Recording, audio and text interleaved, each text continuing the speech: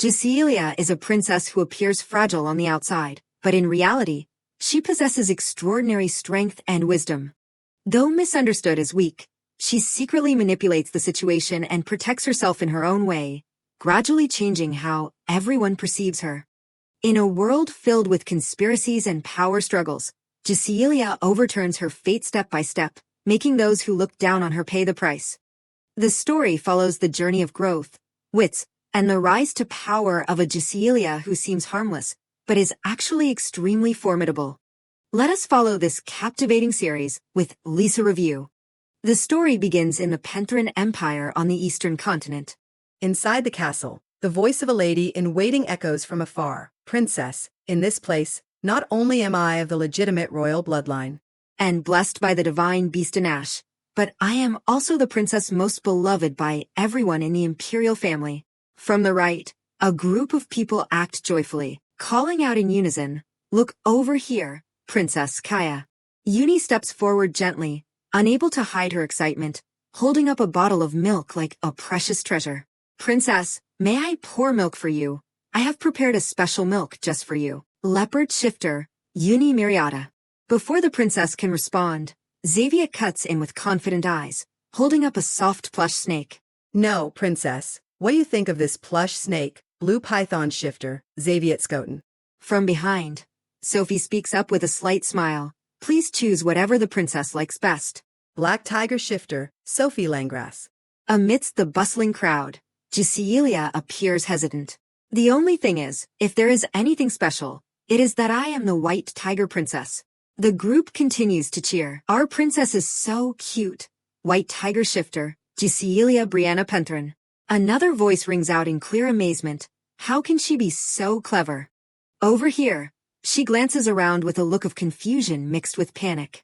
Cecilia bows her head slightly, her ears drooping from the pressure of the intense stares, then whispers in her heavy thought, "I somewhat understand why they are making such a fuss, but it feels so overwhelming.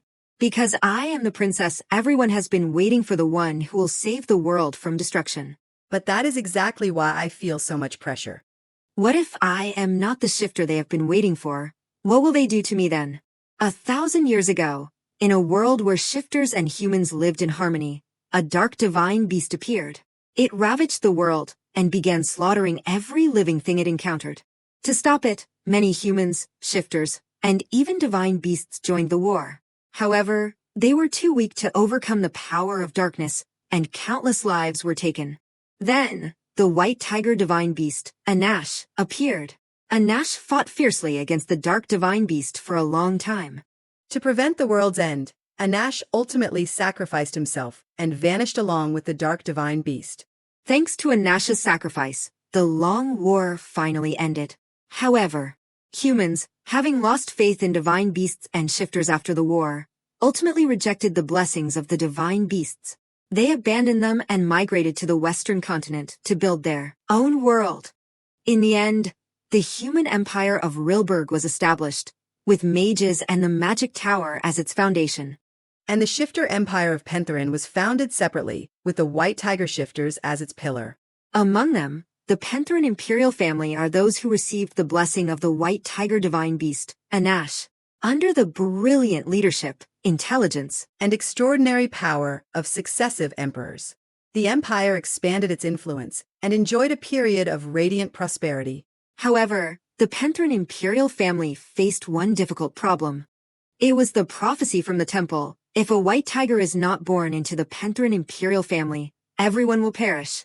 In other words, a terrible ancient war would break out again, and to prepare for that time, the power of the white tiger was absolutely essential. However, a man could not help but stand up abruptly, nearly shouting, "This is absurd. How could a white tiger shifter possibly appear?"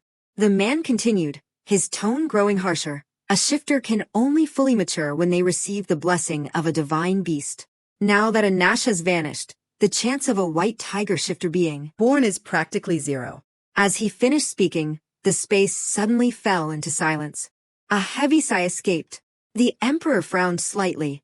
"Even so, we have no choice but to wait." But throughout hundreds of years of the empire's history, contrary to everyone's hopes, it was not easy for a white tiger shifter to be born.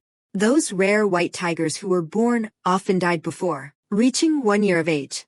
Just as everyone seemed exhausted, finally, like a miracle during the reign of the 35th emperor, a white tiger shifter was born.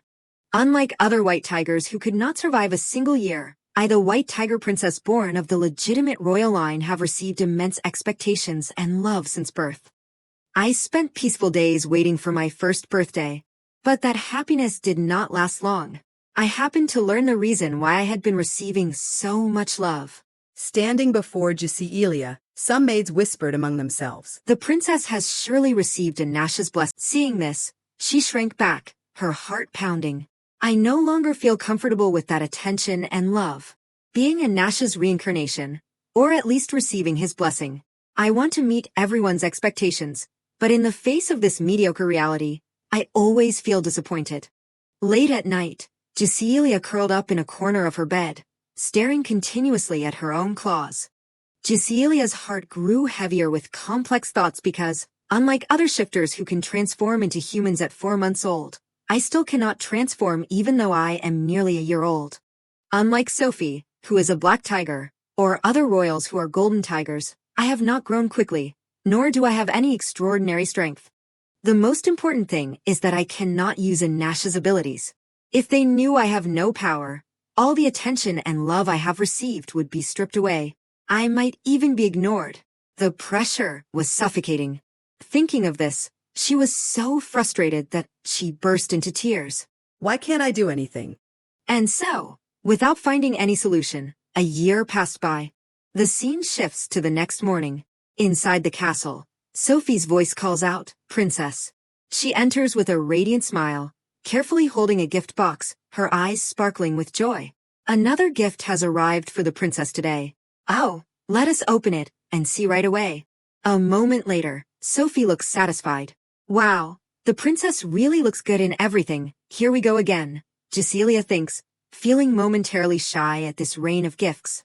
She makes a pouting face, silently praying, "I wish they would leave me alone for a bit. I can't get used to this kind of love." At the same time, Uni can't help but gush. How can she be this cute? Xavier approaches, pleading in a soft voice, "Princess, please make that pose one more time." Seeing this, Jusilia sighs inwardly, but I can't actually say that. Later, the room is filled with the continuous laughter and chatter of the group. "Princess, try wearing this." "Princess." Xavier excitedly makes a suggestion. "Shall we try putting this on the princess?" Uni immediately shakes her head. "No, let her try this one first." In a small corner, Jusilia instinctively feels a chill. Is today a dress-up game? She turns away to a corner in discontent. I still can't get used to these pampered antics every day. Jusilia stares at herself in the mirror, her eyes flashing with thought. They say shifters forget their past lives when they reincarnate. But if only I were truly a Nash and had forgotten my past memories like they expect, that would be great. Then, she denies it, crying inwardly, "No, even if I am not a reincarnation, just being able to use his power would be enough." A thought flashes through Jusilia's young mind. If that were the case, I would not have to suffer this meaningless pressure right now. Suddenly, a loud noise rings out. Uni calls out worriedly, "Ah, princess." She speaks with an urgent tone. It is dangerous if the princess runs and jumps like that. Before she can stop, Jusilia suddenly falls backward. The maids scream in panic, "Princess! Oh my goodness, princess! Are you all right?" Back to Jusilia. Her forehead is bright red, and she screams internally, "Who came in at such a time?" One of the servants angrily questions, "Who dares enter the princess's room without announcing Themselves. After regaining her composure, Jusilia slowly opens her eyes to see who it is. Someone gasps in shock, "The son of the empire." Everyone shouts in unison, their voices filled with deep respect as the space immediately becomes solemn. "Glory to Pentherin. We greet your imperial majesty, the 35th emperor, Raitain Dester Pentherin." This shifter, among all the emperors throughout history, is the one who received the strongest blessing of the divine beast Anash. He is the emperor who defeated his older brother to take the throne, through his ruthless personality and superior strength, and he is Jusilia's father. At this moment, Raitain slowly walks inside as everyone bows low to show their respect.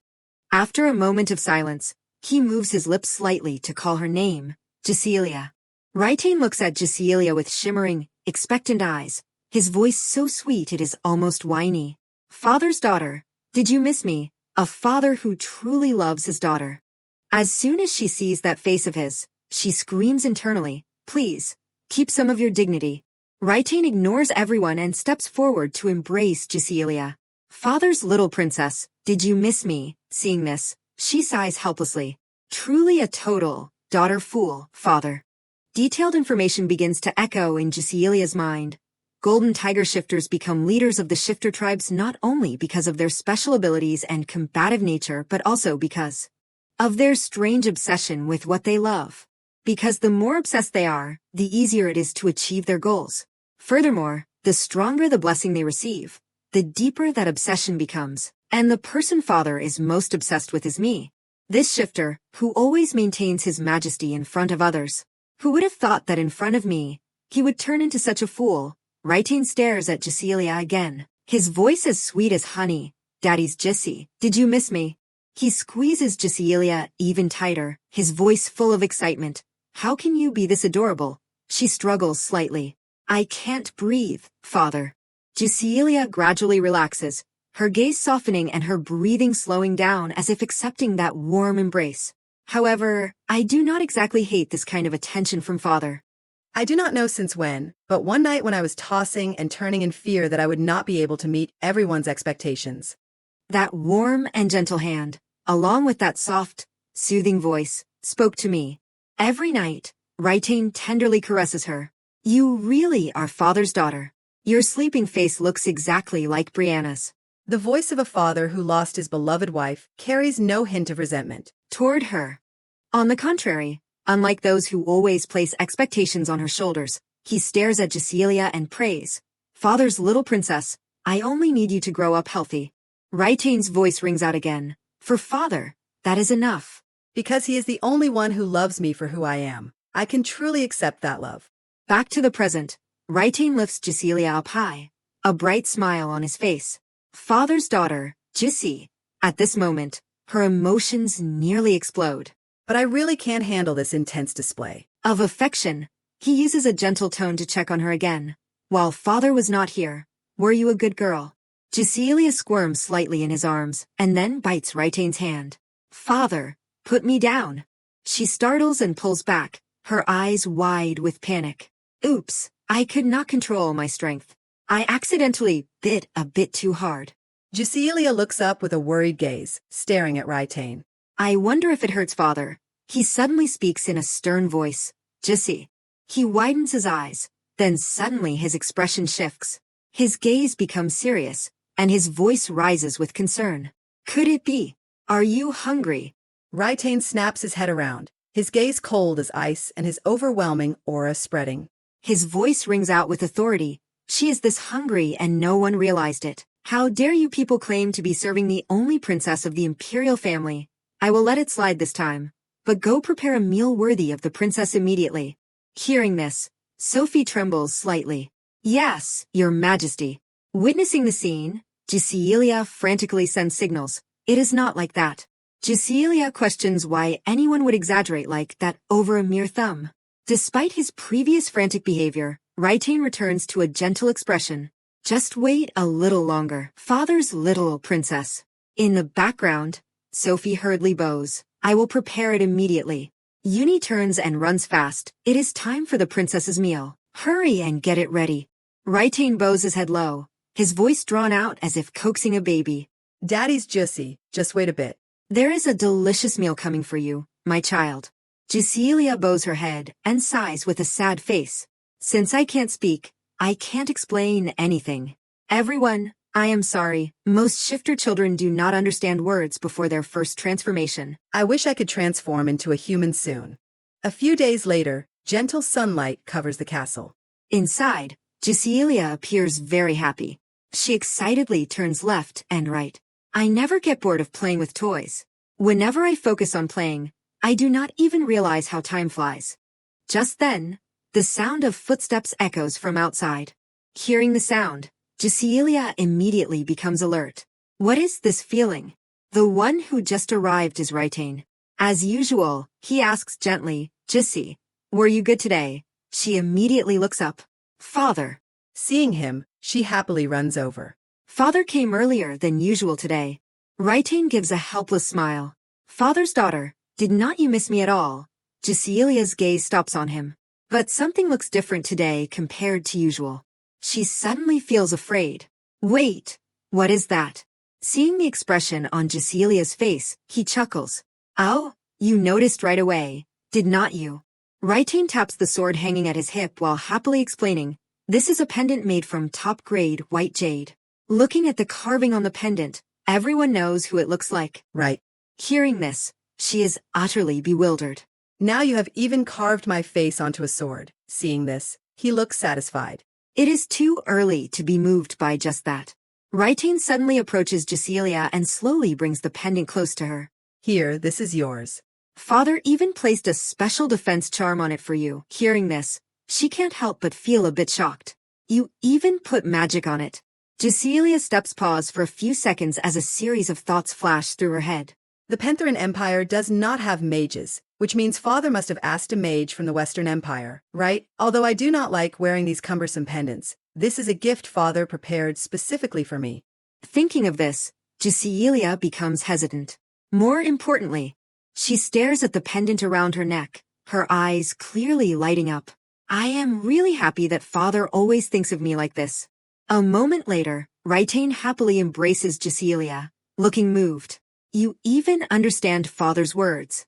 My daughter is truly a genius. The butler nods in agreement upon hearing this. Indeed, Your Majesty, the princess is truly a genius. He hugs Jacelia tighter, his voice dropping and his eyes showing a hint of sadness, as if reluctant to leave. Father really wants to stay with his little princess longer. She looks up, her eyes sparkling with regret. Aren't you staying longer? Raitain gently puts Jacelia down. Not today. She is set down and stands somewhat still, her eyes dazed as if she has not adapted to the change. Why did he let me go so early today? He suddenly calls out, Jissi. Before leaving, Raitain turns back to announce, Father has to go away for a few days. During that time, you must stay safe. Hearing this, Jacelia is momentarily bewildered. Going away. Thinking that it will be a long time before I see Father again, I suddenly feel regretful. But I must try not to worry too much. Immediately after, she grins widely. Have a good business trip, Father. Come on. Smile and see Father off. A moment later, the scene suddenly changes. Jacelia slowly opens her eyes and looks around in confusion.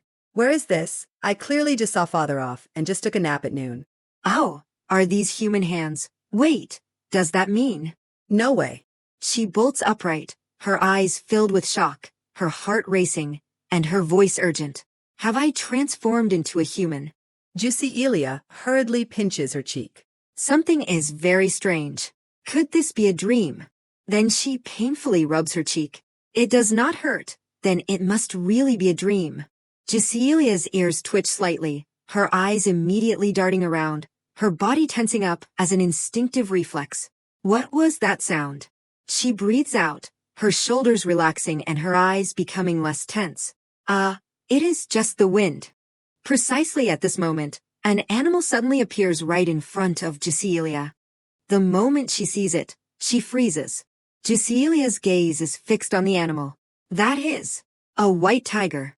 Her eyes do not leave the creature in front of her, her voice trembling slightly with amazement. A white tiger.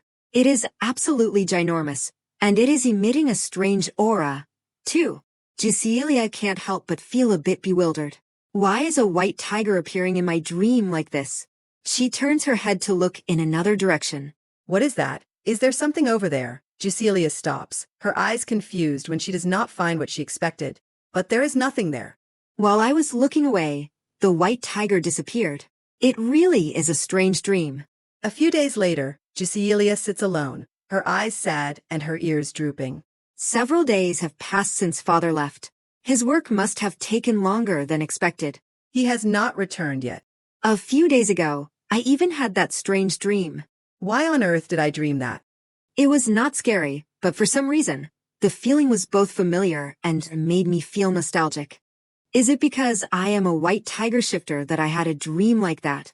Why did I have that dream exactly when father went out? I suddenly feel so uneasy. Furthermore, the guards in the palace have increased these past few days.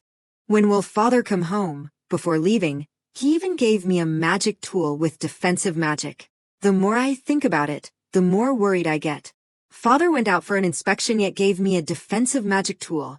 And then there is that strange dream with the white tiger. At the same time, Xavier worriedly approaches. Princess, is there something on your mind? Jusilia sighs softly. There are many things on my mind. Suddenly a sound rings out, and her ears instinctively move. A voice rings out from afar, full of excitement, causing a stir in the area. Has he returned? Jusilia turns her head in confusion. What is it? Why is the hallway so noisy?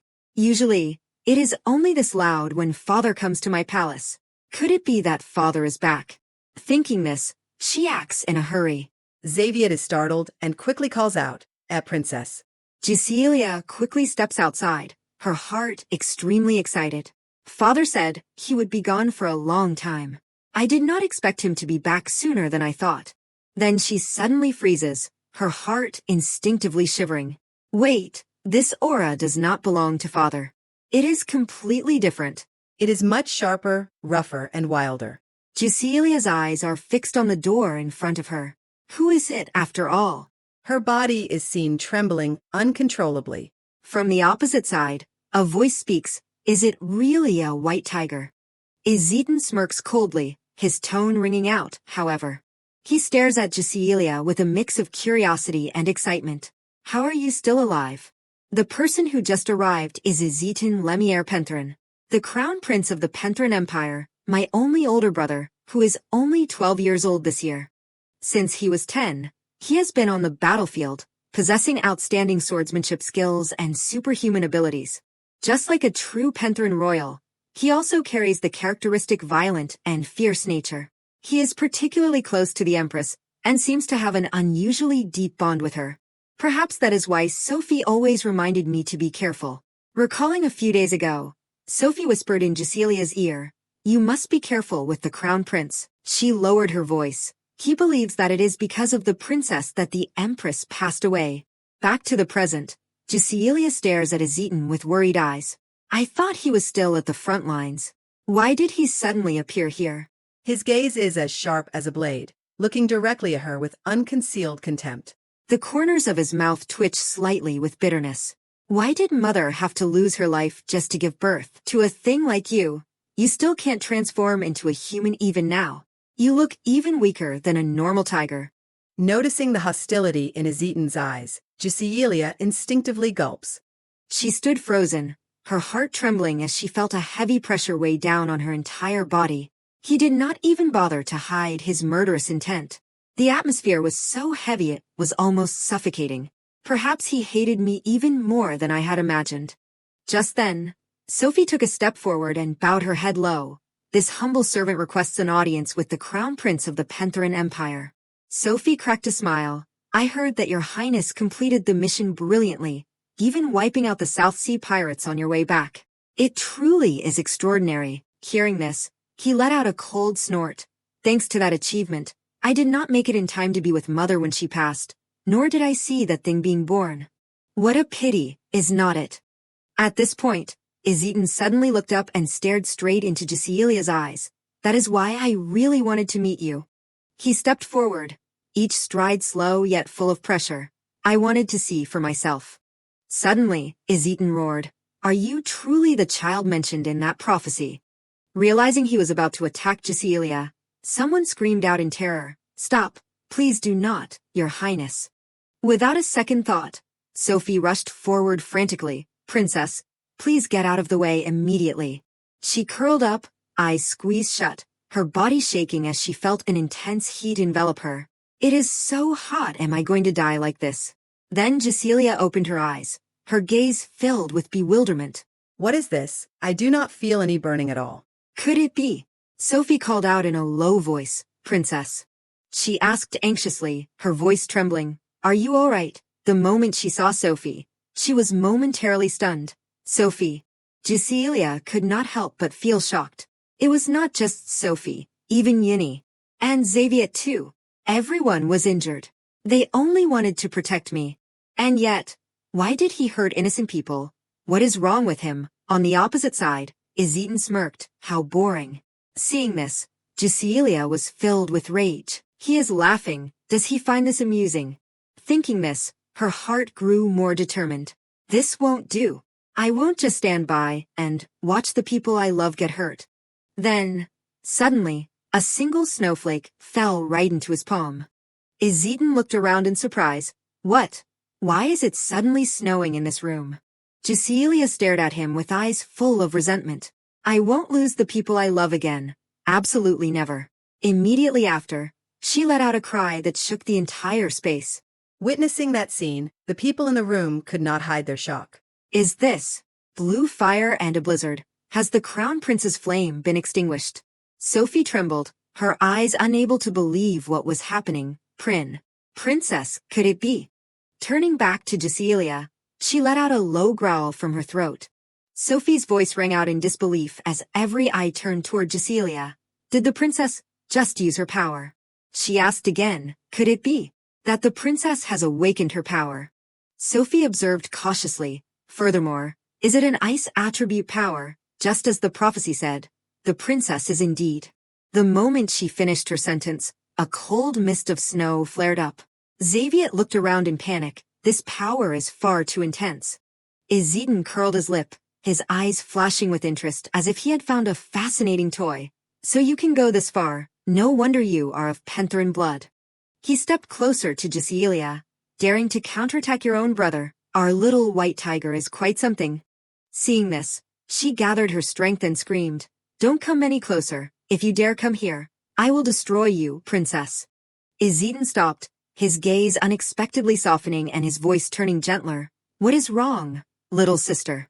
His voice dropped low, devoid of murderous intent, creating a strange contrast. I only did that to help you awaken your power.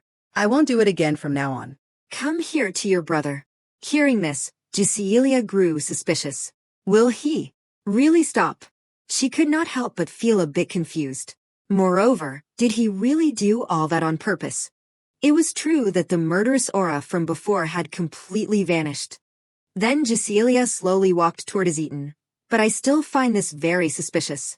Seeing her approach, Ezeton reached out his hand toward her. I have wanted to say this from the start, little sister. He gently patted Jusilia's head. Your eyes are truly beautiful. At that moment, her inner self resisted wildly. Don't touch me. Ezeton's voice suddenly grew solemn. Mother had to trade her very life to give birth to you. Saying this, he feigned pity. Ah, that is right. You have never even met Mother, have you? How pitiful for you, kiddo. Jusilia froze. What is this? His voice sounds so sad. Could it be that Ezeton was so cold at first because he thought the child mother sacrificed her life for had no power at all? After all, Ezeton is only 12 years old. Losing his mother must have been a huge shock to him. He already apologized, so maybe I should forgive him. He ruffled her hair again. Congratulations on awakening your power. Jusilia looked annoyed. Power. Ezeton spoke with a sincere voice, his arrogance gone. I am sorry for using such a crude method, but truthfully, I find you both cute and talented, so I like you a lot. You must be tired, right? He then declared firmly, I will protect you, so let us live well together. As soon as he finished, Jusilia yelled until her throat was hoarse. Thank you for helping me awaken. But Sophie was almost seriously hurt, you know. Ezeton asked back nonchalantly. Oh, were you worried? I am not stupid enough to harm the only precious little one our mother left behind. She was momentarily stunned. And the others too. Wait, what did he just say? After speaking, he narrowed his eyes and chuckled. Right, even Aunt Sophie. Jusilia jumped in surprise. Aunt Sophie. She wore a look of utter bewilderment, as if she were about to faint. Sophie is Mother's younger sister. Is that why she became my nanny? I guess after experiencing so many shocks, I am feeling a bit lightheaded. Right after that, Jusilia fainted. Sophie nearly screamed. Princess, Ezeton spoke calmly, though his eyes never left her. It is all right, Aunt Sophie. She is just a bit tired from using her power for The first time. Then he held Jusilia tightly, the only trace left of his mother. Mother left me such an adorable gift, and that is you. When I heard you were born, I used to hate you because I thought you stole mother away from me. But once I truly faced you, I found that all my resentment vanished. Even I was surprised. Then, the moment I entered the room, I saw my power suddenly spiral out of control. At that moment, I thought if I was lucky, I could help you awaken your own power. Thinking of this, Izitan felt a flicker of guilt. But perhaps my method was a bit too much, so I made you angry. You really are tiny. Anyway, from now on, let us live in harmony. That way, mother up there won't be sad anymore. The scene shifted to another dimension. Jusilia looked around curiously. Is it this dream again? I wonder if I will meet that white tiger again this time. Back then I did not realize it, but that divine energy felt exactly like the sensation when I use my power. If that is the case, then that white tiger might be the divine beast in ash. Who is it? Her gaze stopped on a figure that was constantly trembling. People I have never seen before keep appearing in this dream, and that white tiger too. I should go over and talk to them. Jusilia stared blankly at the small figure. Is he crying? Why is he crying so miserably? I want to go comfort him. Thinking this, she beamed a wide smile. Oh, that is right, I have this. Without any hesitation, Jusilia approached. Hey! The moment she saw Ezekiel, she froze on the spot. He is so handsome. Then Jusilia quickly shook herself awake. Focus, she bowed low and asked gently, I do not know why you are crying, but hang in there. Right after, Jusilia held out a flower to him. Ease was bewildered, for me. At that exact moment, a surge of aura rushed toward them. She suddenly whipped her head around. Something is approaching. A very terrifying and dangerous aura is coming this way. Instinctively, Jusilia quickly came up with a plan. I have to get out of the way right now. Just then, Ezekiel stood in front of Jusilia to block her. It is dangerous. Her eyes widened. What on earth is that? It looks like the legendary dark divine beast, with black scales and glowing red eyes. Jusilia's gaze was practically glued to that terrifying creature. A thought flashed through her mind. A giant snake. The snake lunged forward, shattering the barrier in front of them. In that moment, panic filled her. I want to do something, but my body won't move. If I get hit by that thing, even though my gut tells me everything will be in vain. Thinking this, Jusilia urgently pushed herself. No, do not be afraid. I am really scared, but I have to stand up and fight. It is strange, but I feel like I have to do something. Just then, Ezekiel took a step forward. You can't, White Tiger. You are not strong enough to face that thing yet. He stood protectively in front, his gaze determined. Despite his small stature, he did not back down. I will stop it. Run, quickly. Witnessing that, Jusilia made a quick decision. There is no way he can stop it alone. I will help too. We have to work together. Ezekiel's voice rang out. Get away, White Tiger. She blinked, her gaze showing a hint of surprise. Wait, White Tiger. Why has he been calling me White Tiger this whole time? Could it be that to this child, I look like an actual tiger? No, that is not what is important right now. The most important thing is, somehow, I have a certain feeling that if I am attacked by this snake, I will never open my eyes again. Nearby, Ezekiel turned to remind her, I can hold it off for now, but one day it might come looking for you. So always be careful. Hearing this, Jusilia grew even more determined. That is why I have to run away with him. She was suddenly dazed. Oh, my body. Immediately after, Jusilia fell straight down into a bottomless pit. At the sudden sight, she frantically reached her hand out toward Ezekiel. This is bad, I have to help him. At the same time, he turned around, the corners of his mouth curving into a radiant smile. Goodbye, White Tiger. Thank you for comforting me. Ezekiel's final words echoed in Jusilia's ears. I will come to see you again soon. Returning to reality, she jolted awake, eyes wide with terror. It is dangerous, get away. Then Jusilia stared blankly at her tiny feet. This is... She quickly sat up. My room. Sophie approached then. Are you awake, princess? Jusilia had not regained her composure yet. Her mind was in chaos. It was a dream, but I can't just consider it a dream. It was too vivid. Especially that black snake, just thinking about it makes my whole body shake with fear. And the white tiger that radiated such divine energy. Thinking this, Cecilia grew more doubtful. And that black snake had such a chilling aura. Why did I have a dream like that? Her eyes went round as an unconscious question flashed in her thoughts. The day I awakened my power, that black snake appeared. Could it be? Am I really the child of the prophecy? My power has awakened, so now I must start looking into the prophecy thoroughly. After a long while, Cecilia looked at Sophie with clear confusion, her heart starting to race as she sensed an unusual atmosphere. What is it? Why is even the usually calm Sophie reacting like this? Ezekiel's words suddenly echoed in her ears, because it might come looking for you one day. So always be careful. Cecilia's brows furrowed, her gaze uneasy as if the sense of danger was drawing closer than ever. Why did those words ring in my head at a time like this? Could the black snake really be coming for me? At that moment, the door to the room slowly opened. Cecilia's breath grew ragged as she looked up in fear. It is here. Cecilia's gaze landed on Raitain. It is father, thank goodness. I was so tense I did not even recognize him. He stepped closer, one stride at a time. It has been a while, Jessie. How have you been lately? She quickly replied. Father, I missed you so much. Raitain gently leaned down. I heard you awakened your power today. Hearing this, Cecilia excitedly bragged about her achievement. Yes, I have awakened my power. I am impressive, are not I?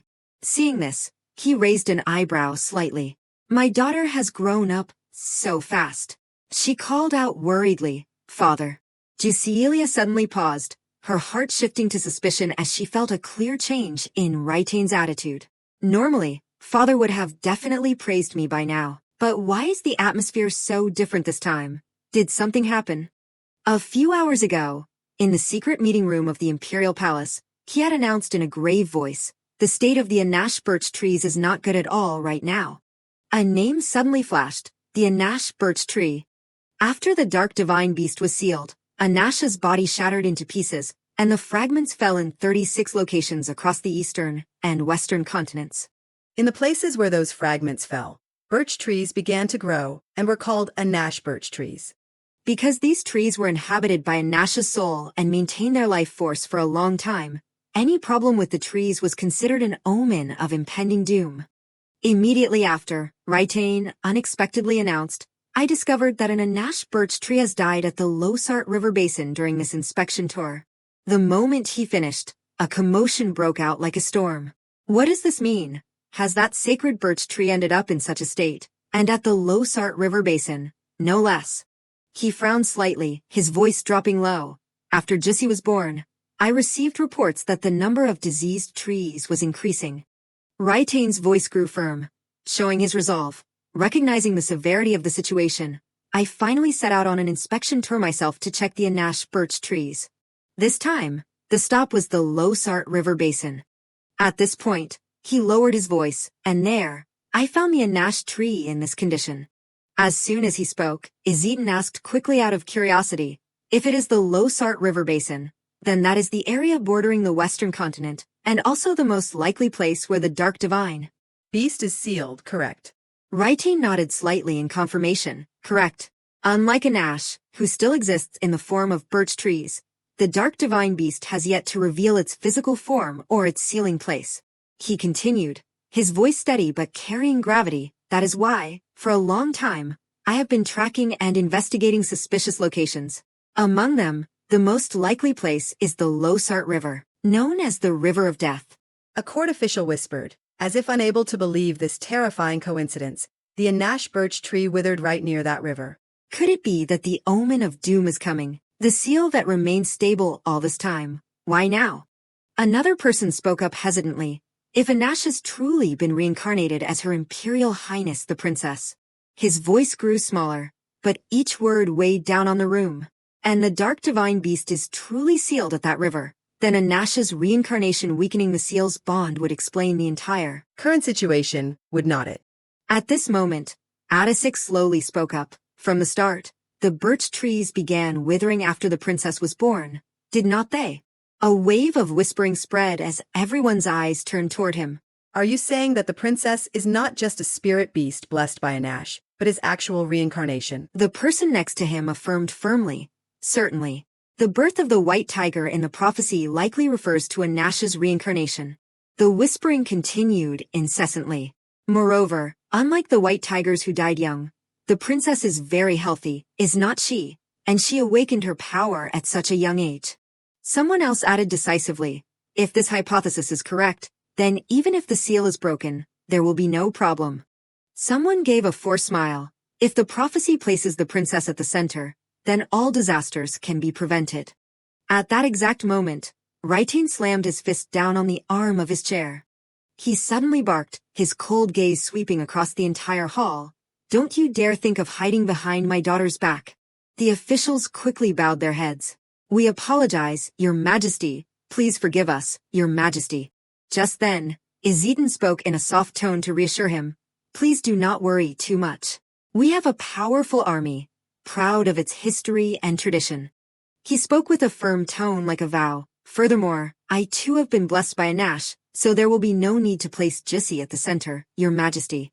After saying this, Izidin turned toward Raitain. So please calm down. Seeing this, Adisix let out a small sigh of relief. The Crown Prince just saved our lives. After a moment of silence, Raitain suddenly announced, I have no intention of placing the burden on one person alone. Therefore, I will cooperate with the Rilberg Empire to establish countermeasures against the Dark Divine Beast. Hearing this, Adisix looked worried. Your Majesty, the Rilberg Empire, they are humans, and they have shunned us out of hatred. How could they agree to cooperate? Duke Adisix, Lord of the 4th Spirit Beast Clan, the Flame Bears. Raitain continued firmly, the Western Continent Empire will be forced to accept this request. If the Dark Divine Beast escapes its seal, that place will no longer be safe either. He paused for a moment, and then continued, no, perhaps it would be more accurate to say that the attack on Rilberg has already begun. On the other side, Izidin's face turned pale. He asked hurriedly, the attack has already begun. What does that mean? Raitain spoke coldly. A few years ago, I heard that the Emperor of Rilberg was assassinated. And a new emperor has also ascended the throne. As soon as he finished, Adisix nearly shouted, is it the Grand Mage of Rilberg? The group stood up in unison. How is that possible? Since the Rilberg Empire was built around the Magic Tower, they honored the strongest mage as emperor.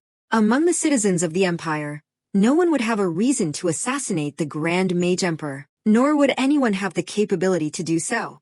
In other words, the person who assassinated the former emperor was certainly not a citizen of the empire. That timing coincides with when the Anash birch trees turned black. All suspicions will become clearer if we meet the Emperor of the Western Continent in person. Izidin asked again with a curious expression. What kind of person is this new emperor? Raitain spoke in a low voice. Perhaps even the Western Continent is in shock over the emperor's death.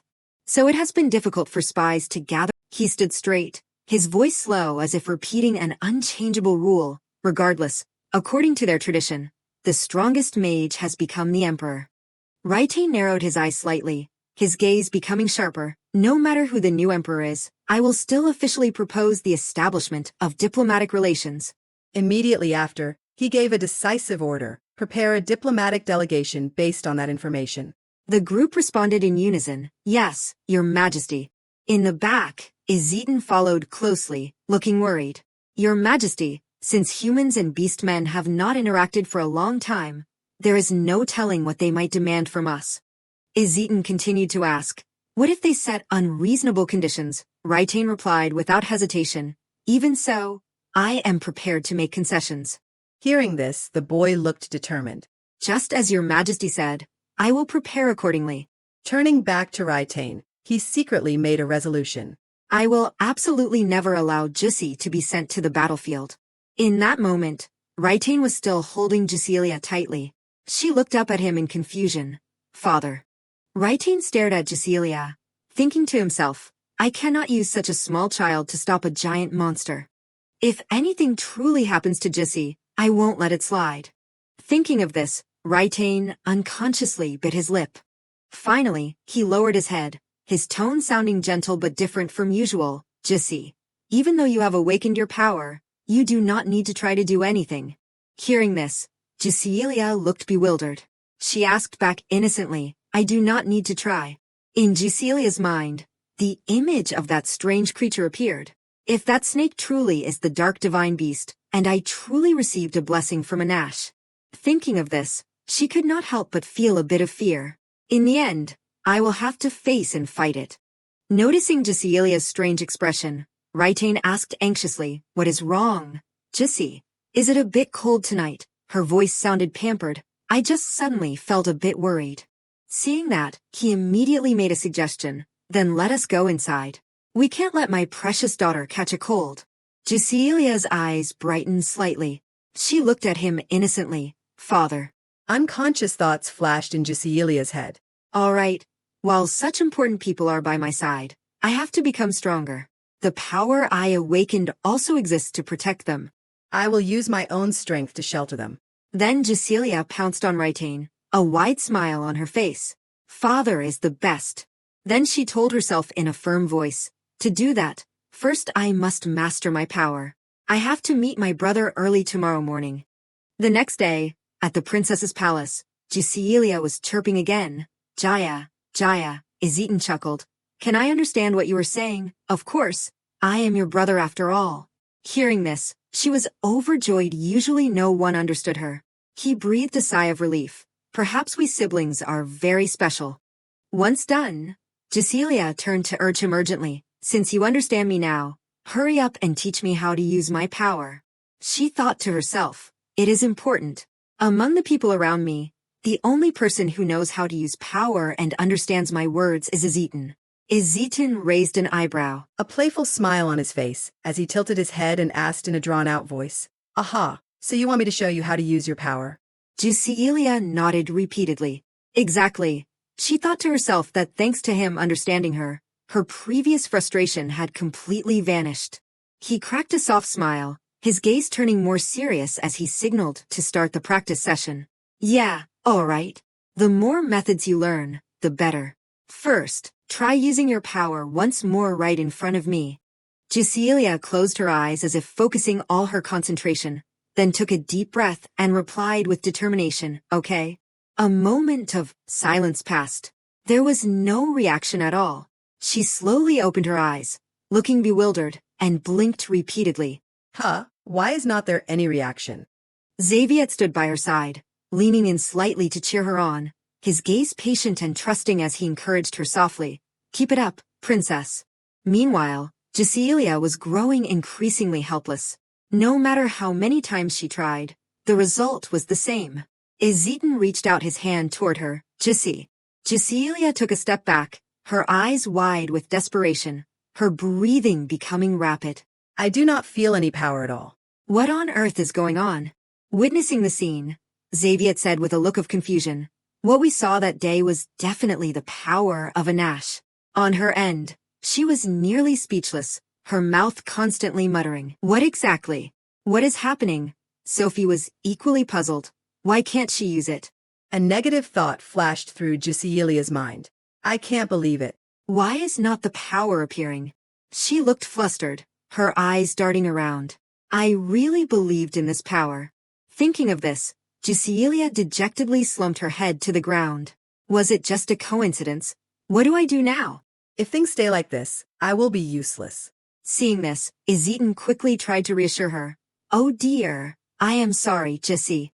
He gently patted her head, his voice softening as if to soothe her pain. You must be the most frightened one right now. Yet we were so thoughtless. Then Izitan pulled Jusilia into a hug. Don't worry too much, okay? She was deeply moved. Izitan. He continued to reason with certainty. You might have awakened your power too early, so it is just unstable for now.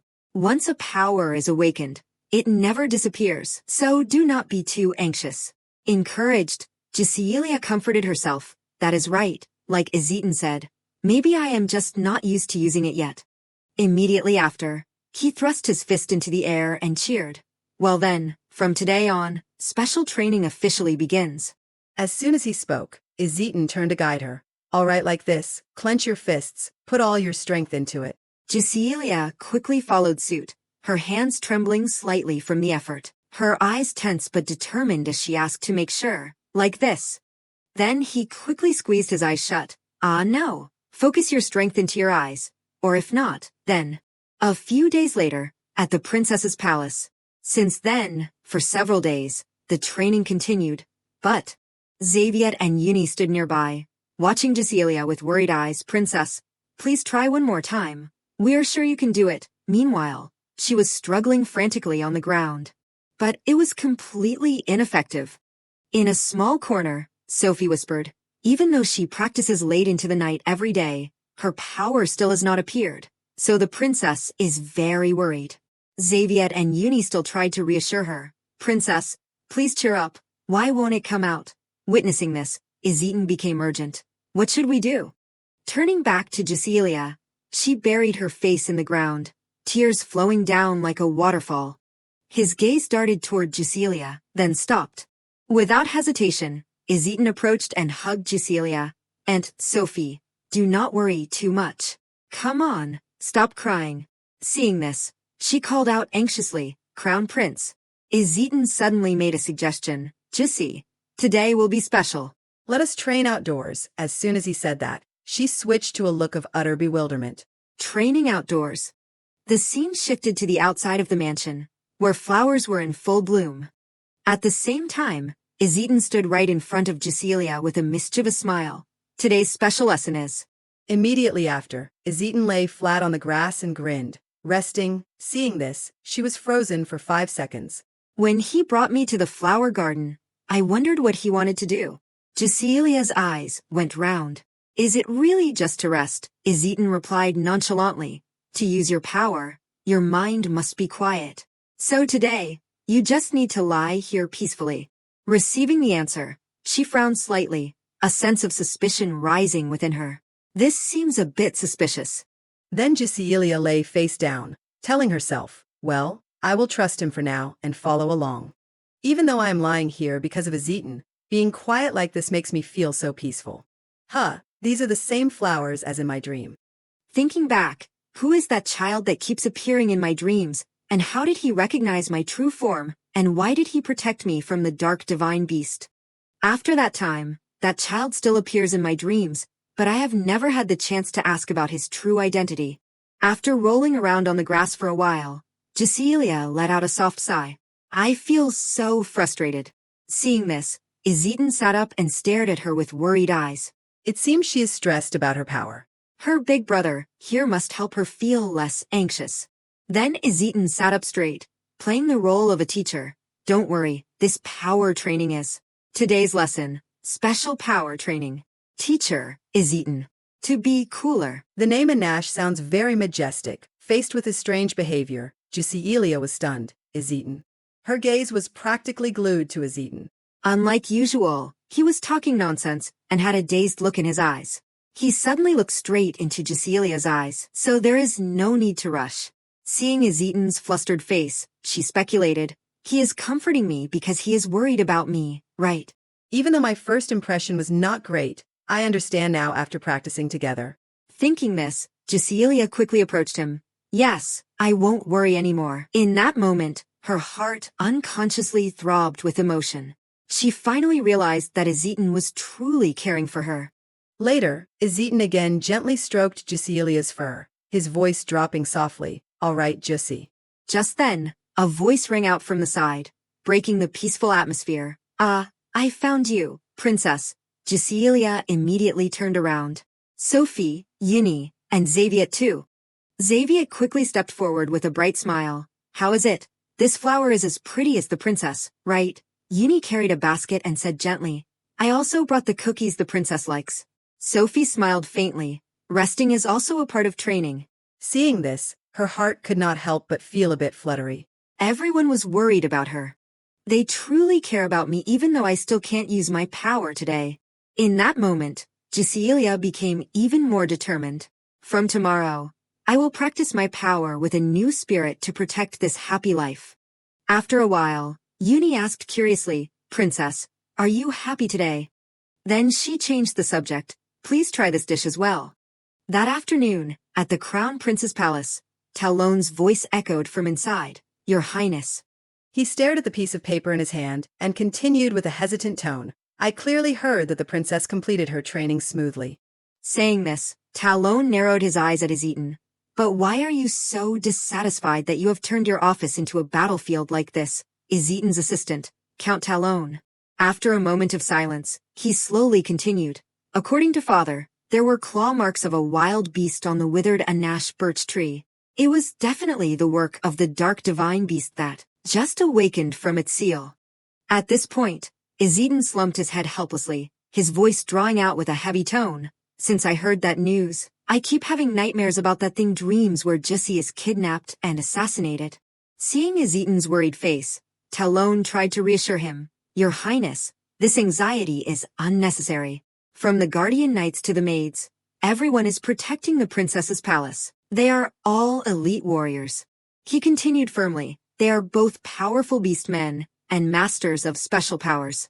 The guardian knight of the princess's palace, Sir Xaviet, is from the 4th generation divine beast lineage of the Green Anaconda family.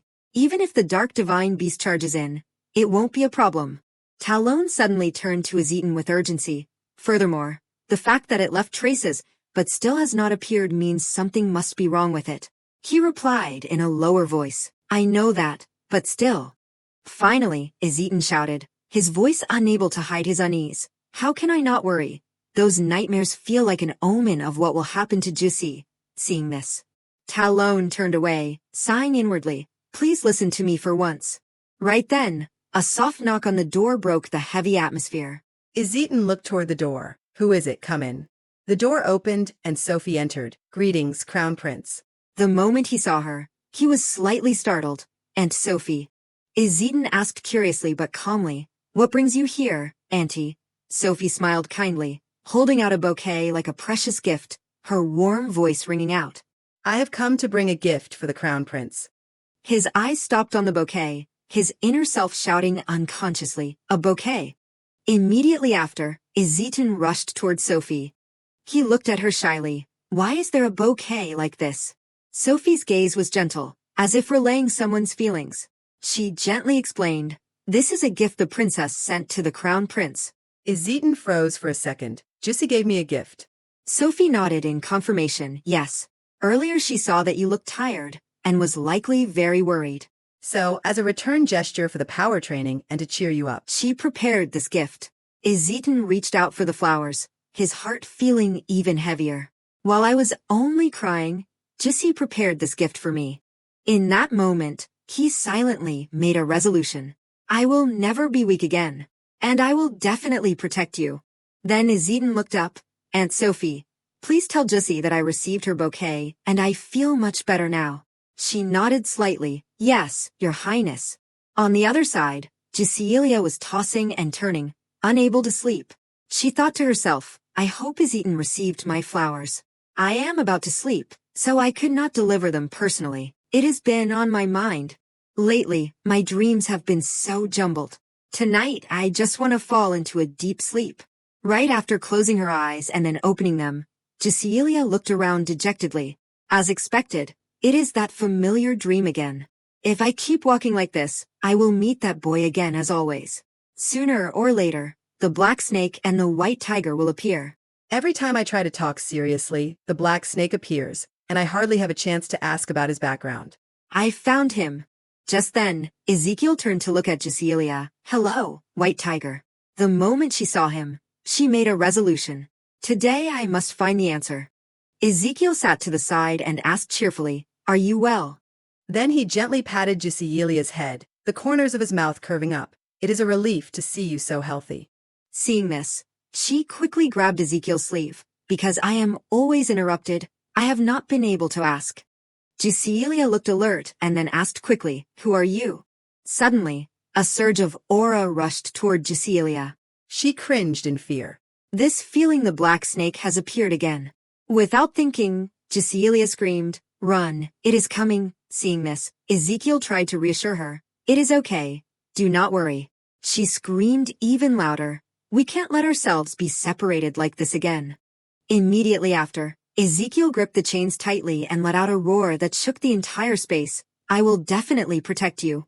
Ezekiel's gaze stopped at the bizarre entity, and he uttered a threat, so back off.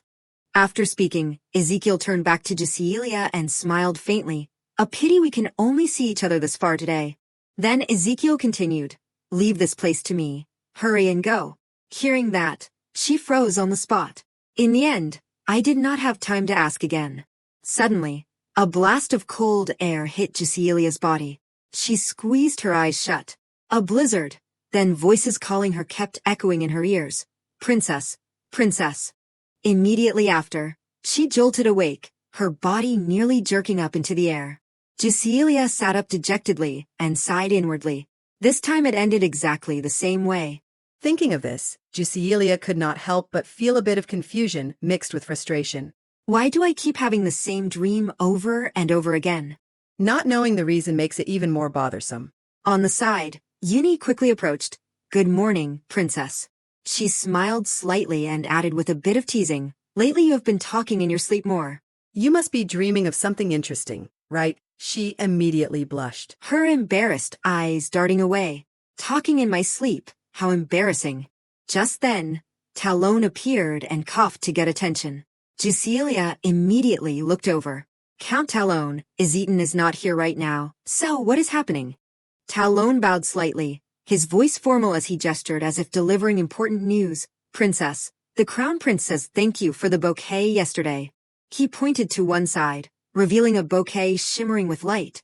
He has sent this as a return gift. Jasilia's eyes widened.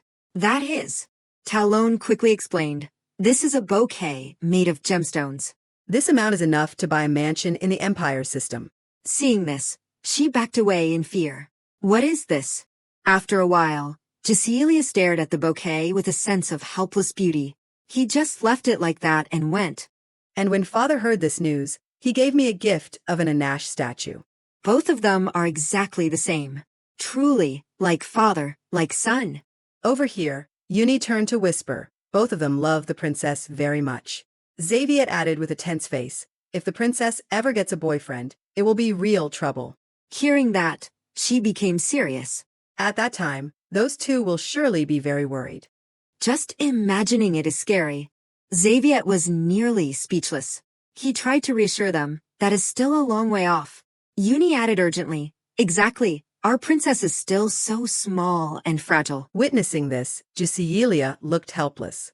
What on earth is everyone thinking? Whatever, I should go see Ezeton. When she went outside, Ezeton happened to appear. He turned to remind her, Jessie, let us go train. Jasilia looked up at him, her mind repeating that the urgent task was to master her power and control her ability to transform into a human freely.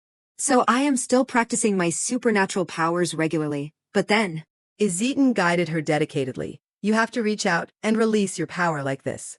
Understand the feeling. My power still has not been triggered.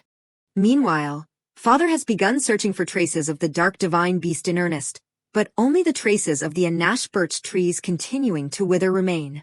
There are no significant results at all.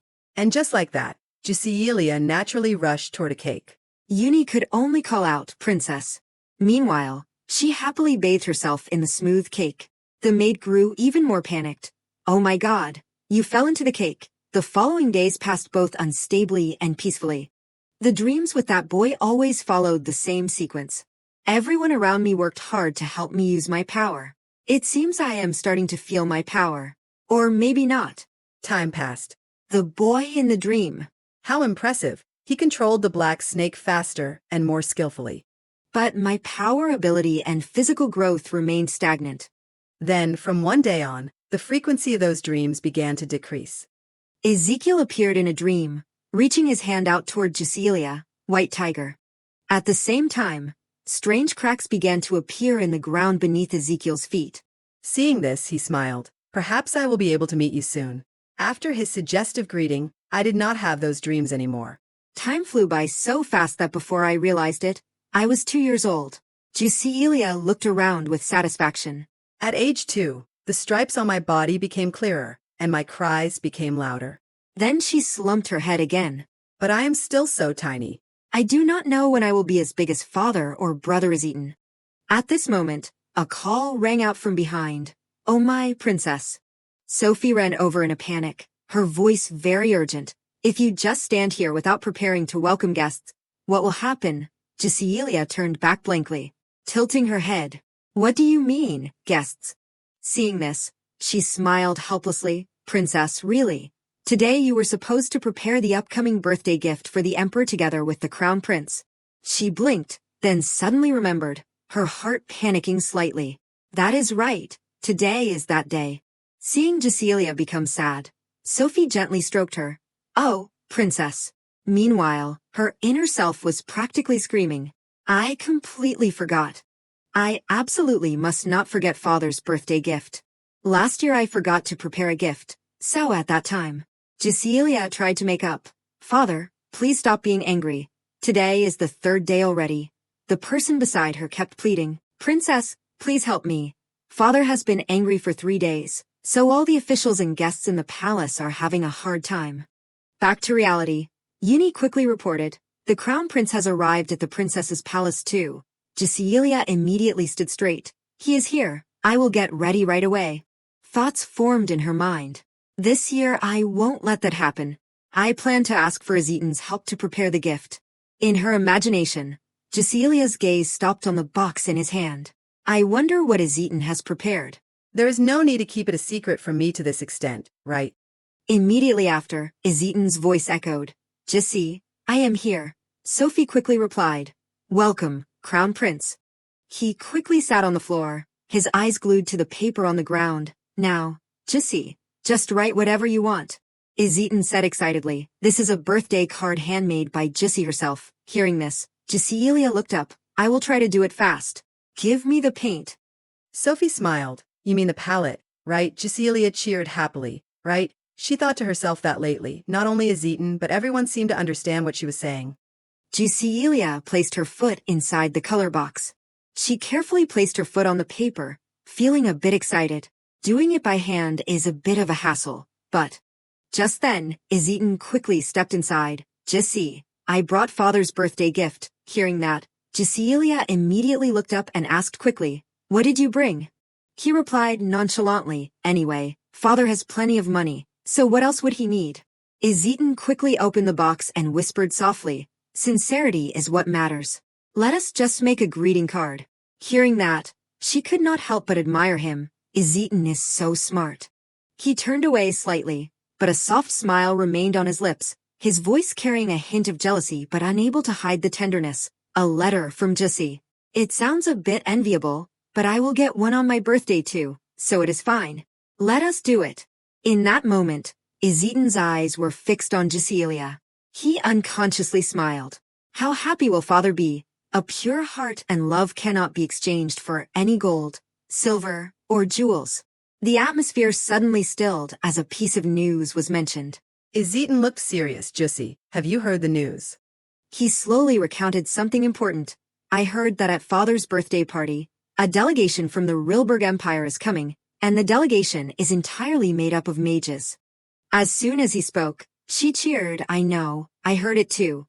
2 years ago, since they started trading with the Rilberg Empire, humans and grand mages have become the most talked about topics in the Pantheran Empire.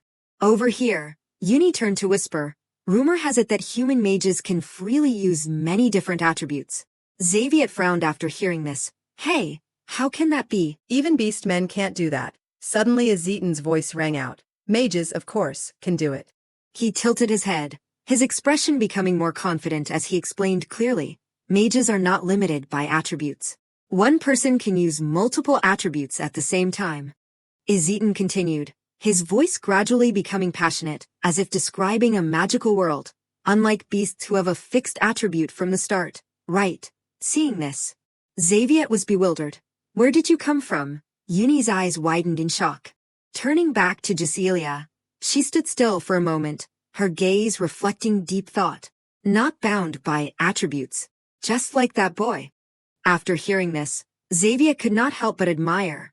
Being able to use many attributes at once, the mages are truly impressive. Azitan slowly continued to explain. Depending on the level, each person can only use 1 or 2 attributes at once, but a grand mage can use more than 3 attributes simultaneously. He pondered for a moment, and then continued. Then the Emperor of Rilberg is also a Grand Mage, so he can certainly— Over here, Cecilia fell back into memories. Though Uni and Xaviet listened with great interest, the more she learned about magic and mages, the more someone appeared in her mind. If that boy is a mage, perhaps I will see him again soon. I heard that at Father's birthday party, besides beast men, there will be mages from other countries. Seeing this, Izetan leaned down in surprise and asked quickly, "What is with that expression, Jussi? Are you hiding something from me?" She quickly turned away to avoid his eyes. So sensitive. I have to do something to distract Izetan. Then Jusilia raised her arm high. I am finished, look. She happily pointed toward the card. The world's first white tiger princess birthday greeting card. Complete, he cheered, his voice full of clear admiration. Well done. You truly are my sister, no mistake about it. Uni could not help but admire. Oh my. The princess is a genius white tiger. Izetan stared at Jusilia with sparkling eyes and did not forget to remind her. You have to roll up the birthday card very carefully and bring it. Okay, hearing that. She reassured him. Don't worry. I will bring it carefully. Immediately after, Sophie approached and carefully asked Princess, should I let the crown prince leave? He is busy preparing for the party but still took the time to visit. Izetan smirked, since it was Jussi's request. Of course I had to come. As for Jussi. Before leaving, he did not forget to turn back. Make a birthday card for me too. Okay. The group heard this and silently wished, so jealous. I want a birthday card from the princess too. Jusilia puffed out her cheeks for a moment, and then burst into laughter, her eyes curving playfully. That is a piece of cake. I can do it. Sophie hurriedly reminded her, Princess, we must go bathe immediately. A few days later, on the day of Emperor Rytane's birthday feast in the Penthrin Empire, the palace atmosphere On this side, Jusilia stood on an upper floor, looking around with excitement and wonder as if she had stepped into another world. Wow, this is the first time I have seen so many people in the palace. The banquet is about to start, so I guess even the guests staying in other palaces are gathering here. But still, there is no sign of the Rilberg delegation yet. I wonder if they will arrive on time.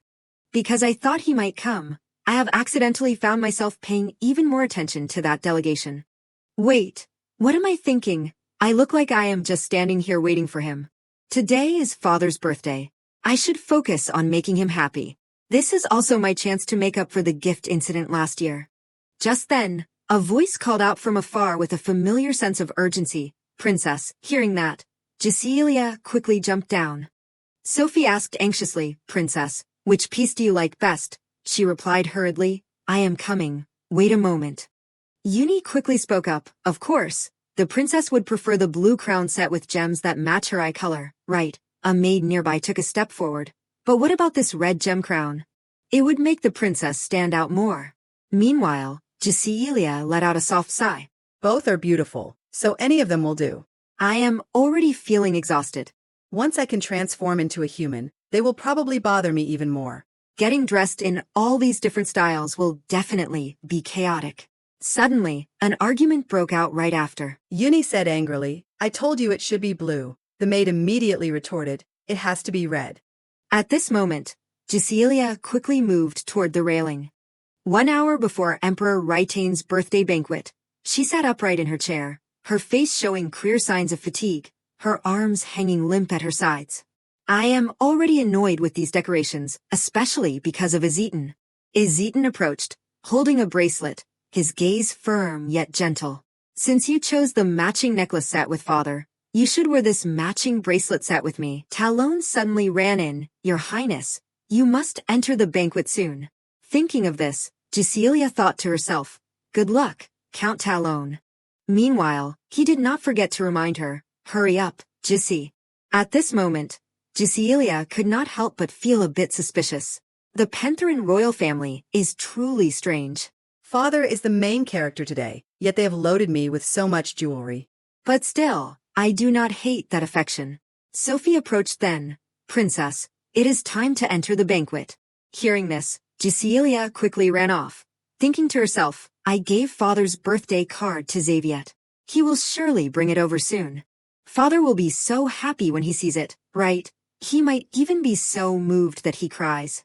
If that happens, it would be wonderful. Suddenly, Giselia's body trembled slightly. Her mind was filled with panic as she felt an abnormality spreading through her entire body. Oh, an earthquake. I feel something. It is very strange. Sophie, help me.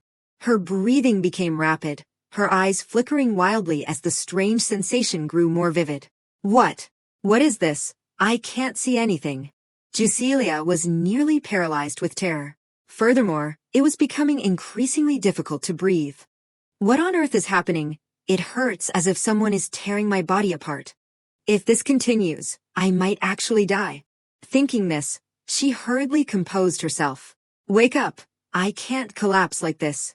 I promise to protect the people important to me.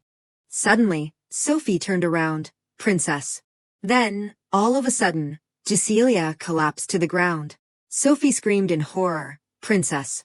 Sophie rushed to hold her tightly and screamed at the top of her lungs. Hurry. Report this to the Emperor immediately. Go now. Then Sophie turned back to comfort her, her voice choked but trying to stay calm. Princess, please hold on just a little longer. In her dazed state, Giselia's lips parted slightly, father. She thought to herself, Father will definitely be so worried. And today is even his birthday.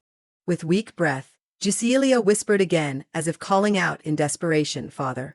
Immediately after, Raitain called out frantically, Jussi, wake up, my child. Izetan cut in. Jussi, open your eyes. Her gaze darted around. So Izetan is here too. In a panic, he almost screamed.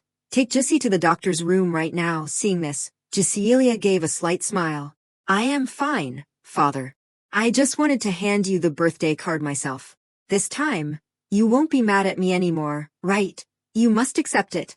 A few hours ago, before the birthday banquet of Emperor Raitain of the Pentheran Empire, just as the interaction between Pentheran and Rilberg between humans and beastmen was about to begin, a guard rushed in. Your Majesty, Raitain whipped his head around. What is it? The guard's voice trembled. The princess. Frantic shouts erupted from all sides, plunging the entire hall into chaos. The princess has fainted. Immediately after, Raitain rushed inside. How is Jussi's condition? Another person trembled slightly. We are continuing to channel divine power, but the princess's condition still has not improved. Izetan stepped forward, his gaze sharp and cold, his voice commanding and allowing no hesitation. Stop talking and treat Jussi immediately. The other person shivered. Yes, Crown Prince. Over here, Raitain froze. The fact that all the imperial divine priests had gathered proved that this was no minor situation. If only the priest's power were stronger, or if there were an equivalent powerful force. He suddenly snapped to attention. Wait, what if we use the imperial treasure? The treasure contains the blessing of the divine beast, so it can enhance supernatural and divine powers. So, if we combine the priest's divine power with the treasure, we can surely treat Jussi. Raitain did not hesitate, his gaze determined, his voice ringing out with authority. You there, bring the treasure here at once. Someone could not help but feel a bit bewildered. Are you planning to use the treasure for treatment? Izetan looked up blankly. Father. The other person quickly warned. If there is even a slight mistake, it could be lost forever. He lowered his voice, emphasizing every word. Then, are you saying I should just let my daughter, the princess of the empire, waste away and die? The atmosphere was suffocatingly tense. Raitain whipped around. If you won't do it, I will go get it myself. A strange voice rang out, calm yet authoritative. There is no need for that. Emperor of Pentheran. A child suddenly appeared and said in a low voice, I will treat the princess. Every eye turned toward the door, where a child with an extraordinary aura entered. Izetan looked wary. Based on the clothes, he looks like one of the people from the Rilberg delegation. But Raitain turned around and reminded him sternly, only those with permission can enter this place. He could not help but feel a bit bewildered. No matter how much he was focusing on Jussi, he had not noticed someone approaching. Raitain then commanded, reveal your identity. The boy bowed low. Greetings to the son of the Pentheran Empire. Then Ezekiel looked up. Please forgive my unauthorized entry. It seemed you were in need of my help, so I came. Upon seeing him, Raitain looked suspicious. A child who looked only about 8 years old yet possessed such extraordinary authority. Could it be? Without stopping there, the boy continued his introduction. I am a Grand Mage from the Rilberg delegation. Without missing a beat, Ezekiel affirmed his identity, causing the entire room to fall silent, and I am also the Emperor of Rilberg. My name is Ezekiel Isles Rilberg. Raitain's gaze was fixed on the boy's finger. That shape was indeed the signet ring of the Emperor of the Rilberg Empire. It was true as long as one had the strength. Anyone could sit on the imperial throne. The air shook as people could not believe it, whispers spreading everywhere. Unbelievable, such a small child is the Emperor of Rilberg. Suddenly, the surrounding plants vibrated, and vines began moving toward Gisselia. Someone screamed, "Wait, the plants are heading toward Gissi." Raitain whipped his head around. What on earth is this? He turned back angrily. You dare use magic on my daughter? Ezekiel asked nonchalantly, without a hint of fear. The White Tiger Princess is a very important person, is she not? He declared boldly, I came here to treat her. Saying this, Ezekiel smirked, I will explain the details later. For now, please leave this to me. At that moment, Ezekiel called out urgently, Father. He quickly reported, Jissi's breathing is gradually stabilizing. Hearing this, Raitain frowned. Is this Emperor's healing magic actually effective? After a moment of silence, Raitain could only make a decision. Understood. Please look after the princess, our Jissi. Ezekiel quickly stepped closer and whispered, hold on just a little bit more. Ezekiel continued, his hand raised slightly as energy began to radiate. I will help you, White Tiger. In a flash, a surge of spiritual power exploded. At the same time, Gisselia walked slowly within another dimension. In the infinite void, she looked around. Where am I? I only remember falling on the way to Father's birthday banquet. Gisselia trembled slightly as a terrifying thought crossed her mind, her inner voice fading as if she did not want to believe it. Could it be that I have? Just then, a few white flecks suddenly fell. A creature appeared, its paws stepping softly onto the white snow. Hearing a sound, Gisselia slowly turned her head. Her eyes widened in surprise. Oh, you are the White Tiger from my dreams. In that moment of facing the White Tiger in that empty space, I felt an atmosphere completely different from any of my previous dreams. Looking at the paw the White Tiger held out, I instinctively reached out my hand too, and the moment I touched the White Tiger's paw, the memories of the White Tiger, or rather, the divine beast Anash, began to flow into my mind. The days of living as Anash. The moment the dark divine beast appeared, and even the moment my life ended after fierce battles with it, the more clearly I remembered those memories, the less I could deny the single truth. I am the reincarnation of Anash. I really am Anash's reincarnation. It is unbelievable, but it is the truth. The memories and power flowing into my body left no room for doubt. At the same time, a sense of some kind of mission began to form in my heart. In that moment, Gisselia became even more firm in her thoughts. Now I understand the reason why I was reincarnated after thousands of years. Then she looked up at Anash and muttered, to destroy the dark divine beast, the one we embraced and died with, but who has also been reincarnated along with us. Gisselia looked straight into its eyes with determination.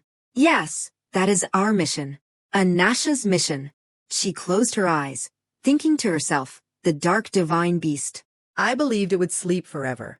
Immediately after, Gisselia declared boldly, the fact that he is still alive means that somewhere, there are still followers helping him resurrect. The surrounding aura flickered slightly as if responding to those words. Anash continued, correct. The fortunate thing is that he was also reincarnated as a beast man, not a divine beast, and regenerating a body that was destroyed in the previous battle will take a lot of time. It did not forget to remind her, its voice carrying a clear warning. So, before he regains his strength, Jissi, you must first reclaim all your memories and power from your past life. Anash lowered its gaze and spoke in a low voice, otherwise, your body will not be able to withstand that massive source of energy and will be damaged, just like today. Hearing this, Gisselia puffed out her cheeks. What? So the reason I was in pain was because of that. She took a step forward, her voice showing unconcealed worry. While the dark divine beast has already awakened, how can I leisurely reclaim my memories and power? Since it is my power anyway, is there no way to use it immediately? Hearing this, it gave a faint smile. There are no shortcuts, my child. Anash continued to urge her, now go. There are many people waiting for you. Cecilia looked pleading. Wait, you have to tell me how to get back the power and memories. Its final sound rang out like advice from a distant place, low but clear. That power and those memories have scattered across the continent. Therefore, you must train to create a body that can use that strength. Now, it only remains for you to find them yourself. She stood still, her gaze still filled with shock, her voice growing small like a lost child. Is that all? Then what should I do with them? Anash replied nonchalantly. Over time, you will naturally know what to do. Before everything disappeared completely, the final voice rang out. In this life, you must definitely destroy that guy, my child. The surrounding space immediately changed, and Cecilia slowly opened her eyes. She narrowed her eyes repeatedly as her consciousness returned, her breathing not yet stable, her heart filled with extreme confusion. Where am I? It does not look like my room. A familiar voice rang out. Jessie. Cecilia looked helplessly at Azitan's face. Silly brother, how long have you been crying? Raitain's voice trembled. Is your body feeling better? Seeing this, she sighed inwardly. It looks like father was really scared too. Cecilia quickly sat up and nodded. I am okay now. Immediately after, Cecilia stomped her foot on the ground. Look. The surrounding space suddenly shook violently. She froze. Oh, what is this? Fierce screams rang out. Oh, princess. Cecilia could not help but feel a bit bewildered. Why did my power erupt so suddenly? Could it be because I remember my past life? I have to control it quickly, but it won't listen to me. On this side, Azitan darted his gaze. Father.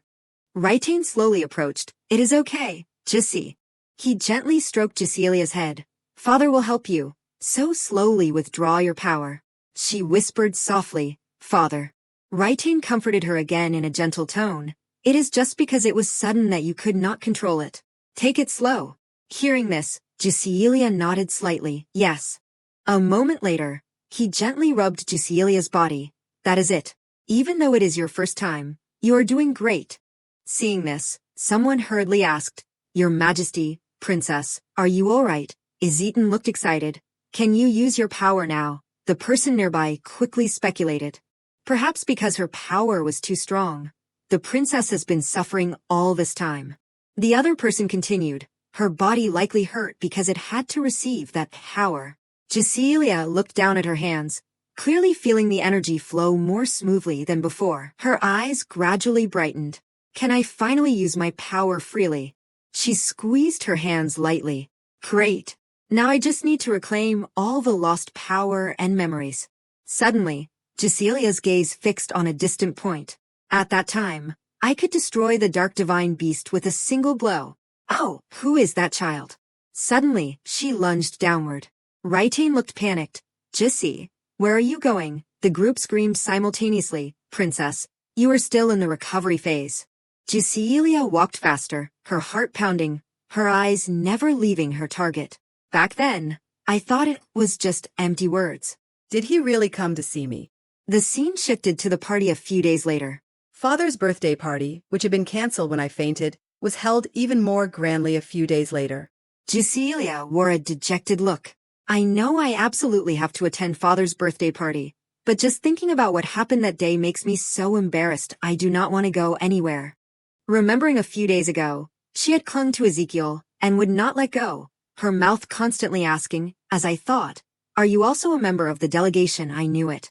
Raitain stood nearby, frowning in confusion as he observed Cecilia's attitude. Emperor, why is Jussi acting so close to you? She was momentarily confused. Emperor. Cecilia approached, her curiosity unconcealed. Are you the emperor? Is that why you are so strong even though you are young? He unexpectedly replied. It seems the princess has grown up surrounded by a lot of love. Then Ezekiel smiled brightly. Perhaps that is why you approach even someone you are meeting for the first time so comfortably. Cecilia became even more confused. First time meeting. Hearing this, Raitain laughed softly. You have noticed, have not you? Our princess has a very sociable personality. All right, come here, Jessie. So please overlook her recent rudeness. She was still stunned. What on earth is going on? Cecilia stood still for a moment, staring at Ezekiel. Could it be? He does not recognize me. That expression and tone really make me think he does not know me. Looking back, this is the child I met in my dreams. I innocently believed he would exist in reality. Why did I think that? At that moment, a call rang out. Jessie. Ezeton happily hugged Jessilia. I have come to escort you. We agreed to enter together today, right? She replied in a soft voice. Yes, that is right. Hearing that, he looked worried. Why is your voice so weak? Are you tired? Should we go back? Jessilia thought to herself. This is father's birthday party. I can't stay sad forever. She replied quickly. It is okay. I am fine. In Jessilia's heart, she felt a wave of shame. Even though pretending to be close is embarrassing, it has already happened. She made a new resolution. All right, Now I just have to act completely brazen. a moment later, applause rang out across the hall. An announcement echoed through the hall, and all eyes turned toward the main doors. The little guardian of the Pentheran Empire and her angel are entering. Ezeton looked down at Jessilia and smirked. This is the first time you have seen so many people gathered, right? No more being sad, okay? She was extremely excited. Yes, it feels so fresh. Raitain stood on high, holding the card up proudly. This is the letter that the princess of the Pentheran Empire, my daughter Juicy, wrote with her own hands. Seeing this, Juicilia's inner self screamed wildly. Father, this is so embarrassing. A moment later, he gently hugged her. Oh, Juicy. The master of ceremonies continued, his voice sounding formal. Now next, to celebrate His Majesty's birthday. The large doors opened, and a group entered under everyone's watchful eyes. A voice rang out. The Rilberg Empire delegation from the Western continent is entering. They have finally arrived. Ezekiel looked up. Happy birthday, Your Majesty. Raitain spoke in a low voice. Thank you for the hard work of traveling a long way to be here. The corners of his mouth twitched slightly. In Pentheran, when an honored guest visits, it is believed that flowers like these stars will bloom. Although beastmen can use powers, usually each person can only use one type of power, while those belonging to the 4 great beastman families can use 2 or more. Jessilia could not help but feel a bit bewildered. Duke Adesix, the bear clan, he previously said he could control plants, did not he? Now he is making flowers bloom freely like that. Truly an incredible power. That emperor is probably seeing beastman powers for the first time, so he must find it very interesting. That expression is exactly like the child in the dream. Thinking this, she quickly reminded herself, oh, I will get in trouble if I misunderstand again. Turning back to Ezekiel, he bowed slightly. Thank you for this warm welcome. Ezekiel looked down at Jessilia, his gaze pausing for a beat. It is a pleasure to meet the princess again in such good health. She stood still, her gaze flickering intensely, a sense of confusion rising in her heart. No matter how many times I look, I do not understand why he does not recognize me. Ezekiel pointed to introduce. This is a gift from the Rilberg Empire. Immediately, several voices of admiration rang out. My goodness, a portal appeared in mid-air. Is that space magic? He said, it is just a small token of my sincerity. Raitain accepted it with a smile. Thank you for going to such lengths to prepare this. In the box were 2 shiny spheres. He was even more surprised. Could this be?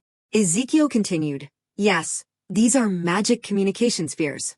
They chatted politely with each other. I am grateful for such a precious gift. I am satisfied that you are happy. Only Jessilia was sad. Raitain asked caringly, Jessie, what is wrong? You suddenly look completely drained.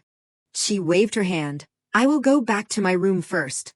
Iseton called out worriedly, Jessie. She was busy sighing. I am so tired. A moment later, Jessilia sat alone on the balcony complaining. It was so hard to get Ezeton to go back to the party. She was extremely sad. Today was supposed to be a happy day, but every time I see that emperor, the memory of that day comes back. Jessilia remembered the scene where she lunged at Ezekiel. Thinking about it, her face suddenly turned bright red with shame. Jessilia covered her face in embarrassment. Why was I like that? Why? In her heart, she felt a secret regret, wishing she could turn back time. Just then, something lunged toward her from above. A black crow with glowing eyes cheered silently, found her. Its target was Jessilia sitting on the balcony, the white tiger princess. Time went back to 1 hour ago. Erna flew in to report, "Your Majesty, could that thing be?" Ezekiel confirmed, "Yeah, that is right." "It looks like a servant of the dark divine beast." In his hand was a black crow that had been tied up. It must have intended to sneak into the palace among a flock of crows unnoticed. Today is a busy day because of the Emperor's birthday celebration, planned very much like the dark divine beast. A second later, Ezekiel gripped his hand, causing it to scream out piteously. Anna observed and commented, "He is reacting to your magic." They had a suspicion. Looking at this grotesque appearance, it is definitely a servant of the dark divine beast. The smell is truly unpleasant. In his heart, Ezekiel was secretly worried. Perhaps because this was the beastman's territory, it was easier for them to sneak in. If this continued, the white tiger would be in danger. A magic portal opened, and he decided, perhaps moving the white tiger princess to a different location would be safer. Since changing one's residence was a sensitive matter, he had to approach the situation carefully. Ezekiel calculated that tomorrow he would have to bring this creature as evidence and negotiate with the panter inside. His face grew serious. There might still be others from that faction around here, so he had to investigate further. Suddenly, Ezekiel realized something. There was not just one, and moreover, that direction was. The white tiger was in danger. On Juscelia's side, the black crow was diving down frantically. Her claws lifted slightly. From somewhere, the dark aura of the dark divine beast was radiating. Is that one of the dark divine beast's subordinates? Juscelia had caught it. Because she could now use her power intentionally, she understood it was completely different from the time she accidentally used it 2 years ago. She rejoiced in her strength. Even though it was just a subordinate with a weak dark aura, being able to destroy it in one blow was truly amazing. At the same time, another one appeared from above. Perhaps soon, I will even be able to wipe out the dark divine beast in one go. This made Juscelia panic. There is another one. She squeezed her eyes shut in fear. It was too late to dodge. The collision was imminent. However, when Juscelia opened her eyes, there was a brilliant light. "Oh, these chains." Ezekiel had arrived in time to clear the way. "Are you unhurt, princess?" Juscelia looked at his hand holding the chains and confirmed it. "He really is the boy from my dreams." She hurried to confirm, "As I thought, you know me, right? We have met before. There is no way I am mistaken." Ezekiel pretended not to understand. "What a relief. You seem to be okay." "Hey!" Juscelia grew angry at his reaction. "Stop pretending you do not know me." He gave a teasing smile. The princess seems to have been quite frightened. She frowned in annoyance. "Are you going to keep denying it forever?" Suddenly, Ezekiel's gaze turned sharp and alert. He ordered in a cold tone, "White tiger, go inside quickly. For the time being, stay in your room, white tiger." Juscelia's eyes sparkled when she heard that. "See, it really is you." In her heart, she complained. "Why are you pretending not to know me?" He vanished in the blink of an eye. Juscelia had verified it for herself. The Emperor of Rilberg was definitely the child she knew. Why did he keep pretending not to know her? Was there still some secret she did not know yet? Suddenly, a voice rang out. "It has been a long time, Anash. You do not know how much I have been looking forward to this." The voice seemed cautious.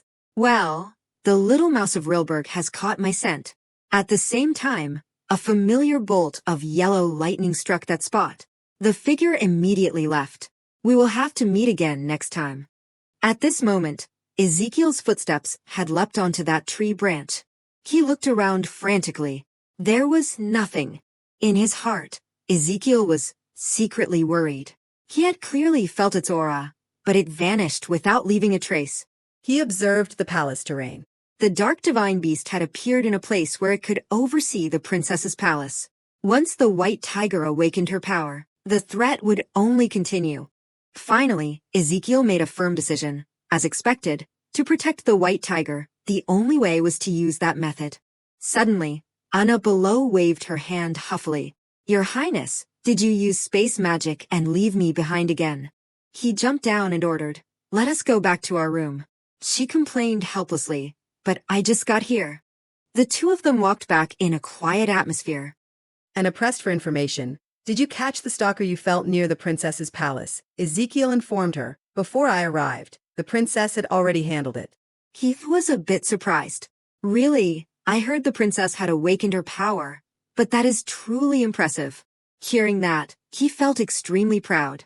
That is right. It is something to be proud of. She is both cute and strong. Ezekiel suddenly remembered, when the white tiger was in danger, he had instinctively used the chains. It seemed she had realized the person she met in her dreams was him. What should he do? In his mind, Giselia's pitiful face appeared. Although he felt a bit sorry for the white tiger since she had been waiting to meet him, he could not tell her the truth yet. Ezekiel clenched his hand in determination. Until the dark divine beast was caught, he absolutely could not reveal the truth. In his heart, he made a silent vow. Next time, no matter what it takes, I must kill it. The next day at noon, in the meeting room, Raitain represented the Pentheran Empire. Along with him, Ezekiel represented the Rilberg Empire. The first secret summit between the two empires had begun. Because of the exchange talks between Pentheran and Rilberg, the imperial palace was currently under heavy guard. Gisela pondered. After the Great War, this was the first time the two races had held an exchange, so she heard that all the important figures from each empire were attending. She cared about everyone. Even the crown prince, her brother, went in. It must be an extremely important meeting, and perhaps because of that, the atmosphere in the princess's palace became tense. As well, in her heart, she was determined. Everyone was working for the peace of the two empires. Everyone was doing their best in their own positions. Gisela shook her head repeatedly. No, I can't just sit still like this either. Suddenly, a voice called out, "Princess." She immediately jumped down from the balcony. In her heart, she screamed, "Let us train, Xaviet." Yes. Xaviet cautioned her carefully. No matter how much the princess pleads, I am afraid I cannot be your opponent. What if I hurt you? Of course, I would adjust my strength, but still. Hearing that, Gisela gave a sly smile. It seemed he still did not truly understand her power. Afraid of hurting me. She quickly struck. While you are worrying about such useless things, it is better to block this attack first. Take this, Xaviet. He cried out in shock. Princess. The scene shifted to the meeting room. Raitain spoke first. First of all, he was extremely appreciative. I sincerely thank you for traveling from afar to attend the summit. Ezekiel replied politely, if the dark divine beast begins to rise, then no one will be safe. So it is only natural that I came here. Please do not be so formal. Raitain was pleased with that answer. Just as the Emperor of Rilberg said, now is the time for the two empires to join forces. He took something out. I have summarized it in the letter, but please take a look at this. Duke Attisix, are you ready? He replied, yes, your majesty. Items from a bag were poured out along with an introduction. In the Pentheran royal family, to stop the dark divine beast, there is a prophecy that the white tiger must be born. That has existed as a long-standing challenge. This is precisely why the previous emperors always prayed for the birth of the white tiger and worked devotedly to protect the Anash birch trees. Ezekiel wondered, but those blackened things, are not they the Anash birch trees? Raitain confirmed seriously, correct. The birch trees, known to be the embodiment of Anash, have gradually withered and blackened since Princess Gissi was born. On this side, Xaviet had caught Gisela. See, that was nothing for me. Anna looked at the tree stump and evaluated. You say it is gradually withering into a black color, as if the dark divine beast is attacking Anash's traces. Ezekiel said, Urnarudela. They discussed it animatedly. Then is the final target still the white tiger princess? But the princess. Then they optimistically thought that because she was the child of the prophecy, she would probably be fine. Suddenly Ezekiel interrupted, she will certainly be fine. Anna, Noah. He radiated a murderous aura as a reminder. Watch your words. Ezekiel scolded them in annoyance. Have you forgotten that this summit was organized to find a way to deal with the dark divine beast? Yet you have such a half-hearted attitude. I am truly embarrassed for you. The two bowed their heads in apology. We are sorry, your majesty. Raitain secretly noted, to govern subjects so skillfully at such a young age is truly amazing. As you said, Jussi is indeed the child of the prophecy. He smiled with pride. Furthermore, I also suspect that she is the reincarnation of Anash, but at the same time, she is a creature too fragile to face the dark divine beast alone. Finally, Raitain stated his purpose. Therefore, Penthrin wishes to propose a military treaty to Rilberg to deal with the dark divine beast. Ezekiel accepted matter-of-factly. I agree. He called out, Enna. She stood up to report, Yes, Your Majesty. If we look at the relevant documents here, Ezetan listened quietly to their discussion. It was said that the strongest mage would be honored as emperor. So how strong was this young emperor? Being born with natural mana also affects their intelligence. He is the same age as my nephew. Truly hard to compare. Ezekiel cleared his throat awkwardly. This is a special case. The Duke's grandson is allowed to act his age, so you need not worry. Noah laughed teasingly. Special. I would say unique is more like it. Raitain caught the main point, and the Emperor is the sky of those stars. Anna confirmed. Yes, that is correct. She continued the report. I will continue to explain in detail when talking about magic. Perhaps magic is not well known in the Penthrin Empire. Thank you for your interest. Anna said with a smile. After the ancient war 1,000 years ago, the descendants of humans migrated to regions not influenced by the gods. They were born with mana instead of supernatural powers. Her voice rang out steadily. The amount of mana a person can use is called magic power, and anything that uses mana for manipulation is called magic. Anna clenched her hand. Most importantly, a mage's talent must be born within them. That is why what an outstanding grand mage needs to possess is innate magic ability, along with persistence and effort to refine it. She gave an example. Among those who fully meet those conditions, only a few will become the stars that serve the emperor. They praised Ezekiel, and the emperor is the sky of those stars. Children recognized for their magic talent are born with a natural source of mana, which also greatly influences their intelligence. Among those mages, the child born with an extraordinary amount of mana is Ezekiel, the current emperor of Rilberg, a testament to superior potential. Anna spoke continuously. From birth, His Majesty possessed such a massive amount of mana that all the stars in the empire and the previous emperors were astonished. Ezekiel stopped her helplessly. Anna, that is enough. Noah added praise. Even though he is young, not only his magic, but also his intelligence and character are exceptional. Noah, stop it. Talon showed some admiration. If he is a genius, his memory must be amazing too, right? He admitted. That is true. But it also brings many troublesome problems. Ezekiel gave a sad example. For instance, due to having too many accumulated memories, the brain can become overloaded and lead to memory loss. Hearing that, Ezetan's face became grave. Next, he clenched his hands and stated, however, the relic left by the person who guided me in my childhood is protecting me. Therefore, my problem will not affect our exchange. Raitain asked curiously, may I ask who that person was?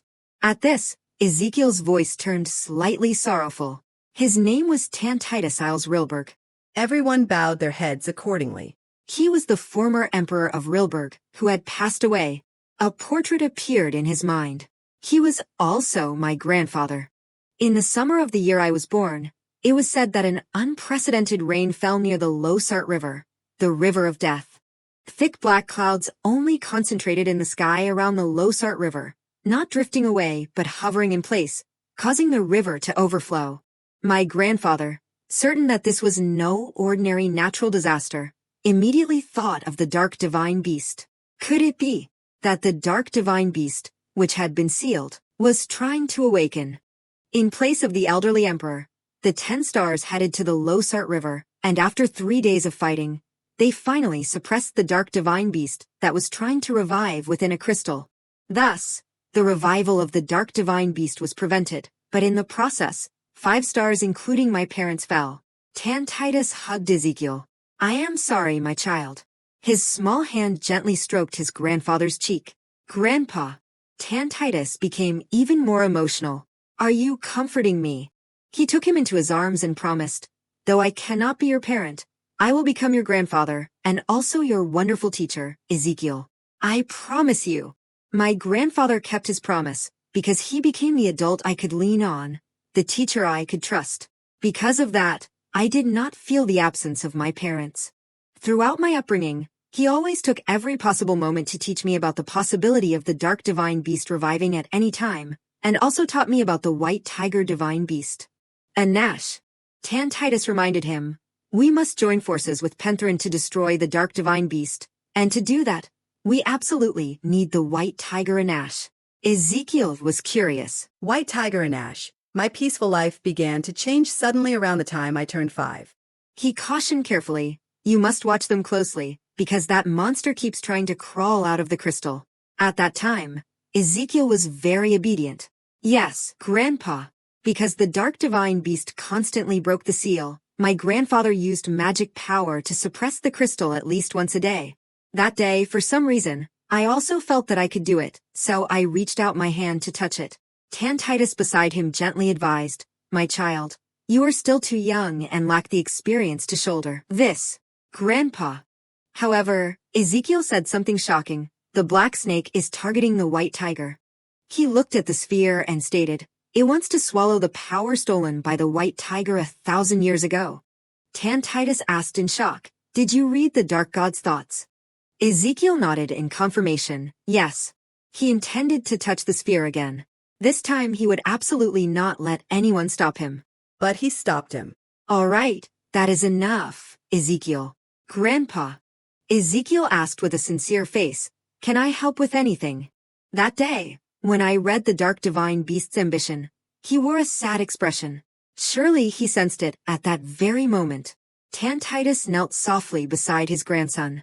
"I know well that your innate talent is infinite, your intelligence is outstanding, and your inner world grows larger every day." He knew that his small grandson was destined to face the Dark Divine Beast. His hand gently stroked the boy's innocent face. "However, because of that, you do not have enough time to feel your own emotions. If this continues, one day you will lose yourself." Titus decided then. "Therefore, I will cast a spell on you." Ezekiel wondered, what kind of magic? The next sentence made his cheeks turn pink. "It is the magic called love, my child." He smiled and advised, "So that you can always exist as Ezekiel, always remember that I love you." Hearing that, he hugged Titus tightly. "Yes, Grandpa." My grandfather who always loved me, the mages of the empire who became my comrades and teachers along with the innate talent I possessed, those days truly left me with nothing to envy or desire more. I was destined to become the sky of the empire smoothly, and I believed those happy days would continue. But that happiness was shorter than I thought. 3 years ago, on an early spring day, the Dark Divine Beast broke the seal and escaped from the crystal. Then, in a state shattered by my grandfather's magic circle, it escaped from Rilberg. Ezekiel cried and pleaded, "Grandpa, Grandpa, please open your eyes." A few months later, when I succeeded him as emperor, I sought out the room where the Dark Divine Beast had once been sealed. The place where the Dark Divine Beast had escaped, and also the place where I had lost the grandfather I loved. He covered his face to avoid it. "I really do not want to come back to this place again, but I cannot live in avoidance forever." Even so, Ezekiel remained determined. He had tried to stop it until his final minute before passing away. "So from now on, I have an obligation to kill it to protect the empire." He looked around the room searching. "Perhaps there is still some clue of it left here." That is it. Ezekiel picked it up in surprise. A fragment of the sealing crystal. I thought all the remains had been cleared, yet one fragment was still left behind. Next, he held it up high. "Since this was the vessel that contained the Dark Divine Beast for a long time, if I utilize it, perhaps I can create a sturdier sealing magic tool." After bringing that fragment back to my office, I stayed up all night studying it, and then dozed off for a moment. When I opened my eyes again, I was standing on a vast field with no end in sight. Perhaps out of fear of the unfamiliar place, perhaps because of the sense of peace nature brought, or perhaps because of the disappointment over the death of my grandfather, who now did not even appear in my dreams, I suddenly could not control the flow of tears. Because as I kept crying incessantly, I had no idea where that place was. A small sound rang out. I realized immediately, the child who gently comforted me was the reincarnation of the Divine Beast in Ash. Because of the white tiger princess I had seen in the Dark Divine Beast's memories, she looked smaller and more fragile than I imagined. Ezekiel kept wondering, why did the white tiger princess appear in my dreams, for me? He took the flower from Jecelia. "Then where is this? Thank you." Suddenly the space became gloomy. This feeling. The Dark Divine Beast. Ezekiel turned his head in panic. He read the dark divine beast's thoughts. This place is within the dreams of the white tiger and him. Tiger, it is dangerous. He was panicked. It intends to kill the white tiger right here. A giant snake appeared. The aura was truly horrific. Is this truly the real dark divine beast? Ezekiel looked up in horror. The one who killed the 5 stars and the former emperor. Can I deal with it alone? He shielded Jusilia behind him. White tiger. Then Ezekiel remembered his grandfather's advice. Do you understand, Ezekiel? We must join forces with Pentherin to destroy the dark divine beast, and to do that, We absolutely need the white tiger, Nash. in his heart, he reminded himself, that is right. Wake up, Ezekiel. Don't let weak thoughts dominate. I must protect this child. Ezekiel tried to protect her. You can't, white tiger. His hand created golden chains. Though it was a bit vague, I still feel that in this place, I can use magic. Then, you are not strong enough to resist that thing yet. Ezekiel advised Jusilia, run, quickly. He secretly resolved, I won't let anyone else be lost to the dark divine beast. He urged her frantically, I can only hold it for a moment, so use this time to run. Ezekiel kept encouraging. The way I woke up immediately after defeating the dark divine beast in the dream was just like when I read the beast's thoughts through the crystal. I realized I could use that fragment to enter the white tiger princess's dreams. He had vaguely guessed it, just as I thought. When fighting the dark divine beast, this fragment will play an important role. Until then, I must absolutely not let the dark divine beast discover it. From that day on, to prevent any danger that might occur, I kept the fragment in a secret place, and whenever I had time, I would quietly probe its thoughts. It was planning to enter the white tiger princess's dreams and then kill her to restore its own weakened strength. After learning of that plan, I began studying magic to counter the dark divine beast. When the dark divine beast invaded the white tiger's dreams to target her, I followed along through the fragment of the crystal and protected the little white tiger along with a Nash. There was not a single moment I could afford to be negligent. As I bound the dark divine beast in the dream and channeled magic into it, the beast's thoughts naturally flowed into me. Ezekiel could not believe it. Its ambition to swallow that terrifying power to completely dominate the world. Back to the present, he clenched his fist in determination. Therefore, we must break that ambition by any means and any method possible. Ezekiel's gaze instinctively turned sharp. So, I have something I want to say to you. Raitain immediately understood and ordered, I see. Have the ministers withdraw. Seeing this, he was extremely appreciative. Thank you for arranging this. I want to present to your majesty the connection between the dark divine beast and Anash's reincarnation. Ezekiel created 2 flames to begin his presentation. According to the Rilberg Empire's investigation, only the dark divine beast soul was destroyed along with Anash. Its body has lain dormant within the Black Pearl in the Losart River. Next came the action. First, the soul was reincarnated and re-entered its body. When it sensed Anash had been reincarnated, it immediately recovered its strength, broke the seal, and escaped from the Rilberg Imperial Palace. From within a space portal, he took out a glass jar. Fortunately, the former emperor at that time caused great damage, preventing it from maintaining its form. Therefore, for a time, it will not be able to approach the princess. The glowing eyes remained inside the jar. Instead, it seemed to have sent its minions to the Imperial Palace. Anna approached to report, yesterday, we captured this individual in the skies above the Pantheran Palace. Besides him, there were others directly targeting the princess. Upon hearing this, Ezetan's expression darkened. Since only humans lived on the Western continent, it was difficult for the followers of the Dark Beast to operate there. Ezekiel made a request. Therefore, while we root out the followers scattered across the Eastern continent, I suggest moving the White Tiger Princess to Rilberg. Raitain was furious about this. He had not expected followers of the Dark Beast to exist among his own subjects. He did not want to let Jussi go, but if this place was truly dangerous, he had to accept it. In a place where only humans lived, the Dark Beast would certainly be unable to gather followers. A moment later, he decisively agreed. Fine, I accept the Emperor's proposal. Scene change. Jusilia blearily opened her eyes and speculated. Footsteps. Is it morning already? She was a bit surprised. What? It is still night. I need to sleep more. The next second, Cecilia realized something was wrong. Wait, why am I seeing the sky? This is not the ceiling. I was clearly sleeping in my room. Someone was carrying her. Sophie, no, it is not Sophie. Izzeton glanced down and asked, Jessie, are you awake? She gasped in surprise. Brother. He quickly explained, we are heading to a safe place right now.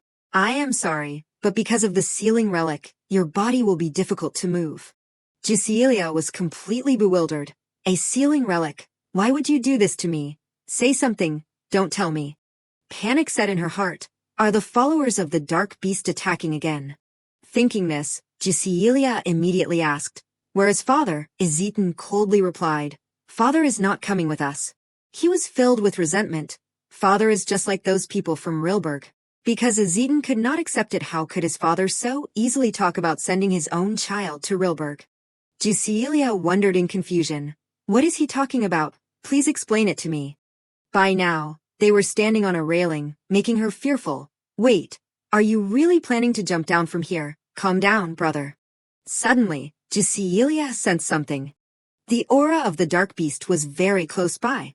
Izzeton swung his sword, striking something that was flying toward them.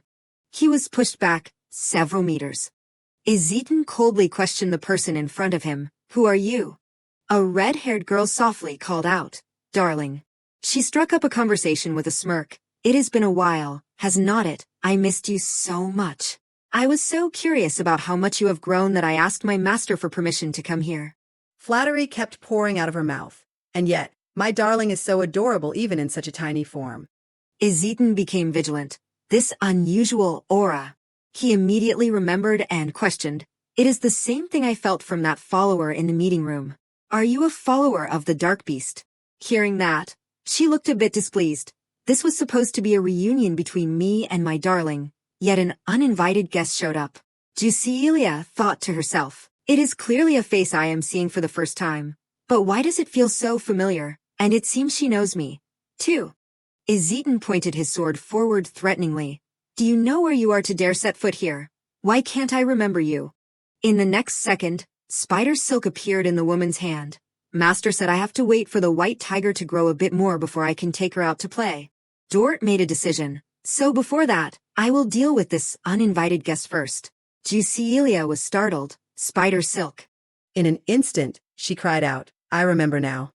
When the dark beast descended upon the world 1,000 years ago, the one who was blessed by it and led the massacre of countless beastmen and humans was the Black Widow, Dort Hill. Izzeton was now struggling against her. I thought I sealed her away along with the dark beast. Has she also been resurrected with it? Cecilia breathed a sigh of relief. Luckily, at least this time Dort Hill appeared alone. Dort warned, don't you dare hurt my darling. She observed the situation and noted, right now, Izzeton can't handle that spider. Even I have not fully controlled my powers yet. Cecilia immediately advised, don't fall for her provocation.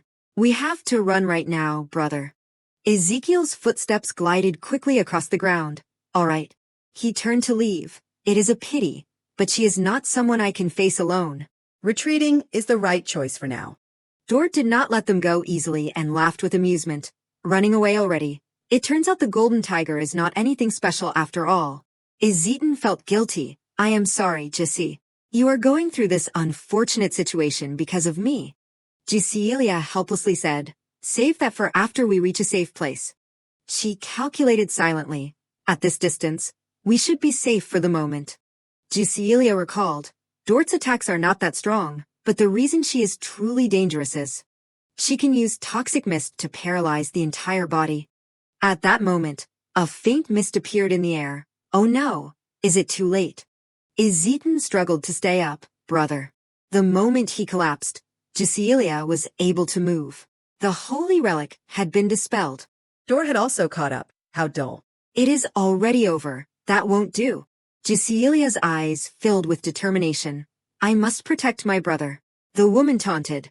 To have the person you are supposed to protect turn around and protect you instead. How pathetic. She acted fierce and threatened. Get lost right now. Leave this instant. However, she had used too much strength during her daytime training, so her powers would not manifest now. Dort reached her hand out. Then now, I will end the life of this person standing in my way. However, a familiar chain appeared. Stop. As if sensing something, she clicked her tongue in annoyance. Cecilia caught a glimmer of hope and praised, "You have arrived just in time." The newcomers were Ezekiel and Raitain, her father, and the Emperor of Rilberg. He threatened sternly, "Take your hands off my daughter immediately, unless you want to be crushed into dust and vanish from this world." Cecilia felt a surge of relief. I can rest easy now. If it is father, he can definitely take down that spider. Dort backed toward a spatial portal. This was not in my plan. She was trying to escape. Stop right there. She even waved goodbye. I guess there is no other way. Darling, see you next time. I will come back with our master then. Cecilia was not satisfied and tried to stop her. Stay right there. She vanished. Raitain gently picked her up. Jessie, father is sorry for being late. He asked with concern. You are not hurt anywhere, are you? No, father. Ezekiel had also treated as eaten. The crown prince's life was not in danger. He assessed the surroundings. It seems the loyalist of the dark beast has fled without leaving a single trace. Raitain knew it too. How bold, daring to break straight into the princess's palace without any fear. Ezekiel urged, "This is urgent. It is probably best to move the princess as soon as possible." Though unwilling, Raitain had no other choice. Cecilia still did not understand what was happening. Father. Finally, he helplessly agreed. Once preparations are complete, we will depart immediately. The dangerous encounter with Dort Hill temporarily closed the incident of Ezekiel running away from home. Ezekiel would have to face punishment once he recovered for taking her without permission. While in the palace, father faced the presence of those on the opposing side, making the protection of the princess more urgent than ever. The entire palace was now on high alert, every step taken with caution. Raitain advised, "Close your eyes for a bit." She softly called, "Father." In the end, father decided to send her to the Rilberg Empire. He pulled Cecilia into a guilt-ridden embrace. "I am sorry, Jessie." Then he promised, "Father will come to get you soon." To avoid any interference from potential followers, my servants and I decided to leave the Pantheran Empire somewhat hastily, on the very day the Rilberg delegation returned. 3 servants had passed harsh trials and tests to be chosen to accompany and serve the princess on this trip. In truth, this trip was no different from going into hiding, but since it was a royal internal matter, to the public excluding a few officials, this trip was just like a study abroad program. The meaning was to promote harmony between the empires, but it was hard to believe such a young princess had to go study abroad. I heard this trip was also to test the combination of beastman abilities and mage's magic, right? It was said the purpose was for harmony and combining supernatural abilities with magic between the 2 empires. Even though she is young, she wants to fulfill her duties as a princess. It is truly admirable. If the truth that the dark beast is resurrecting and its minions are secretly operating within the empire were revealed, it would certainly cause massive chaos. Cecilia felt out of place, but to leave right the day after the runaway incident, it is so fast. I am so nervous. She felt anxious inside. It is probably because it feels regrettable to leave so suddenly without seeing Ezekiel. I hope he is not badly hurt. Suddenly, a few leaves blew in front of her. Leaves. The space transformed for a moment. The wind is suddenly blowing so hard. A giant airship appeared above, descending. Is this the magic airship I will be traveling on? Normally, it is covered in invisibility magic, so it is hard to see. It is truly miraculous. Cecilia's eyes sparkled with excitement. Look at that, father, it is so magical. Suddenly, her gaze froze for a second as if she realized something. Raitain carefully instructed, "Yes, Jessie, you must be strong like that, even in Rilberg." Father's expression. Cecilia blamed herself inwardly. The magic airship's appearance means the departure time is near, yet I am just standing here staring blankly, not understanding father's feelings at all. Raitain's finger lightly touched her nose, and also, he reminded her with a smile, return very strong. Raitain looked forward to the day of their reunion, so that no one can threaten you. You must return as the most powerful princess. Understand, father. He comforted his precious daughter in his arms. During this time, your brother and I will make this empire very safe so you can live in peace. Cecilia began to sob. She was only now truly feeling the reality of leaving her family behind. She was not very happy. Even though memories of her past life had returned, the lingering feeling of parting was still unavoidable. Afterwards, only Raitain remained standing below to say goodbye. Jissi, father loves you. My daughter, travel safely. I will contact you every day through the communication orb. She happily waved back. Yes, father, I won't let you worry. I will go safely. Father and brother. I won't be able to see them for a while. It is a pity, but for the responsibility of a princess, and this time, to completely destroy the dark beast. Jusilia boiled with new determination. I will definitely become stronger and return. Uni, standing beside her, exclaimed, the palace looks like a tiny now. This airship is amazing. Suddenly someone called, Princess. She turned to look. This voice was. Ezekiel stepped forward to announce, soon, the hull of the airship will be covered in invisibility magic. Jusilia scolded him inwardly, the Emperor of Rilberg. I did not see his face at all during the preparations. He carefully advised, if this is your first time experiencing large-scale magic, you might feel dizzy. So let us head inside the ship. However, she seemed to be sulking, whether I like it or not. I have to live with this guy for a while. After entering the airship room, Jusilia sat looking out the window. I wonder if everything will be okay in the Rilberg Empire. She felt restless. Even if we knew each other in dreams, if I were welcomed warmly, maybe I would live better. But he only said a few words and rushed off. Since then, I have not seen a single hair of his. Jusilia sighed wearily. How long will it take to destroy the dark beast and its followers? Will I be able to return home within a year? Next, she remembered Dort. That person had special abilities and could use both paralysis and extremely strong poison, yet still had to send that spider. Darling meant. She began to feel afraid. He probably has not used all of his power yet. Jusilia sank into thought. Just like how I can't use all of Anash's power yet, he might not have mastered his past life's power either. However, her determination was not small. In any case, right now, while he has not directly taken action, this is my chance. Before the dark beast fully recovers its strength and begins to move, I must train so I can use my power freely, and then return home. Xaviet and Uni whispered to each other. It seems the princess is not happy about being away from her family, right? It is probably because it was such a sudden decision. The two of them planned to do something. He softly called out, Princess. Jusilia jumped and looked back. You scared me. Xaviet slyly announced. I just heard the news that we can move around freely now. Uni followed up. So while we are flying to Rilberg, why do not we try exploring the magic airship a bit? The next second, Jusilia immediately refused. Explore? I am not in the mood. They were stunned in disbelief. You do not want to go out, princess. Seeing that, she suddenly realized something different. Wait, could it be that they are worried about me?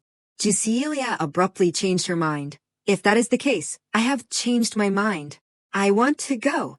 Hearing that, the two were overjoyed. We did it. Jusilia calculated a new plan. Maybe while exploring the airship, I will run into him again. I have so many things I want to ask. And so, it had been 4 days since leaving the Pantheran Empire. On the way, she met a blonde boy. Hello, princess. Are you playing hide and seek? Yeah. Although this study abroad trip was for safety reasons related to the dark beast and herself, from the very first day, those complex feelings were almost entirely forgotten. And I am enjoying a freedom I have never experienced in my life. Hello, princess. Studying abroad is truly wonderful. Suddenly, a voice called, Princess, where are you? Jusilia playfully hid behind a door. It is Xaviet. He scratched his head in wonder. Where did she go? Uni worried. What if we lose the princess? If there was one regret, it was that I did not know if he was intentionally avoiding me or not. But throughout the past few days, there was not a sign of him anywhere. Unexpectedly, Jusilia walked right into Ezekiel's room. She cheered in great joy. I finally found you. Jusilia softly called, Hey, why are you so surprised? Ezekiel bashfully hid his book. Good morning, princess. She was praising herself. When I tried to find him, I could not. Yet here we are meeting by chance. It turns out he has been quite good at avoiding me all this time. Jusilia lunged at him. You are not getting away this time. She continuously fired questions. It really is you. You are the one who appeared in my dreams, are not you, until you tell the truth. I won't let go. Answer me now. Ezekiel intentionally dodged. Have you gotten used to living on the airship yet? Why was he changing the subject? He smiled apologetically. I have been a bit busy with work lately, so I have not had the chance to greet you properly, Your Highness. Ezekiel speculated. Or are you wanting to play with me? Cecilia was blank-faced. Could it be? At that moment, she realized and held her head, crying. It turns out that until now, he still does not understand what I am saying. Ezekiel still asked cluelessly. Is this a new game of Your Highness? So, all this time, I was the only one having a headache over this. Right now, Ezekiel was busy speculating. I heard that this kind of needing behavior is a sign of closeness. Looking at her face, it seems she still has something more to say. He finally realized, since the White Tiger will be coming with me to Rilberg, perhaps it is time to tell the truth. Are you trying to say something? Cecilia did not respond sadly. This is not good. He does not understand anything at all. Recalling past events made her even more certain. Does the princess mean she is hungry? Or does she want to learn magic? Come to think of it, it seemed other mages did not understand her either. I thought that was just how humans communicated. She cried gloomily. I did not expect such a setback.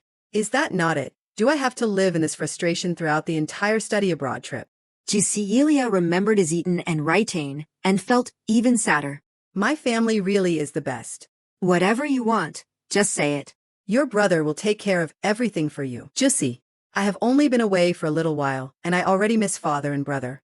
Suddenly, Ezekiel spoke up. Not being able to communicate is truly frustrating, is not it? It must be very frustrating. She jumped up in annoyance. I have so many things to ask you, and yet now I can't do anything. The scene became chaotic, in the end. How am I supposed to talk to you? Wait a minute, princess. Just then, Cecilia's voice rang out reproachfully. Enough with the princess stuff already. She pressed down on Ezekiel in frustration. You can't even talk, so why do you keep calling me all the time? After speaking, she noticed her body, my voice. Wait, these are hands. Ezekiel's eyes were glued to Cecilia. No way. She happily asked again. Hey, right now do I? Look like a human. He quickly replied. Yeah, you look like a human. Hearing that, Cecilia became even more joyful. We can actually talk now. The next second, she turned back into a tiger, so I just need to turn into a human to be able to talk. Cecilia's face panicked as she was about to fall. What is this? I am falling. Ezekiel caught her with a smile. We have finally found a way to talk, have not we? She felt a bit unsatisfied. Why did I change back to the white tiger form so fast? This won't do. I have a mountain of things to say to you. And so, her first time turning into a human ended in a flash. It turns out that normal beast men gradually learn to control their power as they grow, and can naturally transform into humans. But I am different. I still can't fully control Anash's massive power, so my first transformation was slow and could not be maintained for long. Ezekiel happily stated, once you are truly used to the power, the duration of your human form will be longer. In Rilberg, I will support you in that training process. Accordingly, I would undergo physical and ability training in Rilberg. Incidentally, to resolve my frustration over the inability to communicate, they also decided to craft a magic tool specifically for me. Cecilia's gaze became even more satisfied. Whether in dreams or reality, he was always caring and on her side. Yet, why did he keep pretending not to know her? She had to ask clearly. Scene change. It was late at night. Cecilia's voice rang out from a necklace. It is done. Now you can speak comfortably. Cecilia now had a necklace. She spoke so he could understand. Hello, Your Majesty. He smiled warmly, Princess. You can just call me Ezekiel. Please do not be too formal. Then Ezekiel, please speak comfortably too. She was very grateful. Thank you for making the translation magic tool for me. Now I can talk to everyone. I am so happy. Hearing that, Ezekiel found it strange. Everyone. He explained helplessly. Only the person wearing this bracelet can hear the princess's voice. And currently, there is only one, which is this one. Cecilia could not believe it. What? So, besides Ezekiel, I can't talk to anyone else. He continued. Do you remember the Grand Mage Noel Silkiria, the Grand Mage who attended my father's birthday celebration, right? But why? Ezekiel introduced proudly. That is right. Noel is the best magic tool maker in Rilberg. Yet even Noel could barely manage to create this one translation tool. Your Majesty, after 84,965 failures, I have finally completed it. The Beastman language is truly too complex and terrifying. His words were full of promise. If the research continues, I am sure I can make more necklaces. Then he requested, but for now, could you just talk to me first? It is not that I am dissatisfied. Please pass my thanks to that mage as well. After that, the two said nothing more. The atmosphere became quite awkward. Juselia's eyes flickered toward him. Although she did not want to ask in this situation, if she did not speak now, there might never be another chance. Her paw lightly nudged his thigh. Hey, Ezekiel. Juselia began her reasoning. The fact that you protected me at the palace, and how you have always been friendly to me on the airship. She directly asserted, isn't it because we have met in our dreams before? Juselia's voice was full of sincerity. I do not know for what reason you are pretending not to know me, but could you tell me the truth? Ezekiel thought helplessly. It seems she was certain from the start. Now I can't pretend anymore. I am that person from the dream. After admitting he was the child in the dream, Ezekiel told her everything, from how he lost his family because of the dark beast to the reason he entered her dreams. He explained, but the fact that we met in dreams must be kept secret. If then, Ezekiel asked with concern, Princess, are you okay? Your complexion does not look good. Did I say something too harsh? Juselia felt sad inside. It is not that. It is because I did not destroy him completely that you lost someone important. Seeing she did not respond, he became more worried. White Tiger, Juselia softly comforted. Maybe it is my fault for letting the young Ezekiel carry too many burdens on his shoulders. She hugged him tight. Ezekiel, whether you are a genius grand mage or an emperor. Juselia encouraged him. You do not have to shoulder everything alone. She promised, I will quickly become stronger and completely destroy the dark beast. These words reminded him of his grandfather. You will always be my Ezekiel. Remember that grandfather always loves you. Tears welled up in Ezekiel's eyes. Thank you. His arms tightened around Juselia. Grandfather, I will definitely protect her. A new purpose formed in Ezekiel's heart. Until she grows up, I won't let anyone lay a finger on her. Meanwhile, back in the Pantheran Empire, someone's raspy voice rang out. Don't you all understand yet? From now on, this world belongs to him. He kept screaming in front of his Eton. Bring a Nash here. Bring a Nash before him. The next second, red blood spilled out, for the eternity of the Supreme One. Having dealt with the matter, Ezeton thought to himself, Father was right. He now understood the situation clearly. Currently, Pantheran is not a safe place for Jissi. He then wiped the blood splatter from his face. Talon glanced around assessing the area. Ever since she left the capital, the followers have stopped hiding their faces. Ezeton reminded him, we have no time to hesitate here. Move to the next location. In his heart, he was determined. I must wipe them out as soon as possible and bring Jissi back. From another direction, someone was watching, truly a top-tier golden tiger. Dort looked through her binoculars and commented, somehow, he does not look like our darling at all. She giggled inanely. Our darling is so lovely and cute, and even looks delicious. The person beside her said helplessly, don't even think about it, Dort Hill. Lake warned seriously, that white tiger belongs to our master. He was a follower of the dark beast, Lake Alp. She replied petulantly, I know, Lake.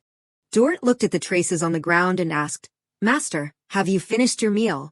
The figure stood up and confirmed with a short yeah. A haunting voice rang out. My body is now almost fully recovered. He stroked his hair slyly. Finally, it is time to take action. Scene shifts to the southern region of the Pantheran Empire, Kalo. Dort noted, since switching to feeding on Beastman children, it seems Master's recovery has been much faster. Do you want me to continue preparing meals this way? The dark beast's eyes were vigilant. Fine. But if you only use one kind, it will be easy to trace, so prepare a mixture. Just enough. She obeyed submissively. Yes, Master. Inwardly, he thought, even though I have recovered to this extent, I still can't use the power of the dark beast. He then blamed Ezekiel. It must be because of those trivial things. His hand clenched in resentment. Because of them, reconstructing this body will take more time. But it does not matter. As long as I reclaim my lost strength, this whole world will be in the palm of my hand. He let out a sinister laugh. Therefore, I will spare you for now, Anash. When we meet again, it will be the moment this world begins its demise. Let us head north. He made his decision. It is time for me to build my nest. It had been 2 weeks since I left Pantheron. We finally arrived in Rilberg. Thanks to Ezekiel acting as an interpreter, the biggest problem communication was solved, and because of that, I could get closer to everyone. Ezekiel announced with a smile, if we step through this door, we will arrive at the palace. Are you ready? Because of this, my study abroad life, which was once filled with anxiety, was now something I looked forward to with excitement. Jusilia happily agreed. Yeah. Her tiny paws stepped inside. This is the place. They had arrived at the capital of the Rilberg Empire, Berg. Jusilia's expression was full of excitement. Look at those skyscrapers. The scenery is completely different from the buildings in Pantheron. Ezekiel prodded. Well, Rilberg is great, is not it? She reminded herself. I am the representative of the Pantheron Empire, so I must act dignified. Jusilia began to speak stiffly. It is just average. Rilberg is not that much different from Pantheron. He promised, I will take you on a proper tour later. Suddenly, a voice greeted them. You have worked very hard on this long journey, Your Majesty. He replied happily, It has been a long time, Lord Zeter. Jusilia looked up. If it was Zeter. She saw the tall silhouette of a man. He was the star of the previous emperor and the current regent of Rilberg, certainly someone with a very strict personality. However, she was surprised. I thought he would be a middle-aged man in his late 50s. The next second, Jusilia became confused. Ezekiel, does human aging slow down after adulthood? No, that can't be it. The other mages are not like that. Knowledge tip. Once they reach a certain age, Beastman's external aging slows down. Ezekiel explained softly, Princess, you must be surprised, but Lord Zeter is actually over 50 years old. When he was young, during a potion experiment, he became someone who does not age, she thought, using formal. Zeter stroked his chin and noted, I heard the Princess of Pantheron would be coming along as well. He smiled and stated, so, during her time here, we have prepared everything so she can live as comfortably as possible. Jusilia thought, he is greeting me, right? He patted her head and asked, but is the princess still inside the airship? Why is it so adorable? Jusilia became grumpy. Perhaps the little one is still scared of crowds since she is so young. He had mistaken her for a regular tiger. Zeter kept commenting, she must be anxious because she is so small and had to leave her family. She exploded and pounced, I won't forgive you. At the same time, a sharp voice rang out, how truly impolite. By then, Jusilia had been scooped up into his hands. Sophie was furious, to mistake the one and only princess of the Pantheron Empire for a mere animal. It seems the regent is quite ignorant about beast men, Aunt Sophie. She snapped irritably, and you claim to be ready to trade with the Pantheron Empire. Zeter was confused. I did not mistake the princess for an animal. Suddenly, he realized something. Wait. Ezekiel confirmed beside him. That is right. The one you are holding is indeed the princess. Zeter looked back in disbelief. The princess. Jusilia thought helplessly. Well, obviously. In her heart, she grumbled. If Sophie had not stepped in, I would have taught you a proper lesson. He immediately bowed his head respectfully. I sincerely apologize to the princess and the people of Pantheron. Due to my ignorance, I have been disrespectful to the princess. Zeter was incredibly sincere. I am ready to accept any punishment. Please, princess, give the order. Jusilia blushed in embarrassment. What? I mean, I was angry just now, but seeing such a sincere apology. She accepted the forgiveness. I accept your apology. Our two empires have only just begun to interact. From now on, let us learn about and understand each other better. Lord Regent, please stand up. Jusilia smiled brightly and promised, as the princess of the Pantheron Empire, I look forward to your cooperation. Princess, thank you. They stood talking for a long while. Oh dear, our princess is far too kind. That is enough. And so, news about us quickly spread throughout the entire Rilberg Empire. Despite many curious glances, people warmly introduced us. The buildings are so tall. Look, it seems a beast man from the Pantheran Empire has arrived.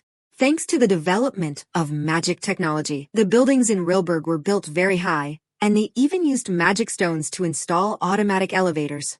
It was the first time I would see one in person. Uni and Cecilia listened intently, and this is the play area the princess will use for recreation. The magic engineers invited by the regent designed this place personally.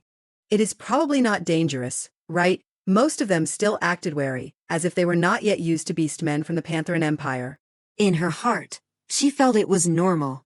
After all, interactions had only resumed after 1,000 years. However, the two seemed to enjoy it immensely. Perhaps because Pantheran was so used to excessive attention, this kind of indifference was quite fresh and not bad at all. Cecilia was secretly delighted. The fact that they did not come near her was actually a good thing. Beside a wall, someone was watching. It was that white tiger. His eyes were fixed on Zeter. Because of that brat, my uncle can't even take a break from work. A few days ago, someone said, "Claude, it looks like it will be hard to see your uncle again today." She reminded him, "It seems he is busy receiving guests from the Pantheran Empire. Take your clothes and follow Mother today." "Yes, Mother." Because of that, he was resentful. Uncle has to work overtime every day just because of her. Claude was angry at Cecilia, "And now you are making Uncle kneel in front of everyone. I will absolutely never forgive you." The third son of the prestigious Continel family, Claude Continel. He was determined. "I will definitely teach her a lesson she will never forget." This place was the Stella Palace, where Ezekiel had arranged for me to stay since arriving in Rilberg. Cecilia became excited. The place was filled with magic tools, so she never felt bored. Suddenly, her paw accidentally touched a magic circle. "Oh no, I only meant to get closer to take a better look." The next second, she was sucked inside. Kyung. Cecilia fell hard to the ground and snapped. "This damn access card makes it so I can't go anywhere." A few days ago, Cecilia had asked with interest, "This translation tool even has an integrated access card. Does that mean I can go anywhere I want?" Ezekiel explained, "Not exactly. The range you are allowed to enter varies depending on the card's rank." He touched the magic circle and noted, "If someone unauthorized enters, a level 1 defense barrier will activate immediately, creating a shield and sounding an alarm. So you must be careful." The shield from just now was only because I temporarily adjusted the settings. "I get it." Cecilia had calculated carefully. Back then, she did not know that the magic stone in her device was of the lowest rank. After confirming that Jussi could not go out, Sophie allowed her to roam freely alone within the palace grounds. She turned away sadly. Sophie, Yini, and even Xavier all had green cards. She comforted herself that at least there was still a chance to upgrade the card's rank. Suddenly she remembered Ezekiel's words from before, "Training once a week. Once I confirm you can use your powers freely, I will upgrade your card rank." Cecilia was determined. The first training session was tomorrow. She would definitely win. Suddenly, a voice called out, "Hey you." She looked up wonderingly. "What is this? Who is it?" He introduced himself. "I am Claude Continel, the youngest son of Count Continel." She was curious, what would someone like that want with her? The next second, Claude started hurling insults. "You lowly wet cat. How can a creature like you be a princess? I am clearly a prince myself." He pointed a finger provocatively. "Because you tarnished my uncle's honor, I officially challenge you to a duel." Cecilia was stunned. "Honor? Tarnished me? When?"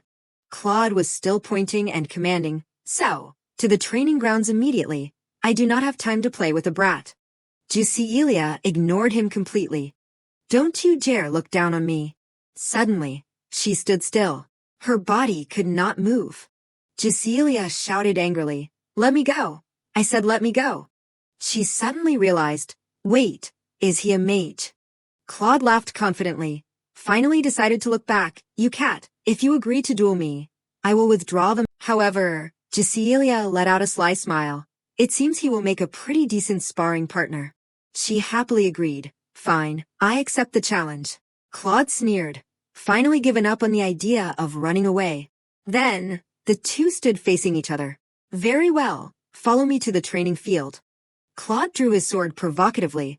I am going to smash that nose of yours flat. Jusilia evaluated him. He was the same as when he held her back earlier. She took a few steps forward. Though not equal to Ezekiel, she clearly sensed he was a fairly strong opponent. Claude's feet began to move. Jusilia had it all planned out. Using my powers to deal with him should be fine. She gathered energy into her small paws. Then she jumped. Claude also rushed forward. Come here. Jusilia realized in shock. The strength of my power is greater than I thought. I have to quickly reduce the intensity. The next second, he was blown far away. She apologized in confusion. I am sorry, are you okay? Claude sat leaning against the wall, struggling. He gnashed his teeth bitterly. Is this the power of a beast man? But attacks of this level can't defeat me. Suddenly, the statue above Claude's head began to fall. Jusilia jumped up in worry. No. At this rate, that pillar will fall right on him. Get out of the way. Seeing him not moving, she guessed, oh no, he is probably so scared his body has frozen stiff. Claude closed his eyes, preparing for the pain. A loud crash echoed for a moment. Claude slowly opened his eyes. There was no pain. Jusilia's voice rang out, hey. She asked with a smile, are you okay, you? At the same time, everyone came running. What was that noise, princess? Everyone arrived so fast. Wait, were you that cat from just now? Her Highness the princess is injured. Get medical treatment immediately. Jusilia closed her eyes to reassure him. Now you can rest easy. A second later, she transformed back into a white tiger and fell into Claude's arms. Voices called out in panic, Princess. A while later, Ezekiel kept calling, Tiger, White Tiger, that voice. She opened her eyes. It was Ezekiel. Jusilia remembered what happened. It seems I lost consciousness and was brought to my room. I am fine, do not worry. Ezekiel was anxious. If it was not for your necklace, something terrible almost happened. She touched her necklace, the one with the pendant father gave her. She felt warm inside. Father said that no matter where I am, he would always protect me. Suddenly Jusilia remembered something. Oh, Ezekiel, that boy I practiced with. Claude, is he okay? Zeta reported apologetically. Claude is currently under house arrest at the Count's estate. A specific punishment will be issued soon. Please do not worry. I sincerely apologize, Princess. Jusilia was surprised. House arrest, punishment. He is just a child. Ezekiel countered. Compared to putting the princess of another nation in danger, that is a very light punishment. She felt a bit of guilt. Of course, Claude started the trouble, so the match began. But that accident happened because I could not control my own power. Her small hand clenched. Therefore, if there must be a punishment. Jusilia negotiated the terms. Then consider it a punishment for hurting me, and let me be the one to decide what that punishment is. The next day, in the outdoor garden of Stella Palace, Ezekiel's voice echoed. I have tried adding protection and healing magic to the translation tool. He reminded her carefully, of course, it is best if you never get hurt again, but it is better to be prepared. Suddenly she remembered something. Wait, Ezekiel, about the sparring session we scheduled for today. Let us push it to next time, after your body has recovered a bit more. Jusilia was sadly helpless. My dream of an upgraded card. I understand. Suddenly Ezekiel called out, White Tiger. He could not help but wonder about the punishment for Claude. Do you really find that sufficient? Ezekiel felt it was not right. Was not it too light? But Jusilia denied it. No, it is enough. She confidently patted her chest. Don't worry. I am going to take full advantage of it. After the incident with Claude, the day for training with Ezekiel finally arrived. Ezekiel stepped forward with a greeting. Good morning. He waved. You are here, Ezekiel. Have you been waiting long? Jusilia noticed the person walking behind him, and, Claude, that is right. My opponent today was not Ezekiel but Claude. He bowed respectfully. I heard that instead of a punishment, the princess herself appointed me as her training partner. Jusilia stated smugly, that is right. This time, there won't be any stopping halfway or going easy like last time. Ezekiel stood by to interpret for her. She provoked him, prepare yourself well. However, Claude fell to his knees crying, as punishment for daring to hurt the princess, This is still too light. Please reconsider. Even if you make me the princess's slave, it is fine. Jusilia pointed and commanded, Xaviet, stop him immediately. He helplessly lifted Claude up. Young Master Continental, please stand up.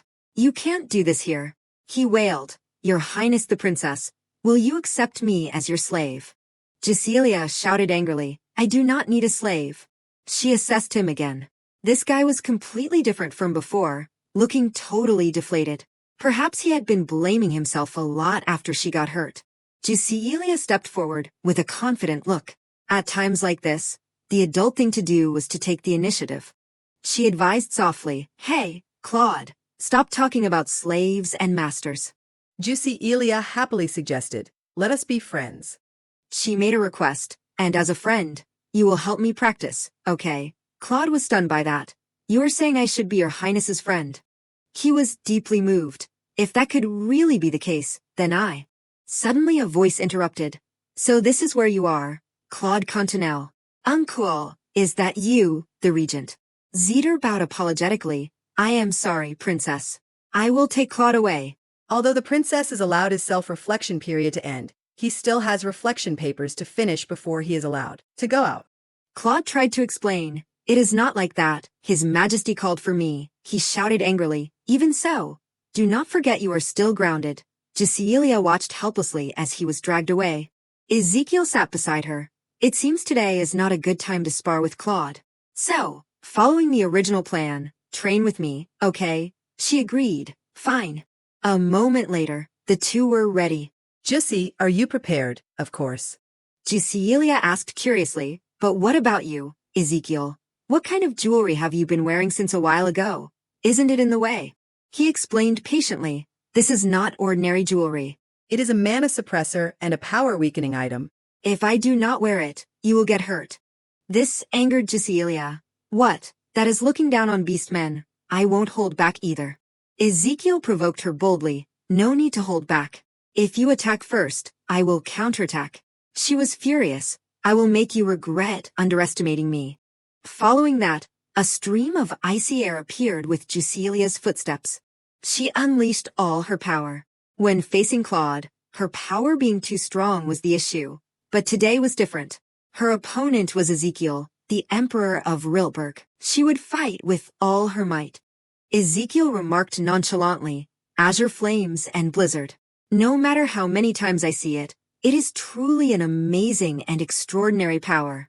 Hearing that, Jusilia acted smugly. Now, do you intend to upgrade my card rank? However, Ezekiel was no longer in front of her. He vanished. She landed and looked around. Don't tell me he can even use teleportation. Jusilia muttered to herself, teleportation is a technique that even among beastmen, only a very few can use. Yet even under the restriction of jewelry, Ezekiel is indeed very strong. Even so, she did not give up, but even so, I won't back down. Jusilia used all her strength. How about this? Show yourself, Ezekiel. Ezekiel summoned lightning and praised. Nice tactic. But by now, she was surrounded by his magic circle. It seems I have won this sparring match, White Tiger. It only took a wave of Ezekiel's hand. Jusilia was completely defeated. Did my Azure Flames and Blizzard just disappear? She sat down gloomily. Her ultimate move had no effect, and she lost all will to fight. Jusilia had overestimated herself. Even without Ezekiel using the golden chains today, she had lost miserably. White Tiger. Ezekiel said something heartbreaking. With today's result, I am afraid I can't upgrade your card rank. She scampered around pleading. Why? It was not that bad, he pointed out. Jussi, you did not even touch me once before being eliminated. Ezekiel assessed her seriously. Furthermore, your ability to hold a human form is still immature. What does that have to do with the card rank? He was very concerned about the current situation. The inability to maintain a human form means your body still has not fully accepted its own power. Ezekiel set a goal. So, when you can both maintain a human form and use your powers freely, I will upgrade your card rank. Jusilia felt insecure. Ezekiel was right, but she still felt so frustrated. Then, he patted her head to encourage her. If you train your physical strength and power so your body can easily accept it, I am sure you will be able to do it soon. I will also spend time helping you until you are completely familiar with it. Hearing that, Gisela immediately cheered up. Really, thank you, Ezekiel. Even so, Ezekiel had a condition, and before we start official training, there is one thing I must ask. What is it? He posed the question that, Why did you decide to be friends with Claude? I am just wondering if there is a specific reason for becoming friends. Gisela was puzzled by this, because we seem to be around the same age. Hearing that, Ezekiel tentatively asked in embarrassment, then, what am I to you? Gisela stated, you are an ally. She gave a tender smile, and a very important ally at that. Ezekiel smiled brightly, important. Gisela explained her reason, because with you alone, I can speak freely about the dark beast. This made him bashful. Thank you for thinking that way. Ezekiel's actions also made Gisela freeze for a moment. Afterward, the mood seemed to relax. Now let us train. What should we do for training, hit targets, or swirl azure flames? Jessie was full of enthusiasm. Ezekiel made a request that made her go stiff. Then let us start with a light warm-up. Run 50 laps around the training field first. What? 50 laps around the training field? Gisela wailed piteously. Starting like this on the very first day was just too much. Was not it? She begged for mercy. But word had it that Ezekiel truly knew no restraint. After that first training session, Claude and Ezekiel helped her practice every single day. Gisela asked pressingly, Claude, how long has it been? He praised her. Wow, that is amazing, princess. You just broke your record. You have passed the 1-minute mark. She became dejected. After all that hard training, was it really only 1 minute? Ezekiel tried to encourage her. Even so, you have made a lot of progress.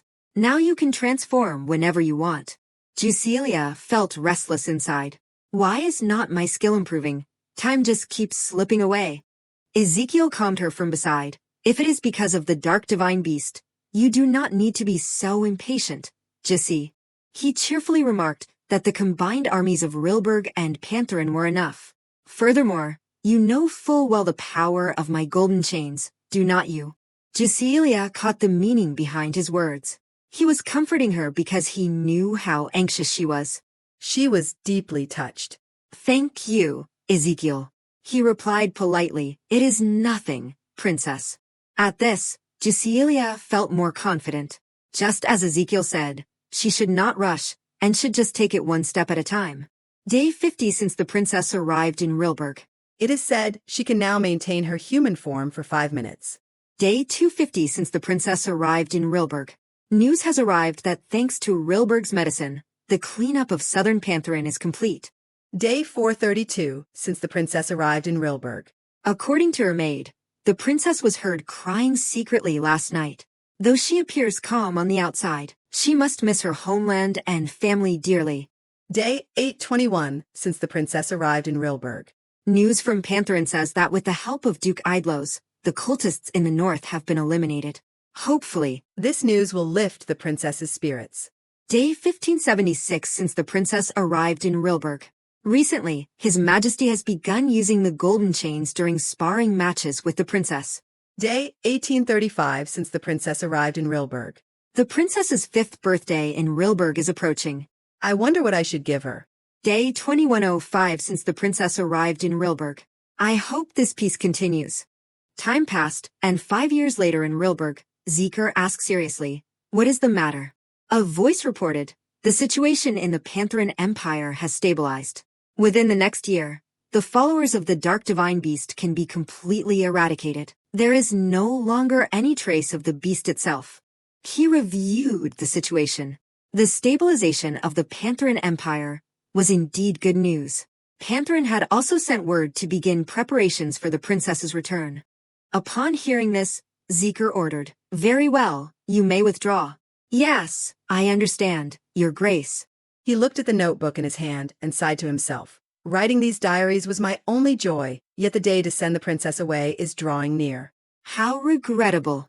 Zeker's eyes grew sad. This should be good news for the princess. Though she did not say it, she must miss her family very much. He then picked up a newspaper to read. Pantherin's rapid stabilization was likely thanks to the person who appeared 3 years ago. He mused to himself, the new successor of the Duke Idlos family, blessed by the black wolf among the 4 divine beasts, Duke Bane Idlos. Zeker felt a sense of wonder. Since the lineage was interrupted by the succession struggle 62 years ago, this was the first time a direct descendant had appeared, was not it? He held the man in high regard. The young duke's abilities were said to be among the highest of all previous dukes. He would be a great reassurance in the upcoming battle against the dark divine beast. Zeker's mood improved slightly. When the princess returns, she will surely need mages to assist her training, so it would be best to prepare in advance. He finished writing his resignation letter. After all, in a few years, the emperor would turn 18 and officially reach adulthood. So, he should start planning how to live the rest of his life. The scene shifted, and Giselia's face was full of gloom. She complained dejectedly, "I just had a very bad premonition." Suddenly, a voice reminded her, "Gisi, you have to concentrate." Giselia snapped out of it, remembering she was in the middle of training. She tried to push through. "I have to focus if I want to earn the gold pass." Ezekiel laughed provocatively. "I wonder if you can even touch me today." Giselia's competitive spirit flared. "I will definitely touch you today." In the next second, she vanished into thin air. Giselia appeared from above, striking down. "Prepare yourself, Ezekiel." A slight breeze brushed past his shoulder. Ezekiel wore a satisfied smile. He appraised her. "That looked dangerous this time." Giselia said confidently, "How was that, Ezekiel?" Before she could finish her sentence, she saw Ezekiel's hand reaching out. "Today, I will definitely sleep." Giselia reproached him. "Your morals are so low, using sleep magic again." Ezekiel reached out to catch her as she fell. He smiled indulgently. "It really is time to upgrade your access card, is not it?" A while later, Giselia was still fast asleep in bed. Ezekiel sat beside her and whispered, "Even with sleep magic, you would have woken up by now if you were not tired. Were you unable to sleep because you were nervous about today's evaluation?" He felt immensely proud. "Jussi, despite this small body, you work so hard at everything." "That is why people want to protect you, is not it?" Ezekiel treated her tenderly. "It would be nice if you could stay by my side like this, but you are the princess of Pantheron, so you must return eventually." He lay down beside Giselia. "If you can completely master your humanization, then my reason for not letting you go will vanish." With a face full of happiness, he thought, "Therefore, I hope that day comes a little slower. Just a little." Later, a soft voice whispered. Ezekiel slowly opened his eyes. He saw Giselia had woken up and was happily calling, "Ezekiel, Gisi." He looked at her in stunned surprise. "This form is..." She smiled and told him, "This feeling is completely different from normal humanization." Giselia became unusually excited. "I have finally mastered my human form." Ezekiel patted her head proudly. "Congratulations, Gisi." She accepted the gesture obediently. Afterward, Sophie and Uni pampered Giselia. "I thought the day would never come when I could dress the princess in a gown I chose myself. It is like a dream. The princess is so cute. There will be many more occasions to wear them. So everyone, please feel free." She thought helplessly. "Sophie is just like my father and brother." She recalled last night.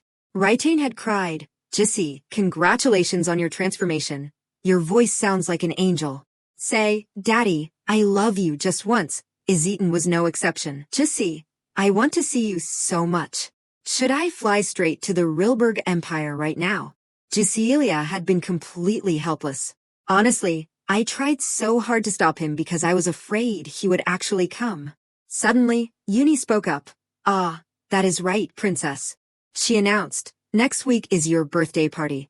Since you have mastered humanization, we should quickly sew a party dress, should not we?" "Oh, is that so? Then we must call the designer immediately." Uni grew even more excited. "Oh, now that I think about it, we also need to choose a gentleman to accompany the princess in her gown." Hearing that, Giselia was confused. "Accompany me," she confirmed. "Yes, you are now a mature 8-year-old lady, so you need a gentleman to accompany you.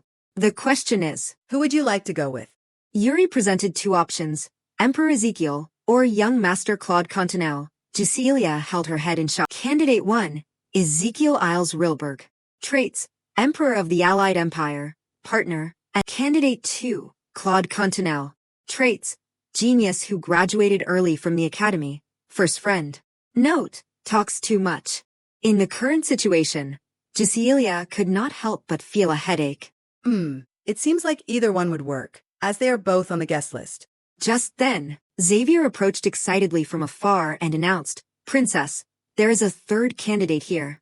"Why look so far? It is the son of the prestigious Scotten family of the Pantheran Empire, and also the princess's knight. I shall serve the princess." Upon hearing this, Uni, standing behind him, was speechless. "Will you stop it already?" However, Cecilia said with interest, looking back, going with Xavier would not be so bad, would it? This made Xavier jump for joy. The princess is the best. At that moment, Sophie suddenly approached Cecilia to remind her, "This is the first time the princess is attending a party. As a princess, you must fulfill your duties." Cecilia replied helplessly, "I suppose I must." Meanwhile, Uni dealt with Xavier and dragged him away, reminding him, "Do you hear me?" In Cecilia's thoughts, in previous parties, I just sat on Ezekiel's lap and enjoyed myself. Now that I can fully humanize, I probably can't do that anymore. So, should I enter with Ezekiel as usual? But he seems busy lately. Is it okay? He has not even shown his face. If I think about it that way, perhaps going with Claude Continel is better. But no matter what, the person closest to me is still Ezekiel.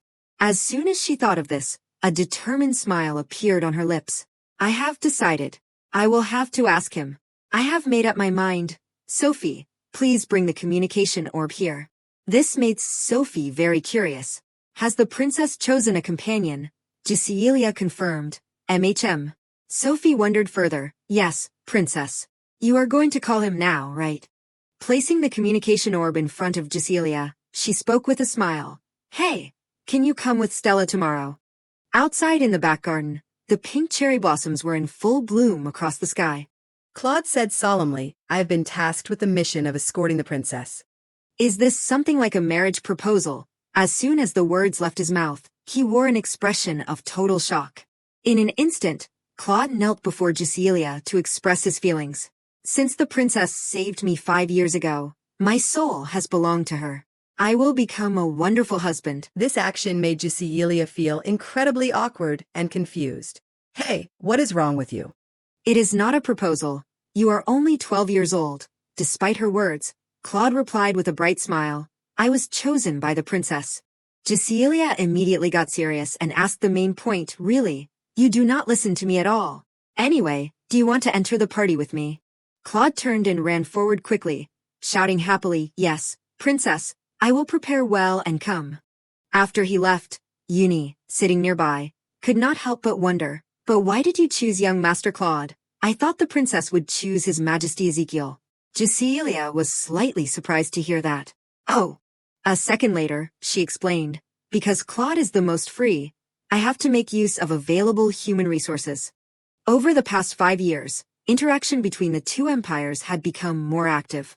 So now, as she walked through the imperial palace, no one stared or acted impolitely anymore. Therefore, at such a crucial time, showing that the Princess of Pantheran had a close relationship with a key figure of Rilberg would surely benefit diplomacy. After listening for a while, Xavier spoke up, "What a pity. Young Master Continel looks like he truly likes the princess." Uni agreed, "Exactly. "It looks like he is seriously thinking about marrying the princess, does not it?" Sophie smiled and cut in. "Since interactions between the two empires have become so active, perhaps one day there will be marriages between beast men and humans." Marriage between humans and beast men. 1,000 years ago, when everyone lived on the same continent, although the relevant laws and systems were still incomplete, things would gradually improve. Xavier suddenly spoke, breaking her train of thought. "Maybe an empress from the Pantheran Empire will appear in Rilberg one day." This surprised Cecilia immensely. Ezekiel marrying someone. For a moment, she touched her chest in confusion. What is this? Thinking about Ezekiel marrying someone else made her heart. This emotion was the first time she had ever felt it. While she was deep in thought, Xavier continued to wonder, "Come to think of it, does not the princess have a training session with His Majesty tomorrow?" Cecilia suddenly remembered the matter. and then sank back into her own thoughts. That is right. It has been a long time since we decided to train together. I wonder if Ezekiel has chosen a companion yet. I will ask him when I see him tomorrow. The next morning, Jasilia spoke in shock. Ezekiel said he can't come. On another day, while running forward, Jasilia muttered to herself, today he says he is busy and won't come again. I know Ezekiel is busy, but I still feel somewhat sad. On another day, as soon as she saw Ezekiel's figure in the distance, Jasilia recognized him immediately. There is Ezekiel. In an instant, she approached him and grabbed his clothes. Caught you. Upon seeing her, Ezekiel asked immediately, Jussi, what is it? Jasilia replied with a smile, I saw you walking by so I called out. I have barely seen you lately. Seeing there was no urgent matter, Ezekiel prepared to leave at once. Sorry, Jussi, I am busy. I have to go. This left Jasilia completely stunned, only able to call out blankly, Ezekiel. Yet, he did not stop at her call. Recalling all the times he tried to avoid her, Jasilia thought angrily and uncomfortably, how many days has this been going on? Is he going to use being busy as an excuse not to come even on my birthday? My birthday is coming up soon. Uni, sitting nearby, immediately comforted her with a smile. Anyway, since His Majesty is busy, we get to rest comfortably like this. It is good, is not it? Meanwhile, Sophie was very attentive to Jasilia, who was lying in front of her. Would the princess like a macaron? To that question, Jasilia did not answer. She was still lost in her own thoughts. I do not know how to describe it.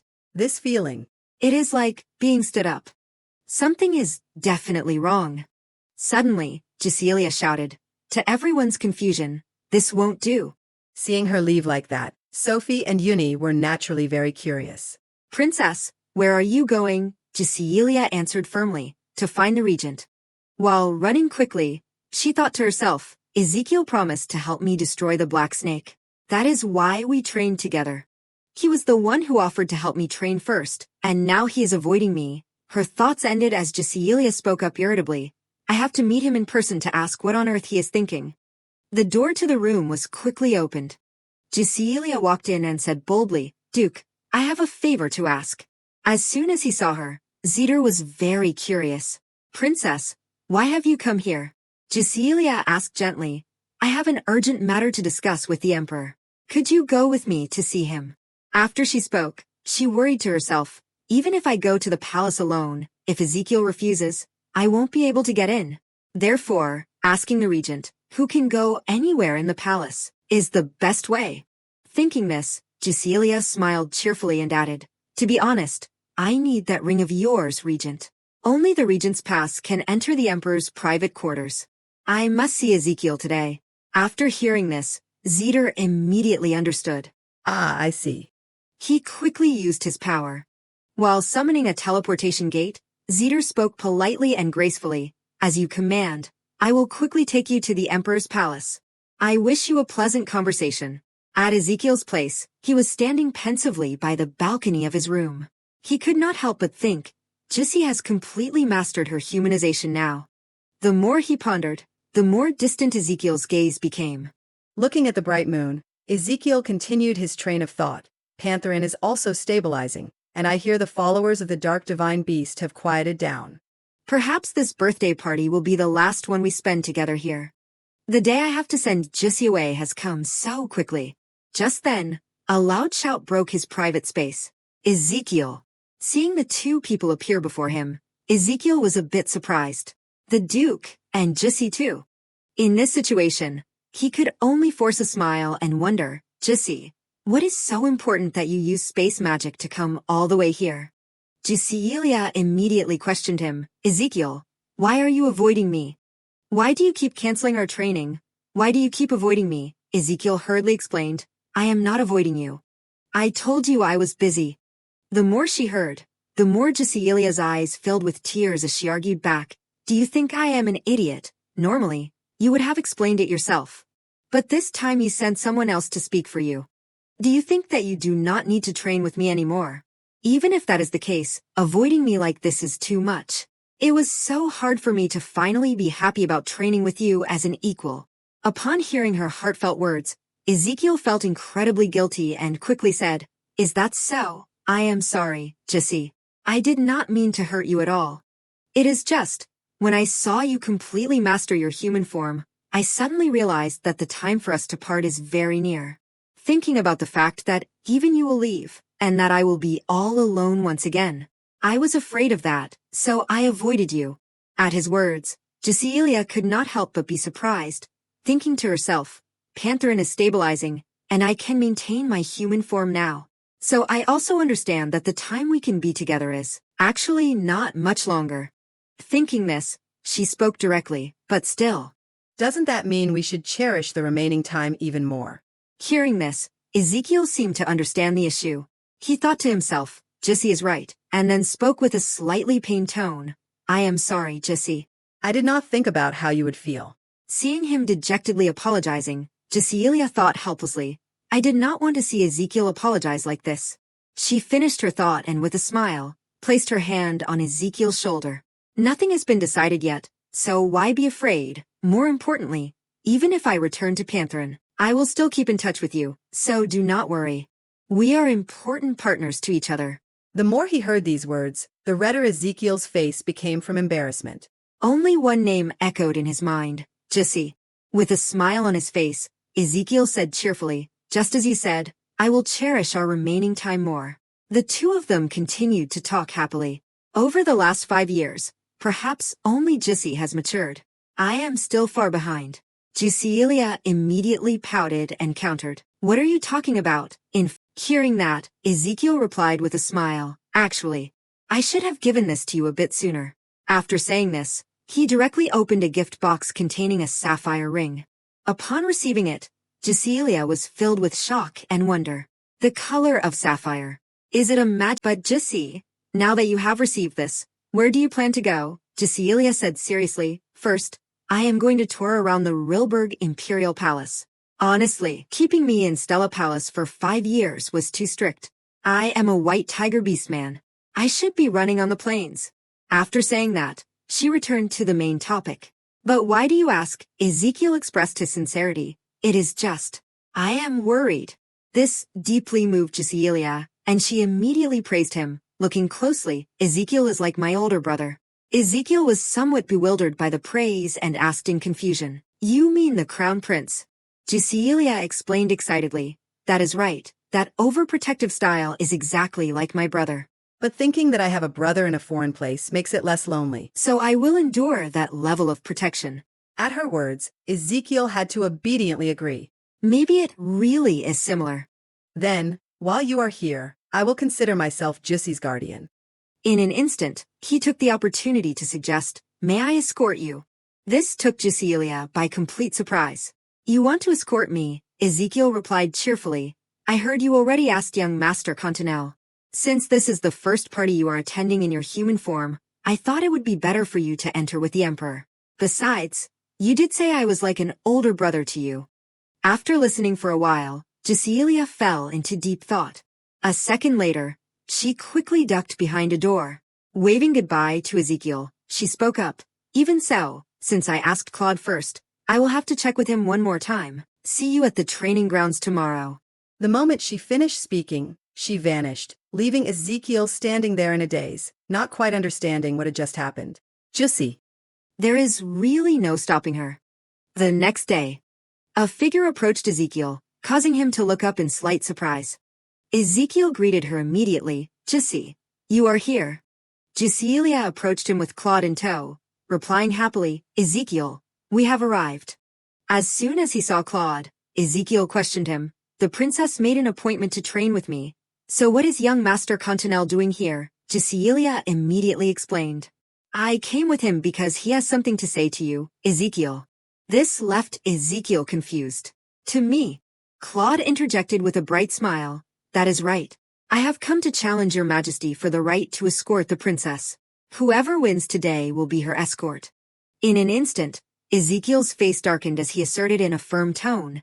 Excuse me, of course the princess should be escorted by me, the emperor. Cecilia stood to the side, watching the two of them lock eyes, and spoke calmly. It is true that I asked Claude first, but for diplomatic reasons, I can't ignore Ezekiel's suggestion either. Taking the chance, Claude wheedled. The one the princess requested was me. Your Majesty. Ezekiel hurriedly tried to persuade Jasilia with his own reasoning. Think of the national prestige. Am I not worthy of being your companion? Caught between two difficult choices, Jasilia seemed to have an idea and said with a smile, how about this then? 10 days later, on the day of Princess Jasilia's 8th birthday banquet, a huge crowd had gathered. Constant chatter filled the air. There are many more attendees at the princess's birthday party this year. Are not there. It is Oh, she is about to come out. Princess Jasilia of Pantheron. As soon as the announcement ended, Jasilia stepped out, looking absolutely exquisite and beautiful. A booming voice announced, accompanied by His Majesty Emperor Ezekiel of Rilberg and young Master Claude Continel.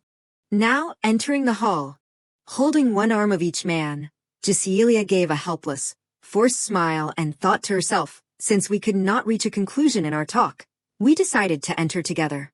Looking back, this was definitely the right move. If I had not, I probably would not have been able to handle the consequences later. With that thought, she closed her eyes to steady her nerves. Then, she spoke in a serious, formal tone. Welcome, everyone. I am Jasilia Brianna Pantheron. I am very happy to be able to speak with all of you in this human form. Thank you for coming to my birthday banquet. I hope everyone enjoys themselves comfortably. Zeter quickly approached her to offer his congratulations. Happy birthday, Princess. Jasilia replied politely, Thank you, Duke. Soon, other nobles came up to greet her. I attended last year as well. I wonder if you remember me. It is my first time meeting you. Greetings, Princess. Surrounded by the crowd, Jasilia complained inwardly, this banquet is more crowded than usual, so it is truly overwhelming. Suddenly, she caught sight of someone and looked over in stunned curiosity. That child is, definitely, Bianca Saint of the Marquis Saint family. At that moment, Bianca gently approached her and said softly, Happy birthday, Princess. Outside the palace, the sunlight was still shining brightly.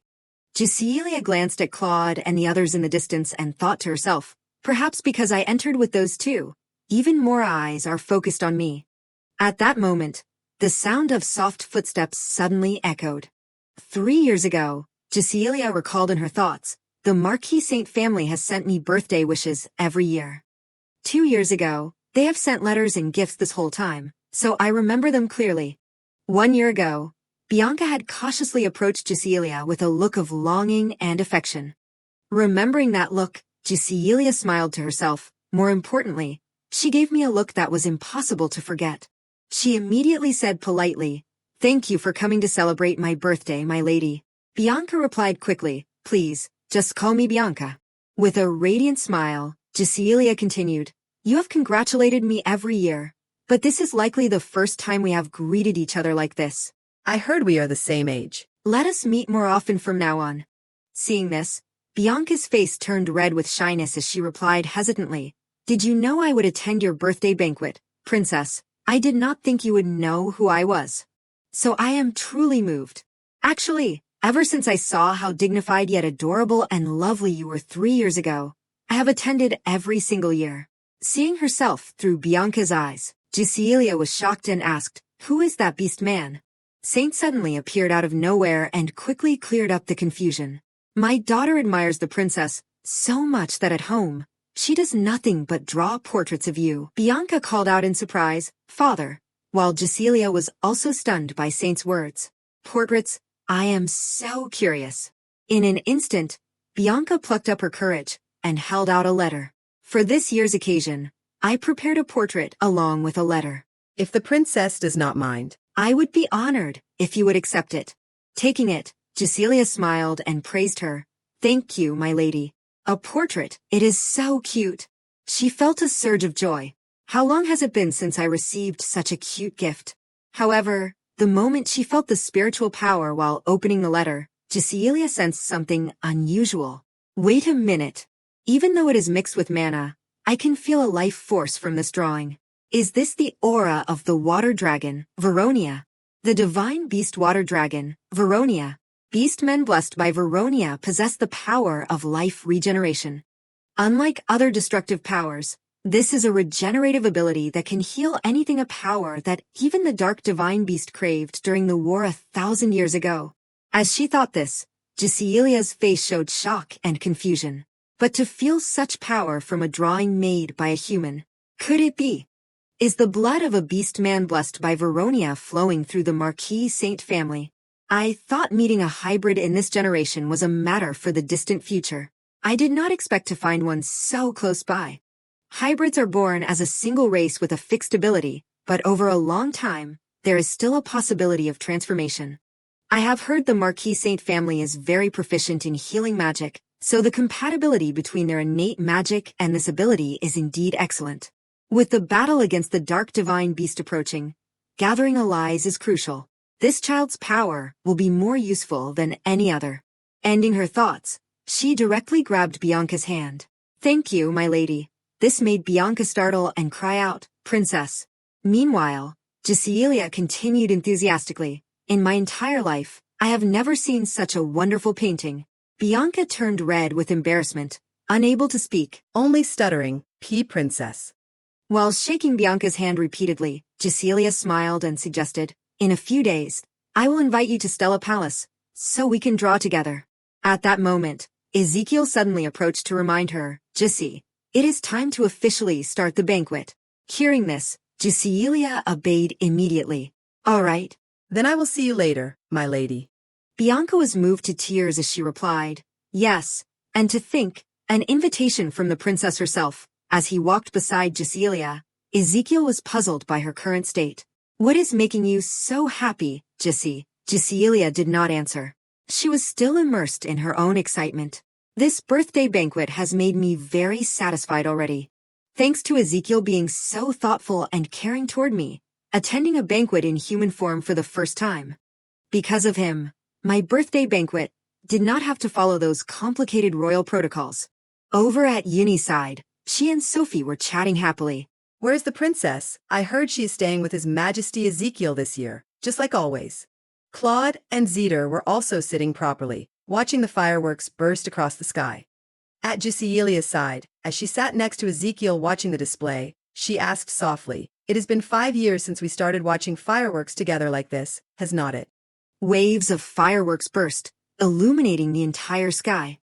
Watching the beautiful scene intently, Giselia spoke with full satisfaction. No matter how many times I see it, the fireworks from here are the most beautiful. And I suppose it is time for me to receive the birthday gift prepared by my precious partner. Hearing this, Ezekiel smiled and reminded her, all right, I will give it to you. So, close your eyes. Giselia replied immediately, okay. As she closed her eyes, various guesses popped into her head. I wonder what gift Ezekiel prepared for me. Actually, the pass I received from him is already more than enough. Or maybe this time, he will give me an even higher level access card. Just then, Ezekiel said, now, you can open your eyes. Following his words, Giselia gently opened them. The moment she saw the gift before her, Giselia froze on the spot. This is. Meanwhile, Ezekiel asked expectantly, how is it? Do you like it? Giselia could not hide her astonishment. These are made of blue diamonds. Are you really giving me something so precious? Ezekiel explained sincerely. I am giving it to you because it is you, Gise.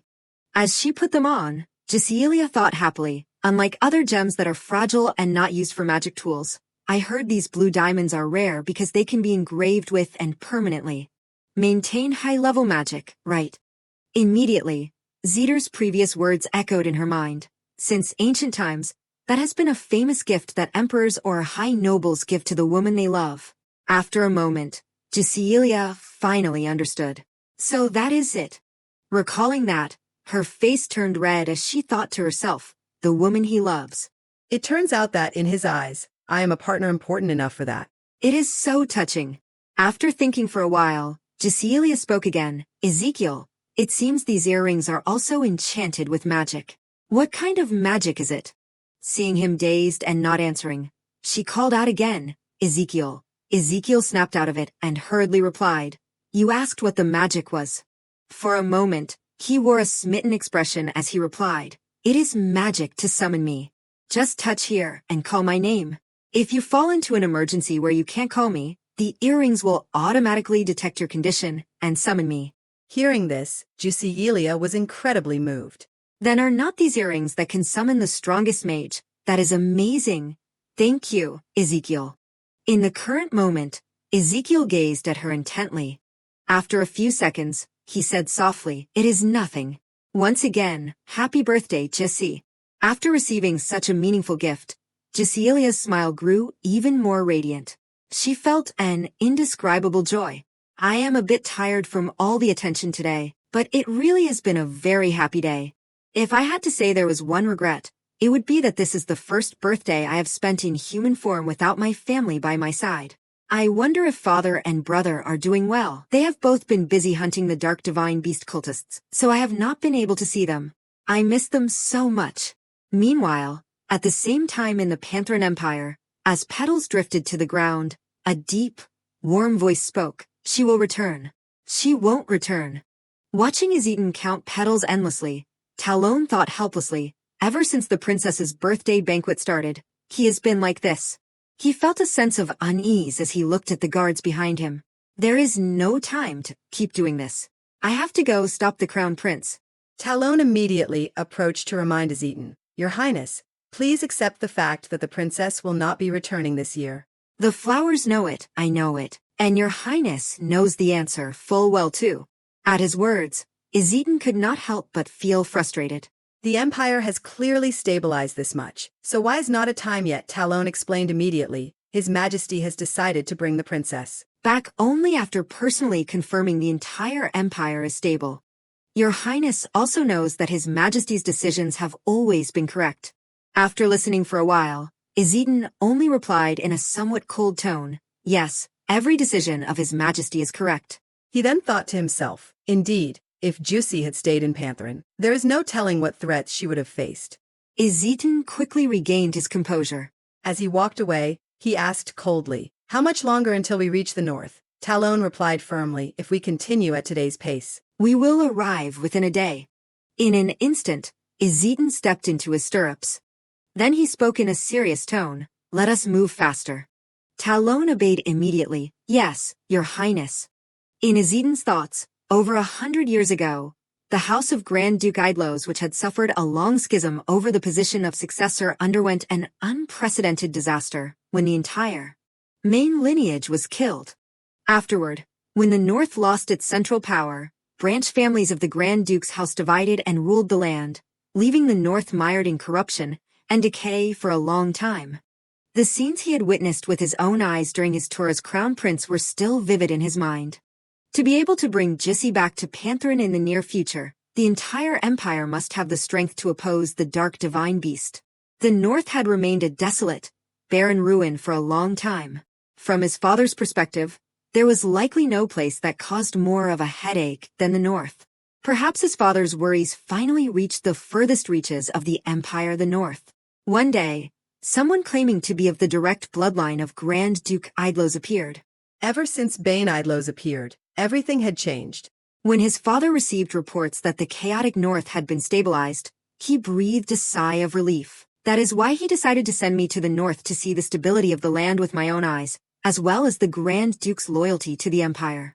So, I intended to get a clear grasp of the situation here, but... Looking at the scene before him, Ezekiel spoke in stunned amazement. All of this was all accomplished by Grand Duke Bane Idlos.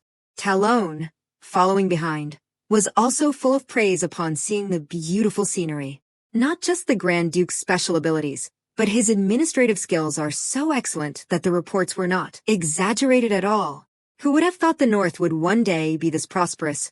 Even the news that residents who fled are returning one by one seems very credible. After listening for a while, Ezekiel seemed to agree. Yes, now I understand why this place is called the Prosperous City of Roses.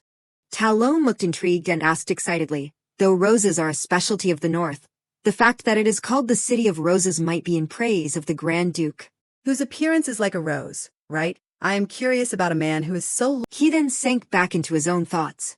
Even so, if I had not seen the changed face of the North with my own eyes, I probably would not have believed it. Now I understand why father sent me here. Seeing the North is stable, I should feel happy, but... Ezekiel immediately felt very confused. Where on earth did someone with this kind of ability come from, to make the North this prosperous? One would clearly need a lot of specialized knowledge. But I heard that from the moment the Grand Duke appeared, he was already outstanding. Isn't it too unrealistic to have been trained to that level without ever showing his face before? Talon immediately added more information. I heard there were beast men who protected him since he was young. Could they have been the ones who educated him? We still do not have accurate information about them. Izitan reminded him seriously. At the Idlos family's relief hospital for commoners, Izitan and Talon were peeking from behind a wall, watching something intently. Not far away, the dark divine beast was happily playing with a small bird. Are you coming to see me even though you are in pain? You will all be better soon. Just wait a little for me. Once you are fully recovered, I will give you a very big gift. A place where you can live with me for the rest of your lives. Seeing this gentle and kind appearance, Talon praised him from afar. Good heavens, so the Grand Duke personally manages the relief hospital for commoners. Not only is his talent exceptional, but his character seems perfectly flawless as well. Izitan, on the contrary, did not think so at all. Lost in his own thoughts. He truly is a perfect man in every sense of the word, but why do I have this sense of unease in my heart?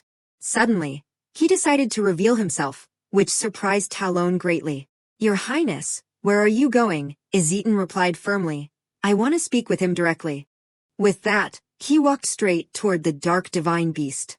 With a look full of gravity, Izitan said, Grand Duke, I would like to ask for a moment of your time. In an instant, the two of them sat down to talk. Izitan spoke first, using the entire family's wealth to build a relief hospital for commoners like this is a truly admirable decision, Grand Duke. I heard there was significant opposition within the family. The dark divine beast replied calmly, thinking of how the people in this territory have suffered for so long. I only did what was obviously necessary. On the contrary, I know the imperial family has looked upon the north with much concern. So my heart still feels heavy for not being able to relieve more of your burdens.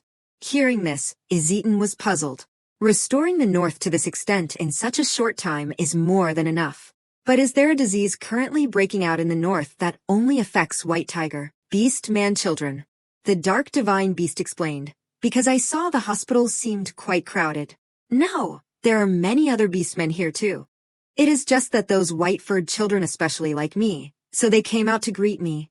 This made Izitan feel somewhat curious. White-furred beast men like you. The dark divine beast said with a smile. Yes, I suppose they are drawn to me. They are quite cute, after all. After listening for a while, Izitan's brows suddenly furrowed with annoyance. And only the white beast men like him. For some reason, this feels really irritating.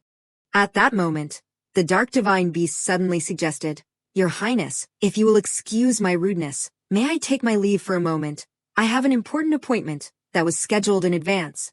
This took Izitan by surprise. An appointment made in advance.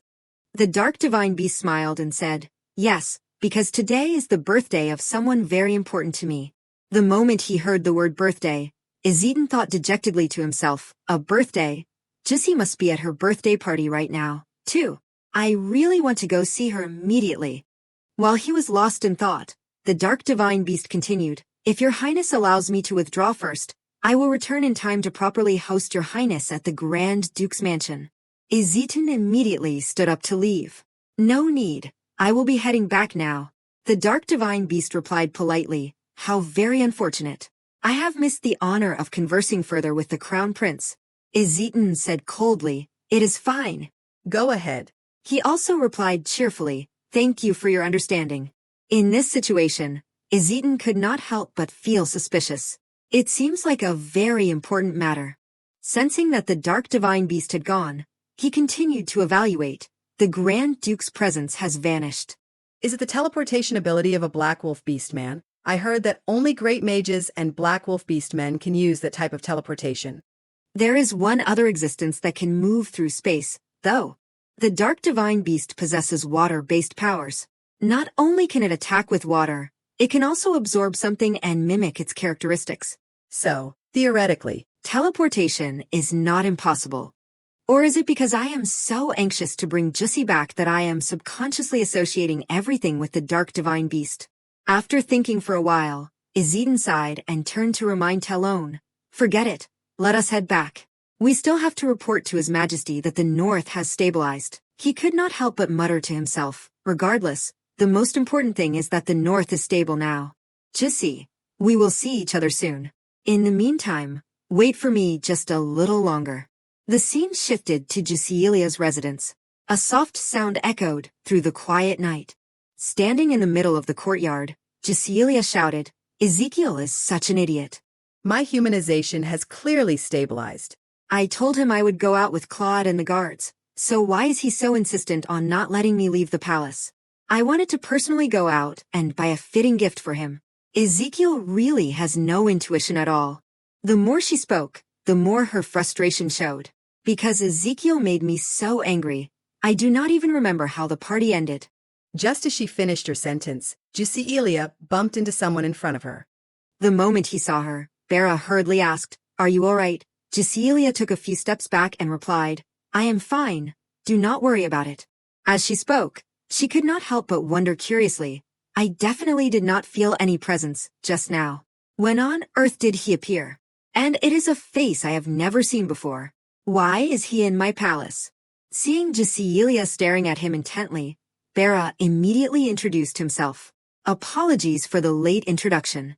I am the head of Team 2, Branch 3 of the Malide Magic Stone Merchant Guild, which supplies magic stones to the palace's Magic Engineering Research Institute. My name is Bera Lars. I was just transferred here to take on a new mission starting this month. After listening for a while, Giselia got to the main point. Why are you here? Bera quickly answered, actually. I got lost. It is my first time coming to the Imperial Palace. Hearing this reason, Giselia found it incredibly hard to believe and asked blankly, got lost. In an instant, she noticed something about Bera. Wait a minute, is not that an Imperial Access Pass, and a high-level one at that? Having that bracelet at least proves his identity has been verified. Ending her thoughts, Giselia spoke up firmly, Follow me. I will lead you to the Magic Engineering Research Institute. She did not seem to understand her own actions at that moment. Furthermore, for some reason, I have a very familiar feeling, so I want to help him. And so, the two of them chatted happily all along the way. While talking, Giselia thought to herself, it is probably because he belongs to a merchant guild. He knows about everything in the world. She then spoke directly, Bera, were those earrings also crafted in the city you just mentioned, the place in the mountains that specializes in turning weapons into magic tools? Bera hurriedly explained, they were not magic tools to begin with. Rare gems that can be crafted into magic tools like your earrings are not exactly common. Were those earrings a gift to you? At his question, Giselia suddenly became reserved and said, Yes, from someone very important to me. They were a gift I received. Giselia then thought shyly to herself, because that person is important, I wanted to personally prepare a gift in return, yet he does not understand my heart at all. Seeing her fall silent, Bera could not help but ask, Are you all right? Giselia replied, slightly startled, I am fine, then thought to herself, my mind drifted off right in the middle of a conversation. Continuing their talk, Giselia asked with curiosity, So, Bera, how long will you be staying in the Empire? Bera smiled and said, I will likely be staying here for a long time. Hearing this, Giselia excitedly reminded him, Then remember to visit Stella Palace often. Tell me stories about the outside world. I am not very familiar with life outside, so even just hearing about it makes me very happy. Bera immediately agreed. Being personally invited by the master of Stella Palace is truly a great honor for me. At his words, Giselia froze for a few seconds in surprise. Wait, I did not say I was the princess. She immediately turned her head and asked, You already knew who I was? Bera replied clearly, With a famous princess like you, it would be strange if I did not know. The more she heard him speak, the more Giselia stared intently, making her own assessment. Bera is very strange. We only met for the first time today, yet I feel as if I have known him for a very long time. At that moment, Bera said softly, Actually, I feel the same way. According to the legends of my homeland, if a connection brings such a strong sense of familiarity, then, in a past life, we might have been friends, a married couple, or even enemies. Giselia immediately added, I only hope that we were close friends. Even if we were not friends in a past life, what does it matter? After hearing her say that, Bera suddenly grew pensive for a long while. However, a few seconds later, he returned to his normal demeanor and said calmly, "That is true, is not it? Then, I shall give this new friend a birthday gift."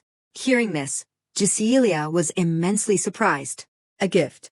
As he presented his gift to her, Bera spoke up, "A gift worthy of a princess from the Beast Men Empire." I have obtained an egg of the mystical Harela bird. The moment she saw the gift, Cecilia was filled with doubt. "A Hoela." Bera immediately explained. "The mystical bird, Hoela. Once this bird accepts someone as its master, that person will be visited by good fortune. That is why it is also called the bird of luck. Before the great ancient war, they were frequently seen, but now it is said they only live in remote places that even..." The more she heard, the more Cecilia found the situation hard to believe. "Is it really a Hoela egg?" Bera replied. "Yes, it is the real thing. If you doubt it, you can take it to a mage specializing in animals for appraisal." Cecilia cautiously declined. "Bera, I do not think I can accept such a precious item. Wouldn't it be more appropriate to offer it to His Majesty?" Bera asserted firmly, "No, only you are worthy of becoming the master of this egg." Just then, the egg made a few soft noises.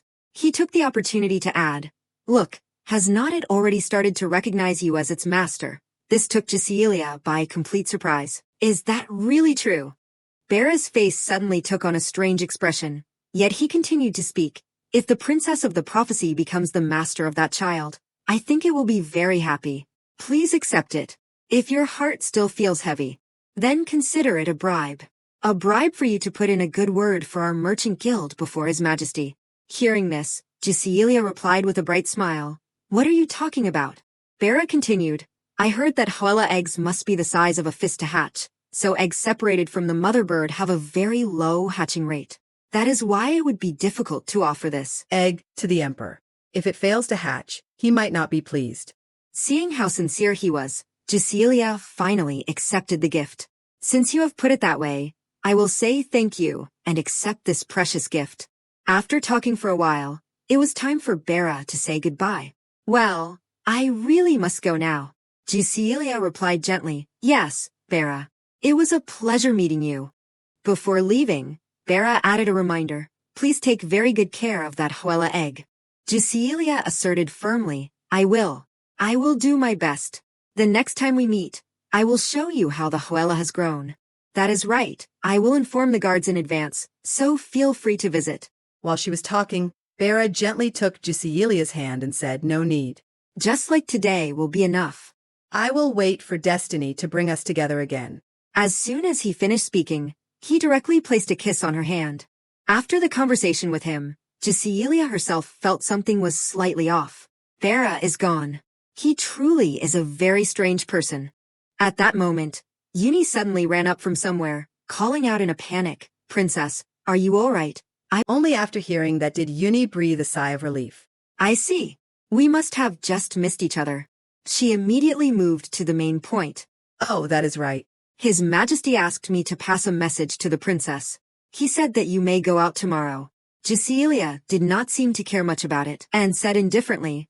Over at Bera's side, he suddenly broke into a delighted smile and said to himself, "I have heard about her so much, but seeing her with my own eyes really gives a different feeling altogether.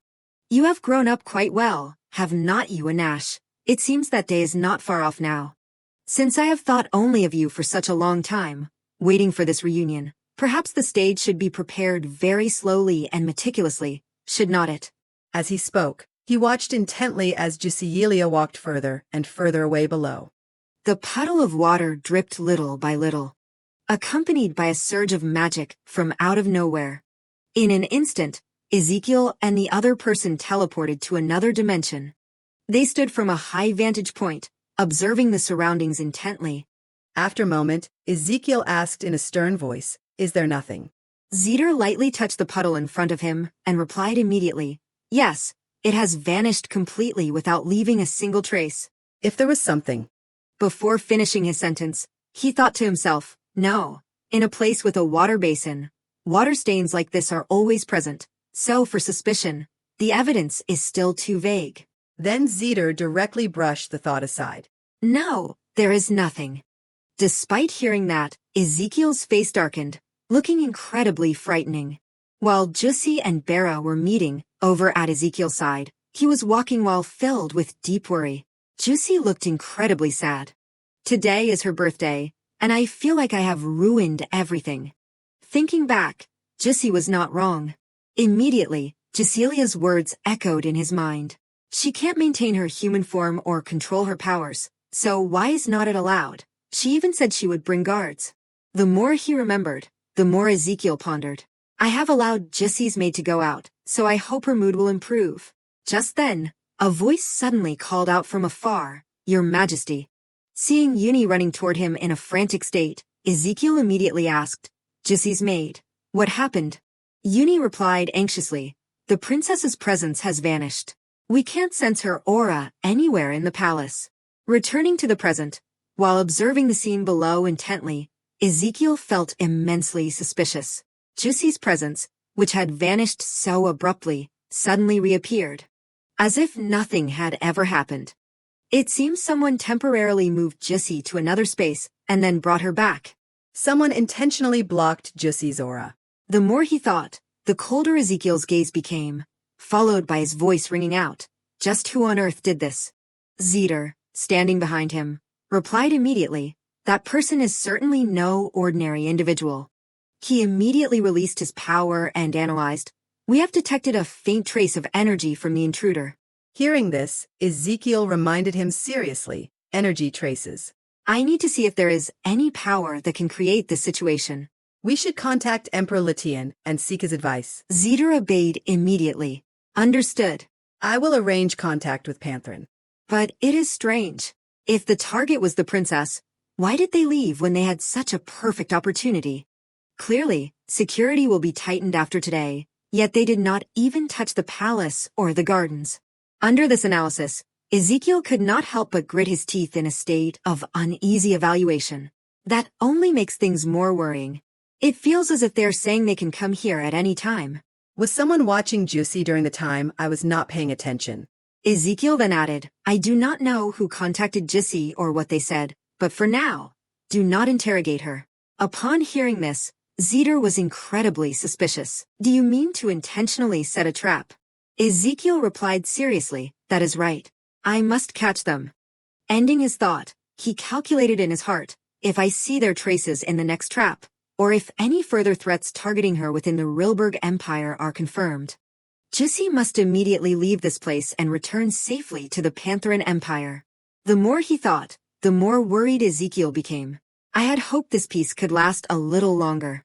The scene shifted to Jussilia's thoughts. After the turbulent birthday banquet, my first outing was scheduled for a week later.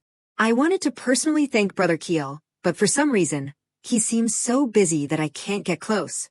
This naturally made her very dejected. An emperor truly has too much to worry about. Uni and Sophie, standing before her, hurried to comfort her. "Anyway, he is the leader of an empire. You should check the gifts from Pantherin." In the current situation, Jussilia's face darkened as she spoke dejectedly. "I have been avoiding this for a long time." There is still so much this time. Seeing the pile of gifts stacked like a mountain, Sophie tried to explain. They even said they worked very hard to reduce it to this much. This made Jussilia feel even more helpless. She thought to herself, the first time they sent enough to fill the entire guest room. It only decreased after I said I would not send birthday cards to father and brother anymore unless they limited it to 10 items each. Well, at least they stopped at this level. A necklace, beautiful shoes, even a crown. As she opened a gift containing a small dress, Jussilia continued, "Perhaps because I can now fully maintain my human form, they sent dresses, shoes, and jewelry. Is there anything else?" When she saw a gift that looked somewhat different from the others, Jussilia was immensely stunned. "This is a sword." She immediately took the sword in her hand and sank into her own thoughts. "The length and weight are perfectly suited for my current body, as if it were crafted specifically for me a long time ago. More importantly, this sword seems to be whispering, urging me to use it immediately. It is as if it is saying it will destroy all enemies around me and lead me to the imperial throne." While Jussilia was lost in thought, Xavier suddenly approached from afar and said, "This sword is Syrinchium. This piqued Giselia's curiosity, and she hurriedly asked, Cyrankium. Xavier explained in detail, that is right. This is a legendary sword passed down through generations of the Pantheran royal. He then expressed his excitement. I never thought I would live to see it with my own eyes. After listening, Giselia naturally cherished the gift even more, thinking with a smile, while we must prepare to— It has been 5 years since we met, and even though they have never seen me in human form, it is as if they have always been watching over me, so they prepared the gifts I need.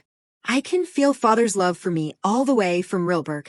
To protect my precious family, I will definitely destroy that dark divine beast. I will not die in vain like in my past life. Even though I have never studied swordsmanship, as a princess of Pantheran, I will learn quickly. The Pantheran royal family is famous for its powerful physical constitution. Ending her thoughts, Giselia spoke happily. I should send my thanks to Father. All right, Xavier, let us go train. Now that I have such a legendary sword, I can't just play around anymore. A few days later, while warming up her limbs, Giselia pondered, today is finally the day I spar with Claude using real swords. Up until now, we have practiced with wooden swords, but he has the highest level of swordsmanship among our peers. At that moment, Claude approached and called softly, Princess, you are here early. Giselia replied with a smile, Hello, Claude. I want to try out my sword right away. Hearing this, Claude was incredibly surprised. Princess, are you sure you want to spar with real swords? Giselia asserted firmly, Are you afraid? Don't worry, I will go easy on you. Claude immediately countered, I must say first, I have been called a genius since I was a child. Looking at my practice records, I have won 803 out of 802 matches. Giselia corrected him immediately, Hey, I won the first match yesterday, so it is a draw. Claude said calmly, that match did not have a clear result, so it should not count. Seeing him say that, Giselia did not argue further. She directly drew her sword and said, Fine, I will give you that. Anyway, this match will decide the tiebreaker. In an instant, the two of them stood facing each other on the training ground. With a confident smile, Giselia thought to herself, with this sword, I am completely confident I won't lose. Ending her thought, Giselia quickly moved forward to attack Claude. He also struck back directly without hesitation. While trying to parry, Giselia could not help but exclaim, So fast. You have grown quite a bit stronger. Claude replied calmly, It is not strength, but technique. Everything starts from the basics. Hearing this, Giselia replied with interest, Oh, interesting. Let us see how long you can keep your composure. In an instant, Claude unleashed his spiritual power and spoke with absolute confidence, This is not the time to rely solely on your sword. His action left Giselia utterly stunned. How did you create a magic circle so quickly? There was no time to chant a spell or use a magical tool. I have to dodge, she thought, immediately trying to retreat. At that moment, Claude suddenly wore an amused smile. He attacked swiftly, accompanied by a gentle reminder, Princess, you need to focus. In a flash, Giselia was pushed back, leaving her feeling somewhat helpless. Oh no, my balance is off. I have to get back into a stance. However, before she could do anything, Claude's power expanded, causing Giselia's eyes to turn dazed and helpless as she cried out, No. Under the surging power of the water, Giselia was pushed directly to one side.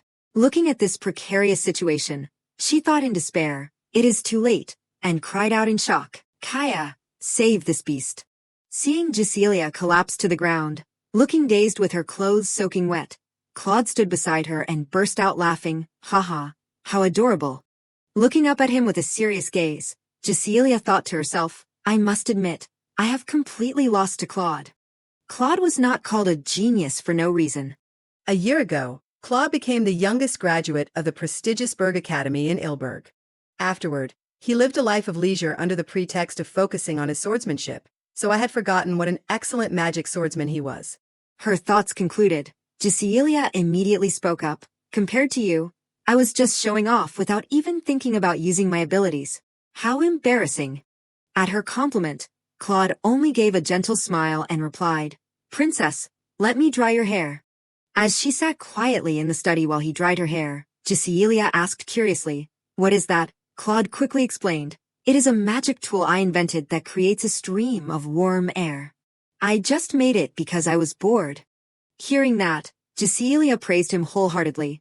You created such a wonderful thing for your own use, Claude said happily, but other than drying hair or clothes, it is not much use elsewhere. In this situation, Cecilia seemed to feel even more self-conscious before him. Claude is truly multi-talented. Compared to him, Seeing Cecilia lost in her own thoughts, Claude seemed to easily realize it. As he dried her hair, he thought to himself with a smile, I understand what you are thinking. Princess, you are too hard on yourself. Your feel for the sword, your agility, and even the way you distribute your strength, it is hard to believe you have only been holding a sword for such a short time. You seem worried about the dark divine beast. Perhaps I should wait until she tells me herself. His thoughts ended. Claude gently comforted her. Princess, I have practiced the sword for over 10 years. It would be more surprising if you could defeat me. At his words, Cecilia was naturally very surprised. Claude, are you comforting me? Claude smiled cheerfully and said, Princess, for you to dare challenge me while you are still getting used to your human form to learn swordsmanship, that attitude alone is enough. From now on, you can learn swordsmanship slowly, so please cheer up. After listening for a while, Cecilia seemed to regain her spirits and replied enthusiastically, Yes, thank you, Claude. Claude added a reminder, Anyway, today is an important day for your first outing from the palace. Please cheer up and enjoy it. The more she listened, the more Cecilia agreed. Claude is right. Let us go have some fun. At Cecilia's palace. Standing before Cecilia, Sophie said, I will escort young Master Claude once he finishes changing. Cecilia replied happily, Yes, thank you. As soon as she finished speaking, she glanced to one side. It was the egg that Bera had given her when they first met.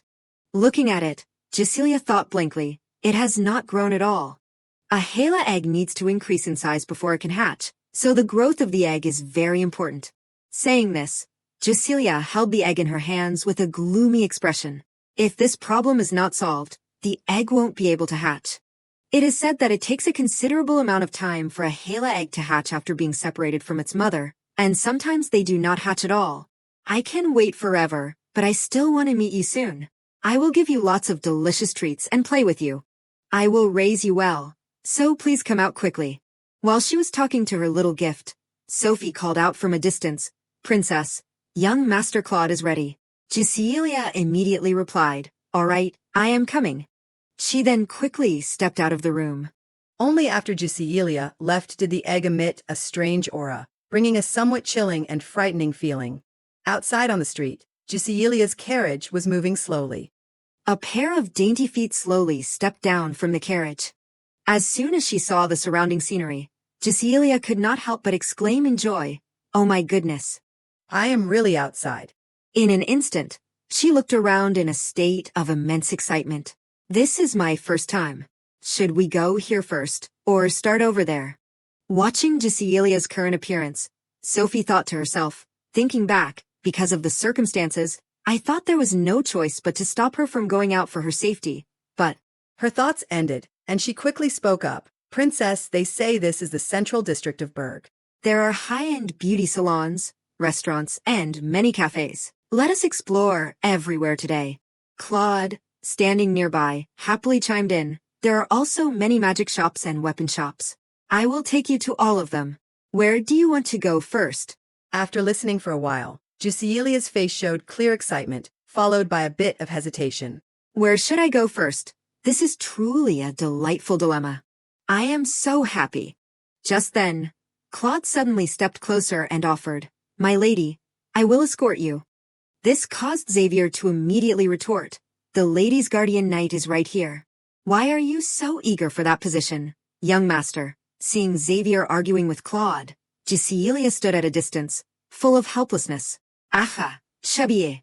Even Yuni was speechless at this behavior. Why is he acting like that? After a moment, Cecilia spoke up. Today I will accept Claude's escort.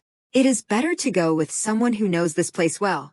This left Claude utterly stunned, and he could not help but ask again. Meanwhile, Xavier slumped dejectedly into Yuni's arms, making her frown deeply. You heard her. Please stay away from me. Contrasting with Xavier's disappointment, Claude smiled brightly and affirmed firmly, "It is an honor, Princess. I will take you anywhere you wish." And so, the two of them went on their excursion together. Looking at the delicious-looking food before her, Jusilia could not restrain her emotions and exclaimed, "This looks so good." This is truly a satisfying meal. She even finished countless cakes, leaving the plates stacked in a long row. Jusilia continued to enjoy her outing. Looking at the items in front of her, she asked curiously, "Is Bera here?" At the Day Magic Stone Trading Company. With a gloomy and bored face, Jusilia said, "Bera is away again today. What a pity." Hearing this name, Claude, standing behind her, asked, "Bera is the one who gave you that egg, right? I wanted to ask him for help with hatching the egg, and I also wanted to see him again." After hearing her thoughts, Claude immediately comforted her. If he is in charge of magic stones, he will come to the Imperial Palace often, so there will be many chances to meet. So, let us just enjoy today's stroll. You said you wanted to stop by a shop today, right? There is a famous store nearby. Shall we go there? Hearing that, Jusilia quickly regained her spirits and replied with a smile, "Yes, that sounds good." While walking with her, Claude gently asked a few more things. "We will take the carriage to the shop." What would you like for dinner? Shall we eat here? At that moment, Jusilia suddenly froze for a few seconds. What is this? I feel a familiar source of energy from somewhere. Seeing her suddenly stop, Xavier behind her quickly asked with concern, "My lady, are you feeling unwell?" Jusilia stammered, unable to find words. "Ah." A second later, she reminded them, "It is nothing. Let us hurry." While holding her hand to help her into the carriage, Xavier obediently replied, "Yes, my lady." However, he also seemed to have noticed something unusual in this place. Seeing that he had not left yet, Jusilia called out in wonder, "Xavier." Xavier immediately diverted his attention and hurried onto the carriage. "Ah, yes." At the National Council chamber in the Lilburg Royal Palace, a loud slam on the table echoed, followed by an irritable voice. "How disappointing." Ezekiel held the report in his hand, showing clear annoyance. The measures regarding the immigrant alliance on the northwest border, the disaster recovery plan, and the investigation into the recent serial murders all are unsatisfactory. Seeing him like this, all his subordinates were so terrified that their faces turned pale. His Majesty seems to be in a particularly bad mood today, does not he? Watching Ezekiel's anger, Zeter thought helplessly to himself, his mood has seriously declined since the princess went out. "Princess, please return soon." Ezekiel suddenly spoke up, "Other issues are also urgent, but ending these serial murders is the top priority." A few days ago, many people began to go missing and were murdered, starting from the imperial border. The investigation is progressing slowly because there is no common ground between the victims, and before that, there were disappearances near the capital. It is troublesome that these cases started right after Jussie's birthday. The more he connected these events, the more uneasy Ezekiel felt. Could it be related to the beast tribe that appeared that day? He immediately ordered, "We cannot allow any more victims." Recently, 10 people from one village went missing and were found murdered. I hope this worry is for nothing. Noah Silkira, I ordered the Royal Magic Engineering Lab to create magic tools to assist the investigation. What is the progress? Noah replied with a sweaty face and shifting eyes, "Sir, we lack manpower because the large-scale magic tool development project we are working on is still unfinished. We do not have any results worthy of presenting yet. Please forgive us." Hearing that, Ezekiel coldly questioned him. "You can't complete the work due to a lack of manpower, so if you had enough people, you could produce results." Noah hurriedly replied, "Yes, I will definitely present a result that satisfies your majesty." Ezekiel did not judge further, only gently reminded him, "I understand. I will assign more capable personnel. Focus on closing this case." The subordinates obeyed and spoke in unison, "By your command, your majesty." At Claude's side, he was scratching his ear and asking himself, "Is someone talking about me?" Just then, Jusilia's voice echoed from a distance, "Claude, which one looks better?" Seeing the two ties in her hands, Claude asked curiously, "This tie?" Jusilia smiled and replied, "Yes, I am going to give it to Ezekiel." Hearing this, Claude seemed to understand. So this is why the princess came out. She wanted to personally choose a gift for His Majesty. The more he thought, the more pensive Claude became, not knowing what to say. He then laughed at himself. She always says I am her first friend. But I actually know that there is a more special bond between the princess and His Majesty. Despite his thoughts, he still gave Gisela advice with a smile. I think this color would suit him better. this made Gisela feel very conflicted. After a while, she spoke up. I have decided. From here on, let us move to that part. Give me all of them. Hearing these words, everyone was stunned and jumped in surprise. Contrasting with their surprise, the shop owner was naturally overjoyed. Thank you, customer. Gisela smiled to herself as she left with the gift in hand. It is my pleasure. Seeing her radiant as a flower after buying half the shop, Claude stood behind her, feeling somewhat helpless and thinking, that was the moment I truly realized Her Highness the Princess's wealth. While he was lost in thought, Gisela suddenly held out a gift toward him and said with a smile, Claude, this is for you. This naturally left Claude speechless with surprise. Princess, Gisela said gently. Claude has also, under Gisela's current action, Claude naturally felt extremely happy, immediately vowing, I will follow the princess for the rest of my life. I will turn this tie into a family heirloom. Gisela quickly reminded him, you must not store it away as an heirloom. Please wear it, that is why I gave it to you. With a smile on his face, Claude replied, yes, princess. And so, with just one gift, Claude was happy all day long, thinking to himself, I am so happy to be able to become closer to Her Highness the Princess. Perhaps because of Her Highness's warmth, I want to continue being a source of strength by her side. At the end of the day, sitting next to Claude on a bench, Gisela said, today was truly fun. She then made a wish. I wish every day could be like today. However, Gisela seemed to realize her position and added with a smile, I should head back now. What a pity. Seeing her regret, Xavier reminded her, you can come out again. His Majesty has permitted future out. Xavier affirmed with a smile, yes, from now on, whenever you want to go out, my lady, we will go. The more she heard, the more Gisela praised him. Xavier is the best. Meanwhile, Gisela added excitedly, next time, I hope Ekiel will come too. He looks tired lately. If he comes out, maybe his mood will improve a bit. Just then, she felt a strange energy again.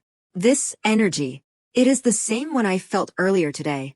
The more she focused on it, the more curious she became. Where on earth is it coming from? Seeing Gisela suddenly looking around in a confusing manner, Xavier quickly called out, Princess. Gisela did not answer, still intently tracking the movement of the spiritual power. After a few seconds, she thought happily, I found it. That tree. Gisela stood up abruptly, to the surprise and bewilderment of Xavier. Princess. She said nothing and simply walked forward. Standing before the tree that emitted the strange spiritual power, Gisela thought to herself, this tree. The more she thought, the more curious she became. What kind of tree is this, anyway? As if hearing her question, a voice from a distance replied, this is an Anash birch tree. Hearing that, Gisela was very curious. Anash birch, Claude gently said. Yes, this is the largest Anash birch tree in the capital. After listening for a while, Gisela seemed to understand. I see. A tree that took root from a fragment of mine. Is that why it feels so familiar? Her thoughts ended, and she reached out to gently touch the trunk of the tree before her. In an instant, another scene appeared before Gisela's eyes, making her feel even more suspicious. What? Where is this? This atmosphere is similar to the space in my dreams. Am I dreaming? Ever since I met Anash, I have not had that dream anymore. What exactly is happening here? Just then, Gisela suddenly saw a figure in the distance. Who is that? Then she stepped closer and asked, Anash. She wore a bright smile, thinking, if Anash is here, then is this place a space like the one in my dreams? Another voice suddenly rang out. It has been a long time. Did you call me here, Anash? Following the direction of the voice, Anash quickly turned her head to look. This left Gisela utterly stunned. Why? In an instant, she looked in the direction Anash was staring, followed by extreme confusion. Why are you here? Veronia. The voice that just spoke belonged to none other than Veronia. Stepping forward, she spoke, as expected, from 1,000 years ago. Seeing Veronia pass right through her body, Cecilia was naturally shocked. You passed through my body. Meanwhile, Veronia and Anash were unaware of her existence and continued to chat happily. You fought with Ganache again. Fought. In an instant, Cecilia understood the situation. Now I see. This is not happening in my dream. My older brother protects me too much. It is quite frustrating. It is because Anash is special. This is inside Anash's memories. After learning that I am the reincarnation of Anash, I have restored most of my past life memories. But I could not feel the emotions from those memories, so I only considered them information to fight against the dark holy beast. I thought so. Immediately, Cecilia was moved to tears and thought, but now, even the emotions I had back then are returning. These memories no longer feel like they belong to someone else. Is it because of the fragment of my soul within the birch tree? My past life memories are resurfacing once more, along with their emotions. My precious friend, who was so shy that even the beast king she blessed avoided living near her. Because you are like that, I hoped even more that you would not be caught up in the war. And yet, Veronia could not just stand by and watch life fade away. She eventually appeared on that battlefield, protected me and countless lives, and then fell. Because Veronia viewed the children she blessed as her own, even as she was dying, she asked me to take care of them. But I also died along with the dark holy beast, so I could not keep that promise. But this time is different. I will definitely protect them. This is my promise to you. Thinking of this, Cecilia showed her clear determination. I will definitely protect that child. She lowered her eyes slightly. Returning to reality, gazing intently at the tree trunk before her, Cecilia thought to herself, I am so glad I could meet you again like this, Veronia. At that moment, Cecilia suddenly felt a wave of exhaustion and frowned. Seeing her looking a bit dizzy, Xavier, standing nearby, hurriedly asked, Your Highness, are you all right? Cecilia smiled and replied, I am fine, just a little lightheaded.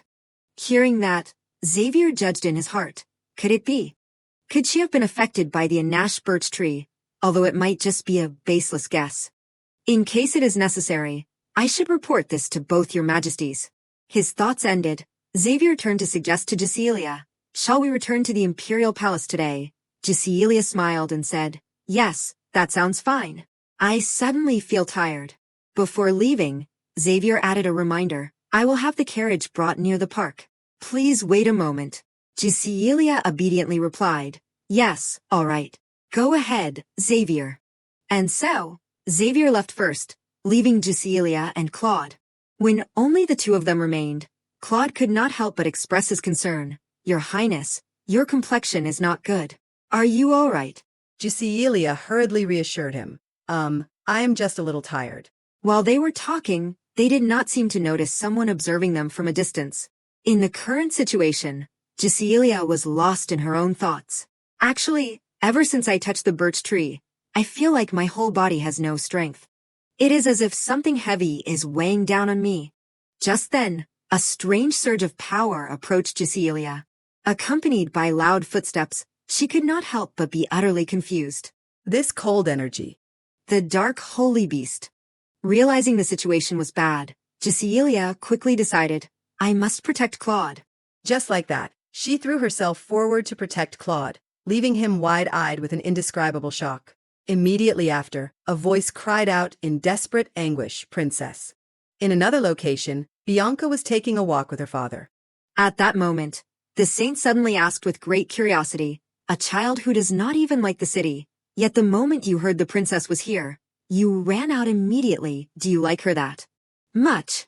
Bianca replied with a face full of affection, Of course. After meeting her in person, I like her even more. She is even more wonderful than I ever imagined. As she finished her sentence, she felt a strange surge of energy brush past her. In an instant, the figures behind them caught Bianca's attention. What is this? An energy I have never felt in my life. Seeing her suddenly look dazed, the saint wondered, Bianca, is something the matter? Bianca forced a smile and replied, It is nothing. Let us hurry.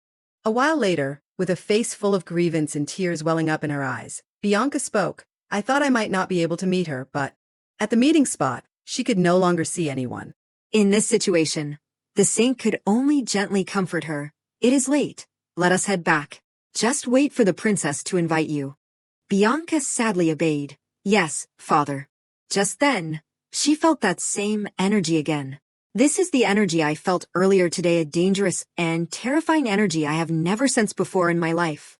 She quickly glanced toward the source of the radiating energy and thought, and it is even stronger than before. What kind of energy is this, anyway? Her thoughts were interrupted when Bianca spotted Claude and Cecilia in the distance, which surprised her greatly. The princess and the young master are still out. In a flash, Bianca understood the problem. And that person is the one carrying that dangerous energy. Without a word, Bianca charged forward, leaving the saint standing there in total shock. Bianca, where are you going? Running for her life, Bianca thought to herself, the princess is in danger. Fresh blood splattered into the air. Standing in front to protect Cecilia, Bianca screamed at the top of her lungs, Princess. Cecilia immediately recognized the voice and judged, this voice. Bianca. What is happening? Just as she wondered, Xavier, having just dealt with the strange man, spoke up. What on earth is going on? Cecilia confusedly held Bianca in her arms and replied, Yes, Xavier, I am still safe. She then stared intently at the figure before her with unease. Why did I feel the energy of the dark divine beast from that human? What exactly is going on? At that moment, the man was struggling to stand up, using his terrifying magical power. In this situation, Xavier was startled and extremely worried, shouting urgently, This is bad. They can use magic. Princess, be careful. Before he could finish his sentence, another powerful surge of energy overwhelmed the strange man. This left the man helpless, able only to grit his teeth and endure it. Feeling this surge of magic, Cecilia was completely surprised. This magic. Who on earth is it? A voice quickly called out, Princess. When she saw Claude, Cecilia called out blankly, Claude. Approaching her, he asked, Did you hear what I said? Now do you believe that I grew up with the title of a genius? Seeing his confidence, Cecilia naturally had to express her admiration. Yes, you truly are a genius, Claude. While they were talking, another voice called out from a distance, Princess, what is the meaning of this? It was none other than the saint. He ran toward Cecilia in a panic. Oh, my Bianca. Given the dangerous scene just now, Xavier and Sophie naturally had to have a serious discussion. What happened? I am truly sorry. At Claude's side, he looked down at Bianca and praised her wholeheartedly. By the way, that young lady is quite impressive, daring to step up and protect the princess like that. Cecilia immediately held Bianca tightly, agreeing completely. Yes, she was trembling with fear but still tried her best to protect me. She then smiled and thought to herself, sacrificing yourself for others. You really are like Veronia. Seeing Bianca regain consciousness, Cecilia immediately asked with concern, Bianca, you are awake. Bianca did not care about her own health at all, only asking worriedly, Princess, are you all right? Cecilia replied gently, Of course I am fine. Bianca protected me like this. Only then could Bianca breathe a sigh of relief. Princess, thank goodness. Meanwhile, Claude, listening from the side, felt a bit envious. I was the one who protected her too. Xavier approached them and asked kindly, Princess, you felt it too, did not you, from that person? Cecilia quickly replied, Yes, I felt the energy of the dark divine beast. Despite saying that, she was still filled with doubt, thinking, but it is so strange. Why would I feel the energy of the dark divine beast from a human being? And so, the strange young man was taken into custody. Before he had gone a few steps, he emitted a strange energy and said softly, Everything will proceed according to that person's will. In an instant, his gaze suddenly changed. As if returned to his true self, the young man spoke up in confusion. Who are you? No. Where is this? Why am I tied up like this? Was I possessed? Seeing him like this, Cecilia understood the problem. There is only one person who can control humans like this. A follower of the dark divine beast who uses illusion magic, like Alf. I believe he is the one who always accompanies Hill. I did not expect him to still be guarding the dark divine beast even now. Her thoughts concluded. She spoke seriously. Claude, can you contact the regent or another archmage? Ask them to investigate that man. It seems he was controlled by some power. If we investigate, we should find something. Following Giselia's order, Claude replied seriously. Yes, understood, princess. While discussing the plan with him, Giselia still did not let go of Bianca's hand for a second. At this point, Bianca chimed in, providing more information. Princess, actually, I saw that person today. He was emitting a strange energy that caught my attention. I sensed it at the park and followed it, which is how I found the person attacking you, princess. Hearing this, Giselia was very surprised. You can sense that energy, Bianca quickly replied. Yes, it is very weak, but I can still feel it. It is hard to explain. The more she heard, the more Giselia was certain of her thoughts. As I thought, Bianca still carries the A promise was formed right then in her mind. Veronia, entrust your child to me. This child who risked her life to save me, I will protect her. With a smile on her face, Giselia gently asked, Bianca, do you have time tomorrow? Bianca replied obediently, yes, I have no special plans. As soon as she finished, Giselia immediately suggested, if you are free, would you like to come to my palace tomorrow? The scene shifts to the manor, and Ezekiel's voice rings out just in time. Gise, I am coming in. The moment she saw him, Giselia jumped, her face showing a hint of fluster. Ah, you are here. Wait a moment, Ezekiel. Seeing this, Ezekiel could not help but feel suspicious. What is she doing in there? Before he could react, she suddenly rushed out, a bright smile on her face. Hello, Ezekiel. Noticing the silk fabric wrapped tightly around Giselia's body, Ezekiel raised an eyebrow. What is going on, Gise? Then his face turned curious. What were you doing in there? Faced with a barrage of questions, she hastily changed the subject. More importantly, how did the interrogation go? Giselia stared at Ezekiel with wide eyes. I heard that Ezekiel personally interrogated the attacker. His voice suddenly dropped low. That is right, but the problem is... Ezekiel went silent for a moment before continuing. He has absolutely no memory of what he did.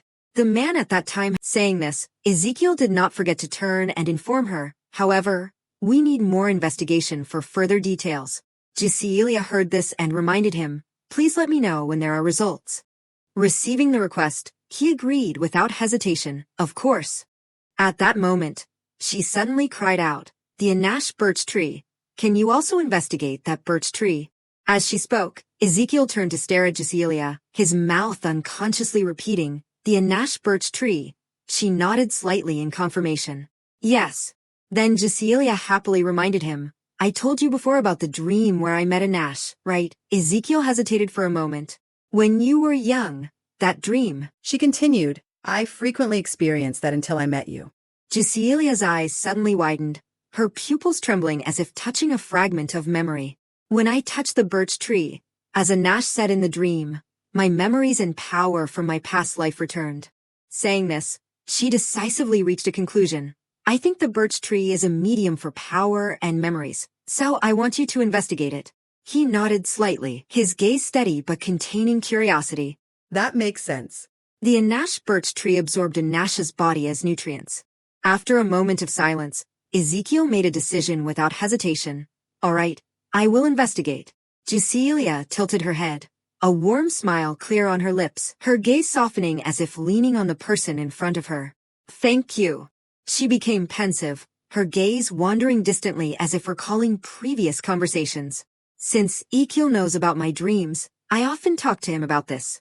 So, this is how it becomes useful.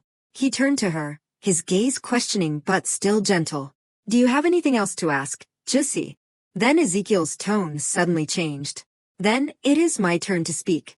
Before Giselia could react, he suddenly pushed open the door behind her. Ezekiel tilted his head slightly, his gaze directed at the piled-up boxes. What are all those boxes? She let out a soft sigh, her face showing helplessness but also a bit of amusement. So this is the main topic. I thought you would let this go. He stepped closer, scanning the items carefully, his gaze becoming more confused as the quantity exceeded his imagination. She reached out to touch the gift boxes. In an instant, they wobbled and fell straight down. Witnessing the scene, Cecilia was almost speechless. One of the gifts unexpectedly landed right on Ezekiel's head. Seeing this, she hurriedly reassured him, "It is okay." Meanwhile, his gaze stopped at the piece of fabric at his feet. "Atie." Cecilia put on an embarrassed expression, her voice trembling slightly. "I intended to wrap them in pretty gift boxes to give to you. Since you have already found out, I guess there is no other choice." Cecilia gathered her courage and looked directly at Ezekiel, her eyes sincere and a bit worried, her voice becoming firmer. "They are gifts. I worked very hard to choose them today." Hearing this, he reached out to touch the tie, simultaneously making a guess. "The reason you went out today was probably—" Cecilia admitted it without hesitation, "to buy gifts for you." "I am grateful to you for many things, so I wanted to repay you." She continued to show off her achievement proudly, her voice a bit excited. "I even engraved your name using my ability." Ezekiel looked closer, his gaze gradually shifting to admiration, his voice deepening as if making a serious assessment. "I see. To complete such delicate work means your control over your power has reached a significant level." At that moment, Cecilia suddenly sat down on the chair and patted the empty spot beside her. "Let me tie the tie for you." Immediately after, Cecilia gently created the knots on the tie. Once finished, she stepped back a bit, a bright smile on her lips. "It suits you. I can finally breathe a sigh of relief now." Back to Ezekiel, he rubbed the tie. "From now on, I will only wear ties given by Jissi." Hearing this, she looked helpless. "Good grief." Ezekiel looked up with a sincere gaze, his voice soft but clear. "Thank you, Jissi." Ezekiel's hand unconsciously felt the tie again as he called her name, Jissi. He turned away slightly, his gaze becoming serious and heavy, his voice carrying a sense of conflict. "You think of me that way, yet I am sorry for being unable to protect you when you were in danger." After saying that, Ezekiel's heart ached even more. "If Lilburg, the place that should protect you, is not safe, Jissi, would it be right to send you away?" Seeing his sad expression, Cecilia immediately shook her head. "It is not your fault. Do not apologize. And today, Xavier, Claude, even Bianca tried to save me." Saying this, she giggled. "I vowed to protect everyone, but it turns out I am the one being protected." At that moment, Cecilia lowered her gaze and almost whispered, "I feel like I still have a long way to go to become strong." Then suddenly Cecilia looked up straight into Ezekiel's eyes. "I also need to take revenge for you." Hearing this, he instinctively remembered her voice echoing from within his subconscious. "Don't try to carry everything alone. I will quickly become strong and destroy that dark divine beast for you." Thinking of this, Ezekiel unconsciously smiled. "Jissi, that happened many years ago, and you still remember." Then he instinctively reached his hand toward Cecilia. "Jissi." Ezekiel gently stroked her hair, not forgetting to reassure her, "You have done well. You do not need to take revenge for me." Ezekiel continued to stroke Cecilia's ear, his voice sounding like a gentle song. "Just your existence alone is enough to put me at ease." Not stopping there, Ezekiel added nonchalantly, "Or I will take revenge on him first. Then you can come in later and finish off the weakened beast, okay?" As soon as he said that, Cecilia frowned slightly. "Just coming in to hit him once at the end and then finish him off? What kind of plan is that? That is a cowardly tactic." Noticing the dissatisfied expression on Cecilia's face, he smirked. "In battle, there is no such thing as being too cunning. As long as you win." She, who had just expressed disagreement, now nodded in approval. "Now that you mention it, that is true." In the quiet night, Ezekiel gradually fell into his own thoughts. "Jissi, as you gradually regain more memories of your past life, I worry that I will look weak and childish in your eyes. Even when that day comes, when you regain all your memories, I want you to know one thing, that I am not a child who needs your protection." "In the distant future, even if you become stronger than me, I will grow and become your equal to help you." Thinking of this, Ezekiel's hand tightened on the tie as he silently made a vow. "Therefore, I will always wait, and I will follow you anywhere." On her side, Cecilia turned around abruptly, staring wide-eyed at Ezekiel. "Ezekiel." Cecilia immediately brightened up as she recalled the happy moments, her voice somewhat lively. Yes, it was so much fun. The capital, Lilburg, is such a vibrant and wonderful place. I do not know who rules it, but it looks so peaceful. Then she looked up at Ezekiel, her gaze becoming solemn yet maintaining its gentleness. So, please continue to rule it well, Your Majesty. Hearing this, he chuckled softly. How can I refuse, Princess? Jusilia giggled. You are so cheesy, Ezekiel. Jusilia suddenly remembered something and continued. By the way, Claude said today. The scene shifts to the next day, at the residence of Count Cantel. At the same time, Claude was standing in front of the mirror, looking at himself like a mirror on the wall type. Then he turned around. Do I look even more handsome today? The butler nodded in admiration. Of course. Rumors of the young master's beauty have surely spread beyond Lilburg all the way to the Penterin Empire. Receiving the compliment, Claude became even more proud. Truly, this handsomeness cannot be hidden no matter how hard I try. Hearing that, the butler turned to a corner and whispered, What is the use of being handsome, if you just follow the princess around all day? Another servant entered, holding a carefully sealed envelope. Young master, a letter has arrived for you. He turned back, his gaze showing a hint of surprise. For me. The servant quickly reported, Yes, it is an official document from the Magic Technology Research Institute. Claude gripped the letter tightly in his hand. His gaze suddenly changed markedly. Claude stared at the letter, his eyes scanning quickly over each line, then suddenly stopped. As soon as he finished reading the lines, he gritted his teeth in anger. An admission notice. Claude snarled, emphasizing each word. Admission notice. Claude Cantel is officially appointed as a member of the Lilburg Royal Magic Engineering and Technology Research Institute, and today is the day of enrollment. Enrollment is mandatory. According to Imperial Law, Article 1, Section 1, the mages of Lilburg must participate in activities to protect the citizens of the Empire. And the Lilburg Imperial Magic Engineering Research Institute that Claude must join is a place that develops important technical facilities and has many characteristics. Rumor has it that this place has a heavy workload with mandatory overtime. Claude immediately made a deduction. This is definitely a plot to separate me from the princess. In his imagination, Jusilia was screaming frantically, Claude, while he rushed to her, Princess, only for Ezekiel to play the villain and say, Stay away. Thinking of this, Claude became even more furious, his voice almost a scream. This cannot happen. Without hesitation, Claude crumpled the letter and made a decision. I need to go see my uncle immediately. He hurried out of the room, his mouth constantly muttering, I have to ask how this happened and if I can go somewhere else. Suddenly the butler spoke up, if possible. He continued seriously. The servant said that the young lady told him to deliver this message, if the young master refused. Be grateful that we overlooked your laziness, even though it has been many years since you graduated from the academy. Especially, do not even think about bothering my brother about such things. Hearing this, Claude was somewhat angry but also nodded in agreement. She has a point. Not stopping there, the butler continued, and that lady also said that the Magic Technology Research Institute is located next to the Stella Palace, so it will be easier to meet the princess. Receiving the information, Claude smirked. Really, in that case. He burst into tears of joy. I will go there and be even closer to the princess. Just you wait, Your Majesty. The scene shifts to Stella Palace.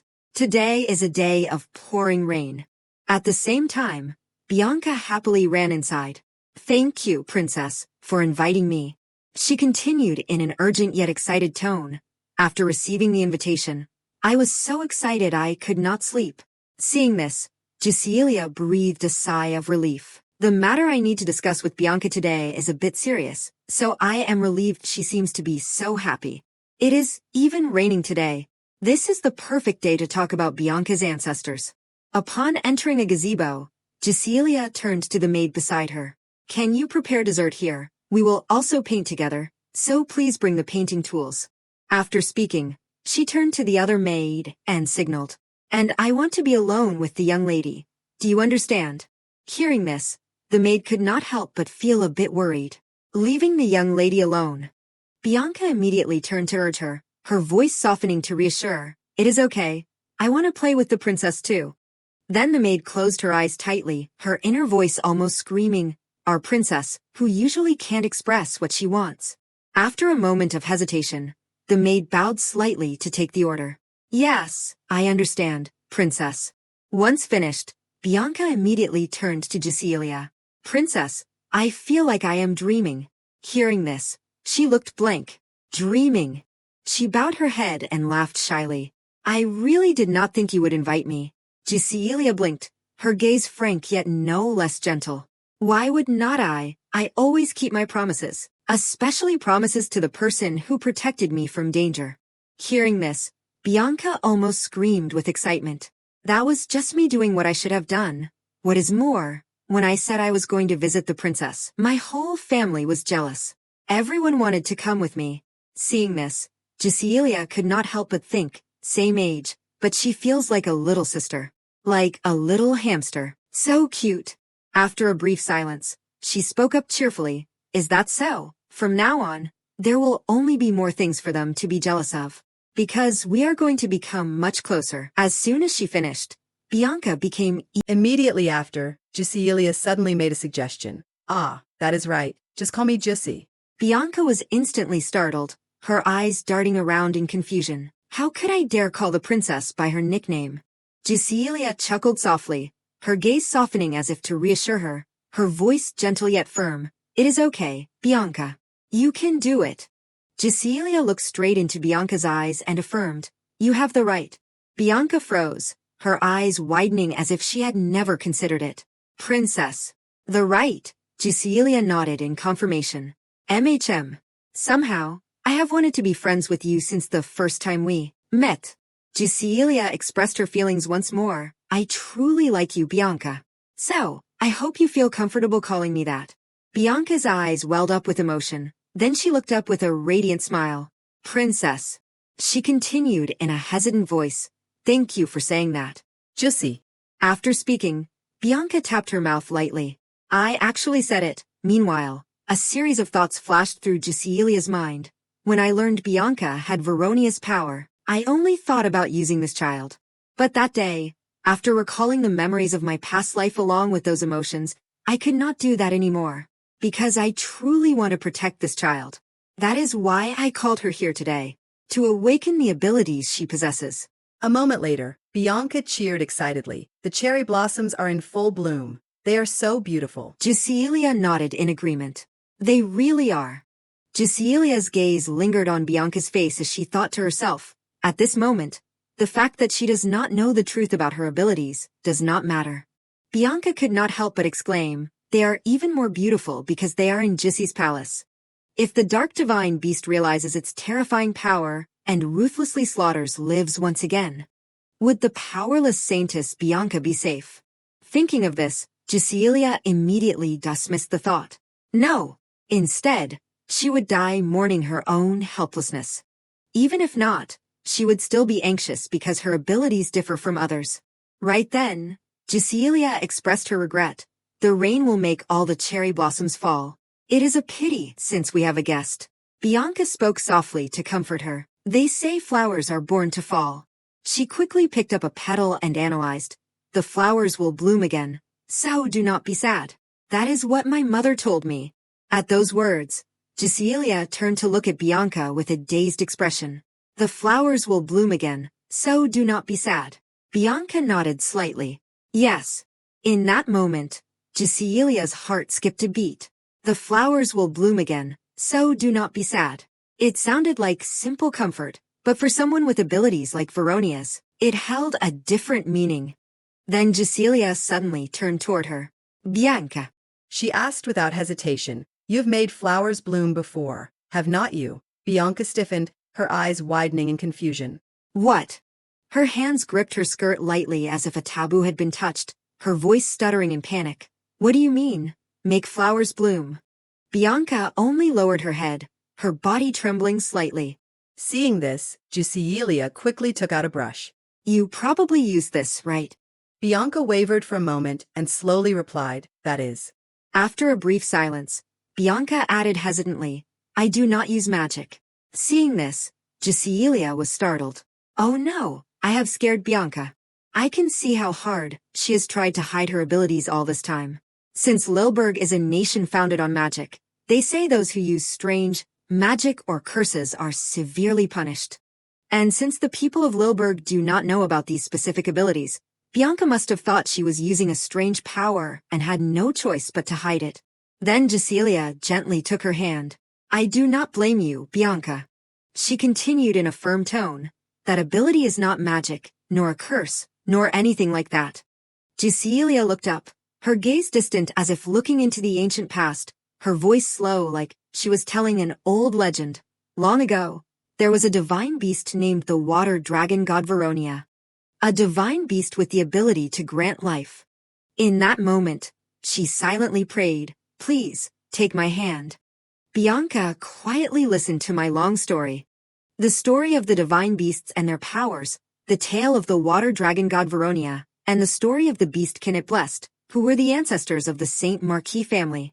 The speculation that Veronia's power seemed to have merged with the magic of the Saint Marquis family, and the hypothesis that this power manifests through paintings. Just as it seemed Bianca would stay silent, she finally spoke. I see. My power. Bianca's eyes widened, her gaze enlightened, and her lips trembled slightly.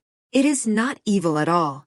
Cecilia looked at her, her gaze gentle with a hint of sorrow. You must have suffered mentally all this time. She reached out to hold Bianca's hand. Bianca's power. Cecilia looked straight into her eyes and affirmed firmly, it is unique in this world. Bianca's eyes instinctively brightened at those sincere words of comfort. She lowered her head, her voice trembling with emotion. Jessie, thank you for telling me. Cecilia tilted her head slightly, but her gaze became more serious, as if preparing to say something important. Bianca, the reason I told you the story is that I actually need your help. The atmosphere suddenly grew heavy, and her eyes turned cold as she mentioned the threat. The dark divine beast has been reincarnated. Therefore, I need companions to prepare for the final battle, together. Cecilia's gaze was fixed on Bianca, her voice filled with determination. This might be a heavy topic for someone as young as you, but could you lend me your strength? Bianca bowed her head, her eyes darkening as she recalled her past, her voice small but clear. I was always curious about my own existence, wondering why I could not use magic as well as my older brothers. Bianca's voice trembled slightly as she immersed herself in memory. So, I painted. She continued nostalgically, because even someone as inadequate as me could become a talented mage within a small painting. Returning to reality, Bianca declared solemnly, so, for Jessie, who recognized me when I felt worthless, using this ability is only natural. Cecilia smiled softly, her gaze gentle as if seeing a living miracle before her. I do not know how you, among the holy descendants, awakened this ability, but I am so glad that you who reminds me of Veronia possessed this power. She smiled brightly and offered gentle comfort. That must have been a difficult decision. Thank you for joining me. Cecilia gripped her hand tightly and affirmed, of course, I will make sure you are never hurt, Bianca. After speaking, she cheered excitedly. Now, let us develop your abilities even further. Bianca blinked, her gaze still a bit bewildered. Develop my abilities. Cecilia nodded, her eyelashes fluttering, her smile shining as if she had seen the path ahead. The power of the water dragon becomes more wonderful the more you practice. As she finished, she drifted into her own world. I wonder how strong this child will become. There are so many things I want to teach you from now on. I could not protect Veronia's children before, but this time I will. Immediately after, Cecilia made a request. To do that, please show me how you usually paint. She did not hesitate and replied quickly, yes, I will. A moment later, Bianca paused, the fingers holding the brush suddenly loosening. Beside her, Cecilia covered her mouth to suppress a gasp. Oh my goodness. A painting of cherry blossoms was completed, and they were incredibly lifelike. Turning back to Bianca, she looked worried. What if my ability does not meet the princess's standards? Suddenly, Cecilia collapsed to the ground, and Bianca called out anxiously, Jessie. Cecilia stared intently at the flower in her hand. The flowers. They never wither. The real cherry blossoms fell with the rain, but the flowers Bianca painted maintained an eternal life. She turned back, her eyes shining with pride and a radiant smile. Wonderful, Bianca. Cecilia tilted her head, her gaze curious like a child discovering something new. Can you paint other things as well? If so, feel free to use your power and paint them. Bianca looked up, her eyes bright as if she had just found her purpose. Okay. Before Cecilia's admiring gaze, she became even more confident and painted frantically. In an instant, her childhood appearance was recreated. Cecilia hugged the white tiger dolls with a dazed and amazed look, while Bianca excitedly bragged, I often paint your white tiger form, Jessie. After a moment of being stunned, she giggled. This is even more wonderful than I imagined. Turning back to Bianca, she unconsciously smiled. I think I have gained a truly wonderful friend. On this side, Cecilia calculated secretly, if this ability is fully awakened, it will definitely be a huge help. Bianca turned to praise her. But anyway, the real-life Jessie is still more wonderful. Hearing this, she laughed softly. Thank you. That moment soon passed as time flew by. All the spring flowers blooming on the trees fell, and the hot summer arrived. There were many changes during this time. First, since I completely mastered the transformation magic, I began to learn new etiquette and knowledge. Additionally, replacing Claude, who had joined the Magic Engineering Research Institute, I began learning swordsmanship from Xavier. As for Bianca, she began to immerse herself in her own world of painting. Along with Ezekiel, who tirelessly prepared for the future through training. Bianca's gaze rested on Ezekiel and Cecilia. She could not help but admire them. I have watched them spar countless times, but every time it amazes me. At this moment, she wore a bright, rare smile. Bianca's eyes darted around again. It is like being on a real battlefield. At the same time, Ezekiel's body suddenly flew into the air. Witnessing that scene, she thought to herself, the king won this sparring session, but next time, the princess might actually win. Ending the battle, he called her name in a low voice, Jessie. Ezekiel stared at Cecilia and gave his assessment. Your signature blue flame is too prominent. You need to change it so the enemy does not recognize it as an attack. Hearing this, she looked a bit sulky. That is true, but how can I make the blue flame not look so scary? Ezekiel made a suggestion without hesitation. How about changing its shape? Sometimes when the flame changes shape, the temperature also increases. I will ask Claude for his opinion on this. Cecilia's eyes lit up upon hearing this, and she replied quickly, if you are going to ask Claude, I will just ask and discuss it with him directly. He paused for a moment. Jessie is going to ask him directly. Faced with Ezekiel's dazed look, she said innocently, yes, I have invited him to dinner tonight. Since we are eating dinner together anyway, I will ask about it then. Suddenly, Ezekiel's tone changed. Jessie. Cecilia's eyes widened. Ezekiel's expression. He bowed his head slightly, his voice dropping low, carrying a rare sense of feeling left out. Why did not you invite me? Noticing that Cecilia was still confused, Ezekiel acted spoiled again. I feel abandoned. She was instantly panicked, her voice urgent. Abandoned? Not at all. Claude has been working all night, even on his birthday, so I invited him over to comfort him. Right, Bianca? Bianca nodded vigorously, her eyes a bit tense.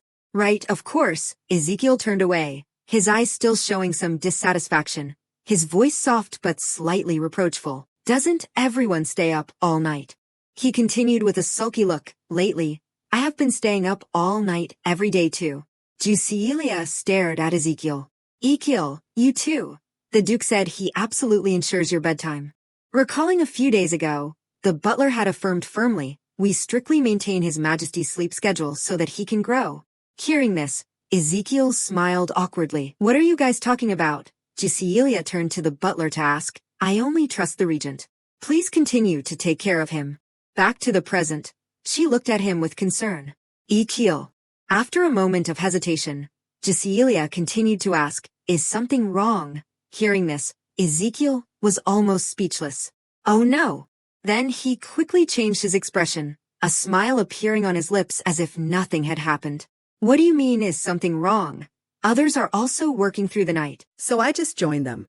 Immediately after, Ezekiel suggested happily, can you invite me to join them? I think I could work harder if you did. Without hesitation, she nodded in agreement. How could I not? Of course you can. Bianca and I are making cookies ourselves, so you must come. I should also prepare some nutritious food. After speaking, Bianca turned to Juicy Elia and made a suggestion. Let us make strawberry cookies. She smiled radiantly. Great. Let us make both types. How about chocolate mousse too? On this side, Ezekiel fell into deep thought. This child already has too many worries about the dark divine beast. I almost said something unnecessary. The disappearances started happening around Jissy's birthday. If she knew about this case, she would definitely worry. So, it is better for Jissy not to know. Aiming to break the tense flow of thought, Ezekiel smiled. I am looking forward to it, Jissy. Gisielia nodded, her gentle gaze responding with a warm smile. Yes, Ezekiel. However, inside the kitchen, Bianca could not help but exclaim, being the emperor is truly a difficult position. There are too many things to be responsible for. Gisielia heard this and nodded. Exactly. She continued with a forced smile. I could never do that even if I died. Everyone is amazing. Suddenly, Gisielia lowered her voice, her tone somewhat sad, because I could never give up spending time with someone so precious. She added, but the emperor is the embodiment of everyone, so they can't do that. That is why I am grateful to my brother every day. Then Gisielia smiled, her eyes sparkling with gratitude. If it were not for my brother, I would have no choice but to become the emperor. Then I would not be able to spend time with Bianca like this. Bianca looked up at her with teary eyes. To think you are still thinking about me even now, I am so touched. Hearing this, Gisielia giggled. You are touched by that. I am so embarrassed. In that moment, a thought surfaced in her mind. The reason we could become so close in such a short time is probably thanks to Bianca, who loves me unconditionally. From now on, I will also be by your side forever. After knowing that her ability was not evil, Bianca wanted to proactively develop it, so she had come to the Stella Palace every day since that day. Bianca's ability manifests when she paints using tools infused with magical power. And it is hard to believe she had lived hiding such a wonderful ability. In just a few months, Bianca's power developed rapidly. Initially, flowers painted on an easel bloomed into real flowers, and a white tiger painted on paper became a lifelike doll. But when Bianca began turning drawings in mid-air into reality, the ability developed in a completely new direction. In an instant, Bianca, who had always been sad, was now smiling everywhere. The manifestation of Bianca's ability had three aspects. First is puppet control, the ability to create and control life forms or objects. She turned inanimate objects into something close to their essence, and living creatures into something close to dolls. Second is powerful offensive power, attacking with a paintbrush. It is still being researched, but that offensive power is developing every day. Finally, the space door, the ability to draw doors that can move through space. Currently, she can only move short distances, but it seems that range will expand soon. Although it is a pity she could not use Healing Veronia's main ability, it is undeniable that Bianca's abilities are remarkable. When ability and magic combine, miracles happen. Thinking of this, Gisielia fell into a complex stream of thought again. She was silently grateful, and the fact that this ability could awaken to this extent was largely thanks to Marquis Saint. Standing before Gisielia, Saint bowed slightly. I understand. That child no longer has to suffer because of an ability that is different from others. He bowed again. I can only be grateful to the princess. Bianca being able to come to the palace every day is thanks to the Marquis's permission. A father who would do anything for his daughter's happiness, she has a good father.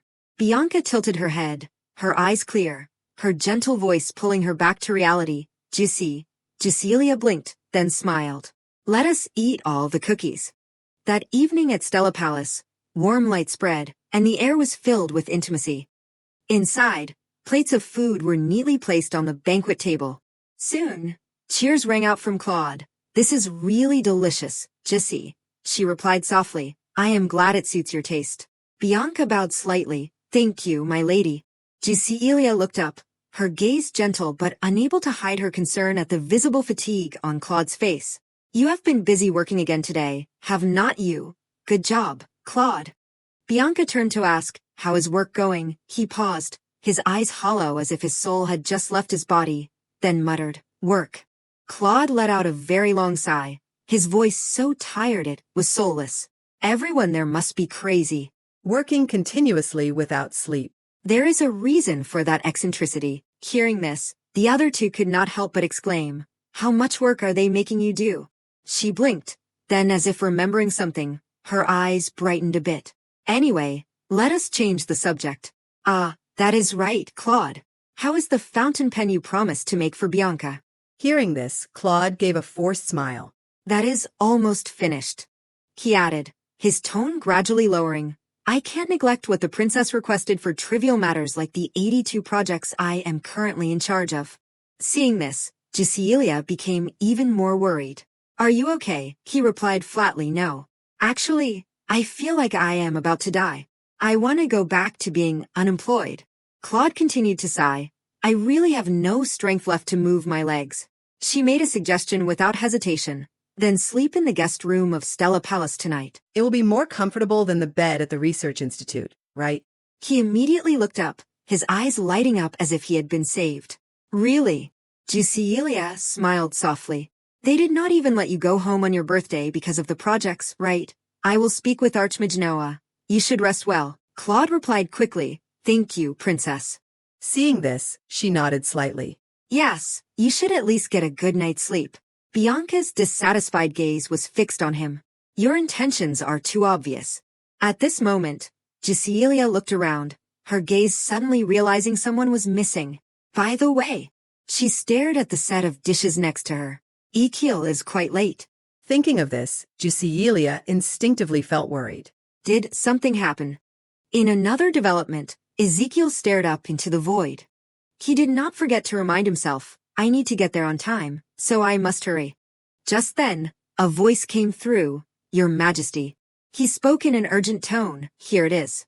As soon as the words were out, Ezekiel immediately turned and went straight inside the house.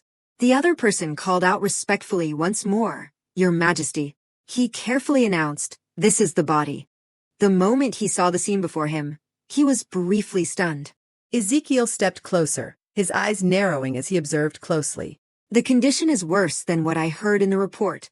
The man added quickly, "He went missing this morning." He frowned slightly, but in only half a day, it turned into this. Serial killings are occurring throughout the empire. Now they have started happening near the capital, and the level of damage is gradually increasing. After hearing reports that the bodies found were in a strange shape, I came to verify it myself. At this moment, Anna stepped closer hesitantly. "Your Majesty." He lowered his voice almost to a whisper. "I do not feel any magical energy at all. Could it be?" Before Anna could finish, Ezekiel affirmed, "Yes."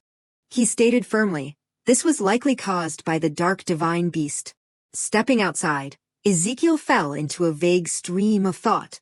I wonder how they kidnapped so many people, but if the dark divine beast is involved, then all questions are answered.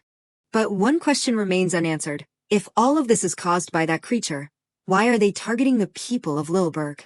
After a brief silence, Ezekiel gave the order, "Collect the bodies and hand them over to their families." Anna replied quickly, "Yes, Your Majesty." The ground suddenly shook, and the tension in the air immediately rose. Anna appeared panicked. "What is the ground shaking?" He immediately turned back, his voice alert, "This energy." Without a moment's hesitation, Ezekiel urgently shouted, "Everyone fall back." At that precise moment, a giant spider emerged. Back with Cecilia, Bianca expressed her concern. "Will His Majesty not be able to make it?" She replied with a faint smile. "He said he would be late due to urgent business. I guess he is not finished yet." After saying that, Cecilia lowered her head, a hint of sadness in her heart. "It is not a mandatory occasion, but I feel disappointed for no reason." Then she suddenly looked up, right as Claude was staring intently at her. He cheerfully suggested, "How about tomorrow we have breakfast with His Majesty and serve the stew the princess cooked?" Cecilia immediately looked up, her eyes brightening again. "That is a great idea, Claude. I should tell Yinny." She hurriedly turned around. "Yinny, could you pack the remaining stew?" She nodded slightly. "Of course, princess." At that moment, he looked annoyed. "Does the princess like that king? I am so jealous." Suddenly, Cecilia turned to Claude. "Since you were staying at Stella Palace anyway, could you watch Bianca practice tomorrow?" Receiving the request, he could not help but feel a bit bewildered. Lady Saint's practice, she nodded in confirmation. Yes, it might help with crafting the fountain pen too. Jusilia exclaimed with excitement. The fountain pen you are making is an unprecedented magical treasure, dedicated solely to Bianca. As Bianca's power grew stronger, ordinary brushes could no longer withstand the force and would break, making a new tool absolutely essential. Because Bianca's ability manifests immense power with minimal magical energy, the input is magical energy and a connection formula. The output is the ability. A magical engineering formula is needed to bridge the gap between them. Her gaze rested on Claude, the corners of her mouth curling up. I was worried it would be hard to get help from magic engineers, but luckily Claude joined, so I can ask him. Immediately after, he nodded in agreement. All right, why not? It would be good to see how much the saint's skills have improved. She turned to Bianca, her gaze gentle and filled with sincere care. Bianca, are you okay with that? She replied quickly, I am very grateful. Bianca turned to Claude. Thanks to this, I won't have to carry 30 spare brushes anymore. He quickly chimed in. I heard you have already gone through over 30 brushes during practice. The atmosphere gradually softened. Jusilia looked at the two of them, her gaze warm as she cherished this rare moment of peace. With the people I enjoy eating and talking with. I hope this peaceful daily life continues. Back with Ezekiel, he was busy battling the spider. At the same time, Anna asked worriedly, Your Majesty, are you all right? Ezekiel coldly replied, Yes, I have temporarily set up defensive magic, so it should be fine. He quickly deduced, this spider beast was summoned from beneath the corpses. It is definitely the same energy I felt 5 years ago. So it is confirmed the dark divine beast is involved in this. Even when just a single word killed my man right before my eyes, all I could do was dodge. At that moment, a seal formed and covered it. The spider whispered, How pitiful. Anna stepped forward angrily, almost shouting, How dare you speak such nonsense to me? Ezekiel immediately turned back. Don't fall for its provocation. Maintain the formation. Iron chains appeared, surrounding the spider. The soldiers tightened their grip on their weapons in unison, their voices ringing out, Protect His Majesty. Back to Ezekiel, he narrowed his eyes at it. First, I will capture that thing. And find out what the dark divine beast is plotting. Ezekiel immediately rushed forward. I will end this quickly. In an instant, another vision appeared. The space suddenly trembled, and a distant voice echoed as if from the void. Hello, it has been a long time. Has not it? Ezekiel frowned. This voice. The air froze as a cobra suddenly appeared. He scanned it with his eyes. The dark divine beast. The voice continued mockingly, Your efforts are admirable, but remember. Ezekiel tried to resist. I can't put strength into my body. It continued, its voice carrying a cold greed. In the end, a Nash will belong to me. The snake appeared excited. That is right. You are my ideal prey. In that moment, he closed his eyes tightly, trying not to be manipulated. Then Ezekiel looked up and stared straight into its eyes. I did not grow up to be your prey. As soon as he spoke, the space unexpectedly cracked. In the blink of an eye, he was returned to reality. Ezekiel clenched his hand into a fist, speaking through the body of a tracker. Lilberg is no longer safe for Jissy either. I need to discuss this with Pentrin.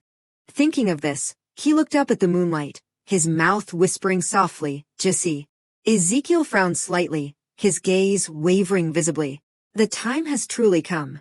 Immediately after, a thought flashed through Ezekiel's mind, to send Jissy away. In another scene, Jusilia was still fast asleep. Just then, the egg shook slightly and cracks began to appear. A small creature looked around in confusion.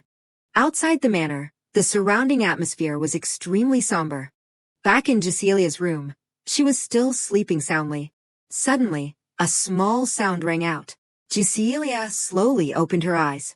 What was that sound? Hitting her eyes directly was a small creature, staring right at her. Seeing this, Jusilia sat up, her eyes wide with shock. A bird. Jusilia blinked repeatedly, then leaned down for a closer look. Don't tell me. She hurriedly turned to look at the egg. It just hatched. After a long while, Jusilia smiled happily. Is it delicious? She gently flicked her finger, and a wave of cold air radiated out. Jusilia chuckled softly at its reaction. So you like cold things, eating snowflakes as a main course, how interesting. She thought to herself, come to think of it, when I was a Nash, I used to find these near my base in the snowy mountains. After I finish feeding you, I should introduce you to everyone. A moment later, Jusilia blinked and tilted her head in thought, her voice an adorable mumble, but to introduce you, you need a name. She kept mumbling to herself, Yongsik, Pyong, then how about Midori? After listing several options, Jusilia sighed softly. It seems none of those names suit you. Then suddenly, the little bird rolled over and fell asleep. She smiled. Oh my, it seems you are sleepy after eating your fill. Jusilia picked it up gently in her hands and whispered, I intended to introduce you to everyone during my walk, but now it is just too much. Suddenly Jusilia's eyes snapped open, and she instinctively cheered, all right. Jusilia happily made a proposal, from now on, the person I meet sitting on the sofa will be the one to name you. After saying that, she squinted her eyes and smiled, her eyelashes curling. Inside, then she carefully stepped outside, her mouth whispering quietly, sleep for a bit, I am going for a walk. Since she could walk around Stella Palace without guards, a new habit had formed since living here, a morning walk. Walking alone in the quiet morning brought back memories of her past life, so it was a time she kept every day, unless there was an emergency. Jusilia looked around blankly, unable to help her suspicion. But is there no one around today? Usually, I would have met a few people by this time. Under the cherry blossom trees, Jusilia strolled all by herself. She looked up toward the flowers. At that exact moment, a familiar figure appeared right in front of Jusilia. As soon as she recognized the familiar silhouette, she instinctively called out, Bera. He immediately turned. Princess, good morning, it has been a long time. She quickly stepped closer. Indeed, has it been a month already? What brings you to the palace at this hour? Bera quickly replied, actually, I stayed at the palace last night. They thanked us for quickly obtaining rare magic stones. Hearing this, Jusilia smiled radiantly. You have worked hard, Bera. After their first meeting, she had begun spending time with Bera more often, and perhaps because of that, the two of them quickly became close. Then she asked curiously, so you were stopping by here on your way home? He shook his head slightly. No, I went out to eat and I am on my way back. I need to take care of my group members before I go. Receiving the answer, Jusilia moved on to another question. Why did you eat all by yourself? Bera gave a forced smile. My appetite is a bit unusual. He added, that is why I left quickly before the other members woke up. Hearing this, she thought to herself, is it because you eat so heartily? You look quite happy. Bera smiled softly, his gaze softening as he looked at Jusilia, his voice sincere. To have a delicious meal and then meet the princess like this, I am very lucky. She blinked, her gaze slightly surprised, and repeated in a soft voice, lucky. He nodded. Yes, lucky. Jusilia quickly changed the subject. When you said, lucky, it reminded me. She raised her hands, her eyes sparkling with joy, her voice full of excitement. The Hala egg has hatched. Bera's eyes widened, his gaze momentarily shocked but quickly becoming attentive. The egg really hatched. Jusilia bragged happily, that is right. I am telling you, he could not help but exclaim, something no one else could do. As expected, the princess is truly special. Worthy of a great being who has walked the path of time with me. Back to Jusilia. She hesitated for a moment. Well then. Without hesitation, Jusilia made a proposal. Bera, you name the little one. As soon as she spoke, Bera asked back in confusion, me. That is your bird, princess. You are the one who should name it. She replied nonchalantly, since it is my bird. Do not I have the right to decide who names it? After saying that, she turned to look at him with teary eyes. Don't tell me you do not want to, Bera asked worriedly. Are you sure? You want me to name the bird? Jusilia affirmed once more, of course. It is the bird you gave me. Hurry now, I want to go back quickly and call its name. He hesitated slightly. All right, if you insist. Then Bera grew pensive, as if thinking very carefully. Immediately after, he made a suggestion. Then how about RHA, since I am Bera. In the ancient language, it means eternity. Jusilia blinked, repeating the name as if tasting it, her voice soft, RHA. She squinted her eyes and then broke into a radiant smile. I love it. Thank you, Bera. Suddenly his tone changed. Princess, there is something I am curious about. Jusilia agreed without hesitation. All right, go ahead and ask. Bera looked straight at her, his gaze deep as if searching for an answer from the bottom of his heart. Princess, why are you so kind to everyone? You are kind to every living creature. You even show affection to a tiny creature just born today. Hearing this, Jusilia let out a soft sigh. Really now? He tilted his head slightly. Take me as an example. I heard you resolutely defended your stance against others' opposition just to let an outsider take a walk in this garden. Jusilia immediately replied, What is wrong with my friend taking a walk in my garden? Hearing this, Bera raised an eyebrow slightly. Every day, you truly are. Her gaze rested on him.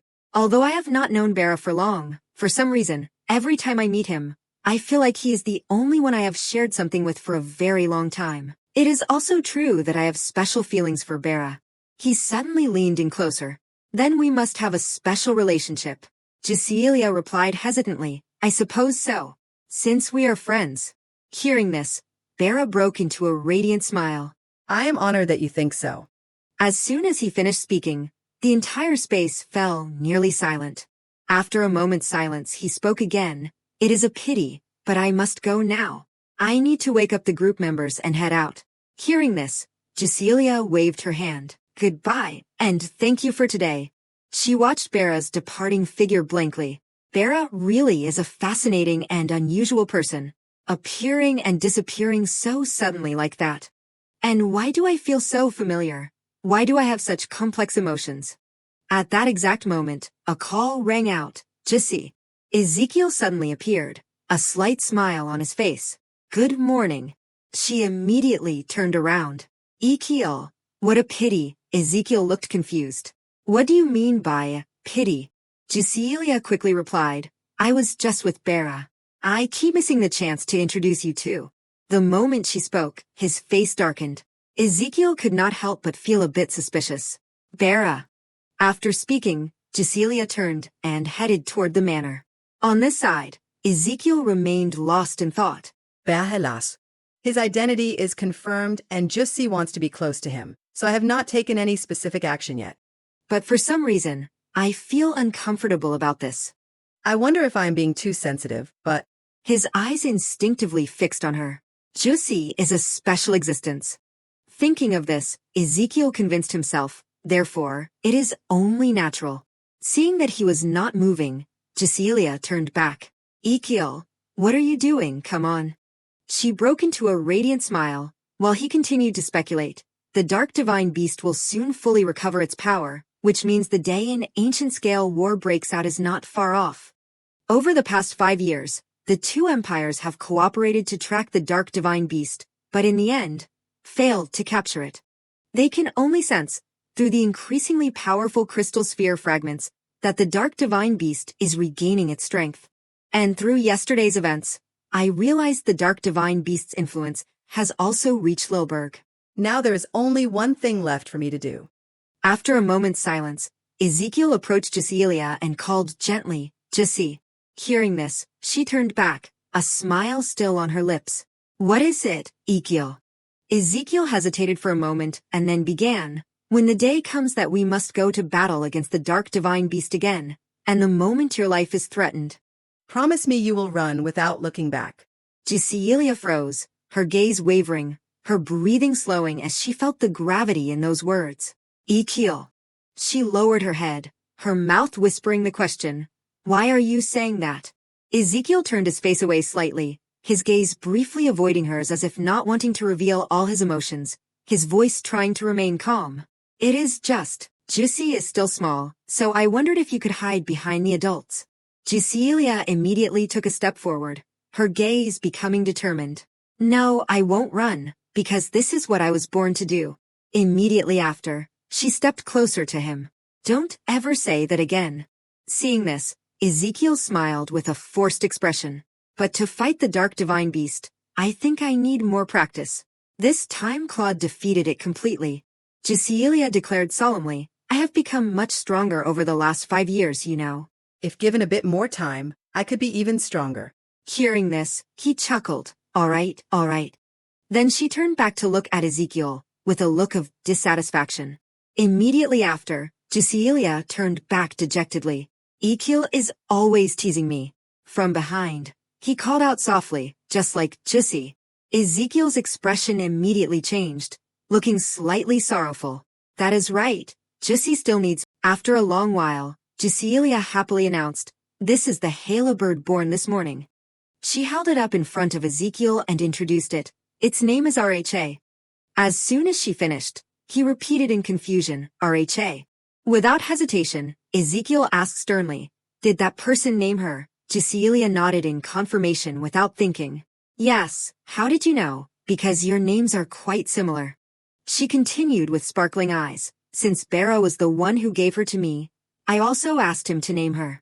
Speaking of which, Cecilia smiled radiantly. And the meaning of that name in the ancient language is wonderful eternity. She leaned down closer, her gaze full of affection, her voice soft as a whisper. You like it too, do not you, RHA? The small bird blinked and took a few wobbly steps. Cecilia nearly screamed. Oh, it already knows how to walk. Ezekiel, look, our RHA is truly a genius. Seeing the smile on her face, Ezekiel smiled slightly. Indeed, he thought to himself, yes, as long as Jessie is this happy, does it matter who named it? That smile suddenly softened. Cecilia unexpectedly called his name. But, Ezekiel. Her gaze rested on Ezekiel's somewhat tired face, her eyebrows furrowing slightly in concern. You stayed up all night again, did not you? Cecilia continued in an angry tone. You will ruin your health if you keep this up. He quickly replied, I am fine.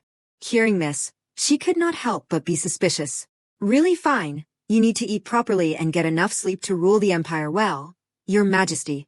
Ezekiel smiled awkwardly. All right, Jessie.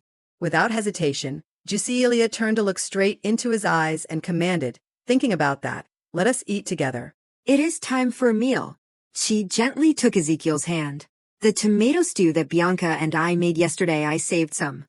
Cecilia smiled happily and affirmed, it is just for you.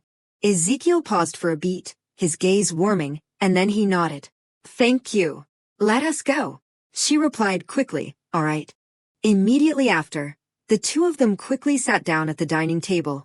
He picked up the spoon, tasted a mouthful, his gaze briefly surprised then quickly relaxing. This is really delicious, Jessie. Hearing that, Cecilia grinned. Really, I am so glad it suits your taste. She rested her chin on her hand, her gaze gentle as she watched Ezekiel eat, her voice soft but full of care. Eat a lot, Ezekiel. I will make as much as you want. I wish I had more. At that moment, he suddenly paused, his lips pressed tight. Ezekiel slowed for a moment, his gaze lingering on her longer than usual. Jessie, always stay healthy. Cecilia blinked, tilting her head slightly. So suddenly, she observed him more closely, her gaze full of suspicion mixed with worry. You are really strange today, Ezekiel. Ezekiel hurriedly explained, I must be tired from lack of sleep. The atmosphere was broken when a familiar voice rang out energetically. Oh my, the king is here too. Bianca tilted her head to look inside. I am so sorry I missed you yesterday. Claude pretended to question. How could you eat without us? That is just too much. As soon as she saw the two of them, Cecilia greeted them happily. Bianca, Claude, welcome. In that moment, Ezekiel's heart instinctively fluttered. They say happiness is always nearby, which is why we do not realize its value. At this moment, she happily introduced, so, this is RHA. Bianca looked amazed. Oh, is that so? Back with Ezekiel, his hand tightened on the spoon. Then Ezekiel looked up and stared at Cecilia again. In that moment, he thought to himself, a real goodbye, Jessie. I have been very happy, thanks to you. A few days later, Ezekiel sat alone inside the room. He quickly wrote a letter. The princess's human transformation process has stabilized. Since Penterin is also said to have captured almost all the followers of the dark divine beast. I believe it is time for the princess to return to Pentaryn as promised.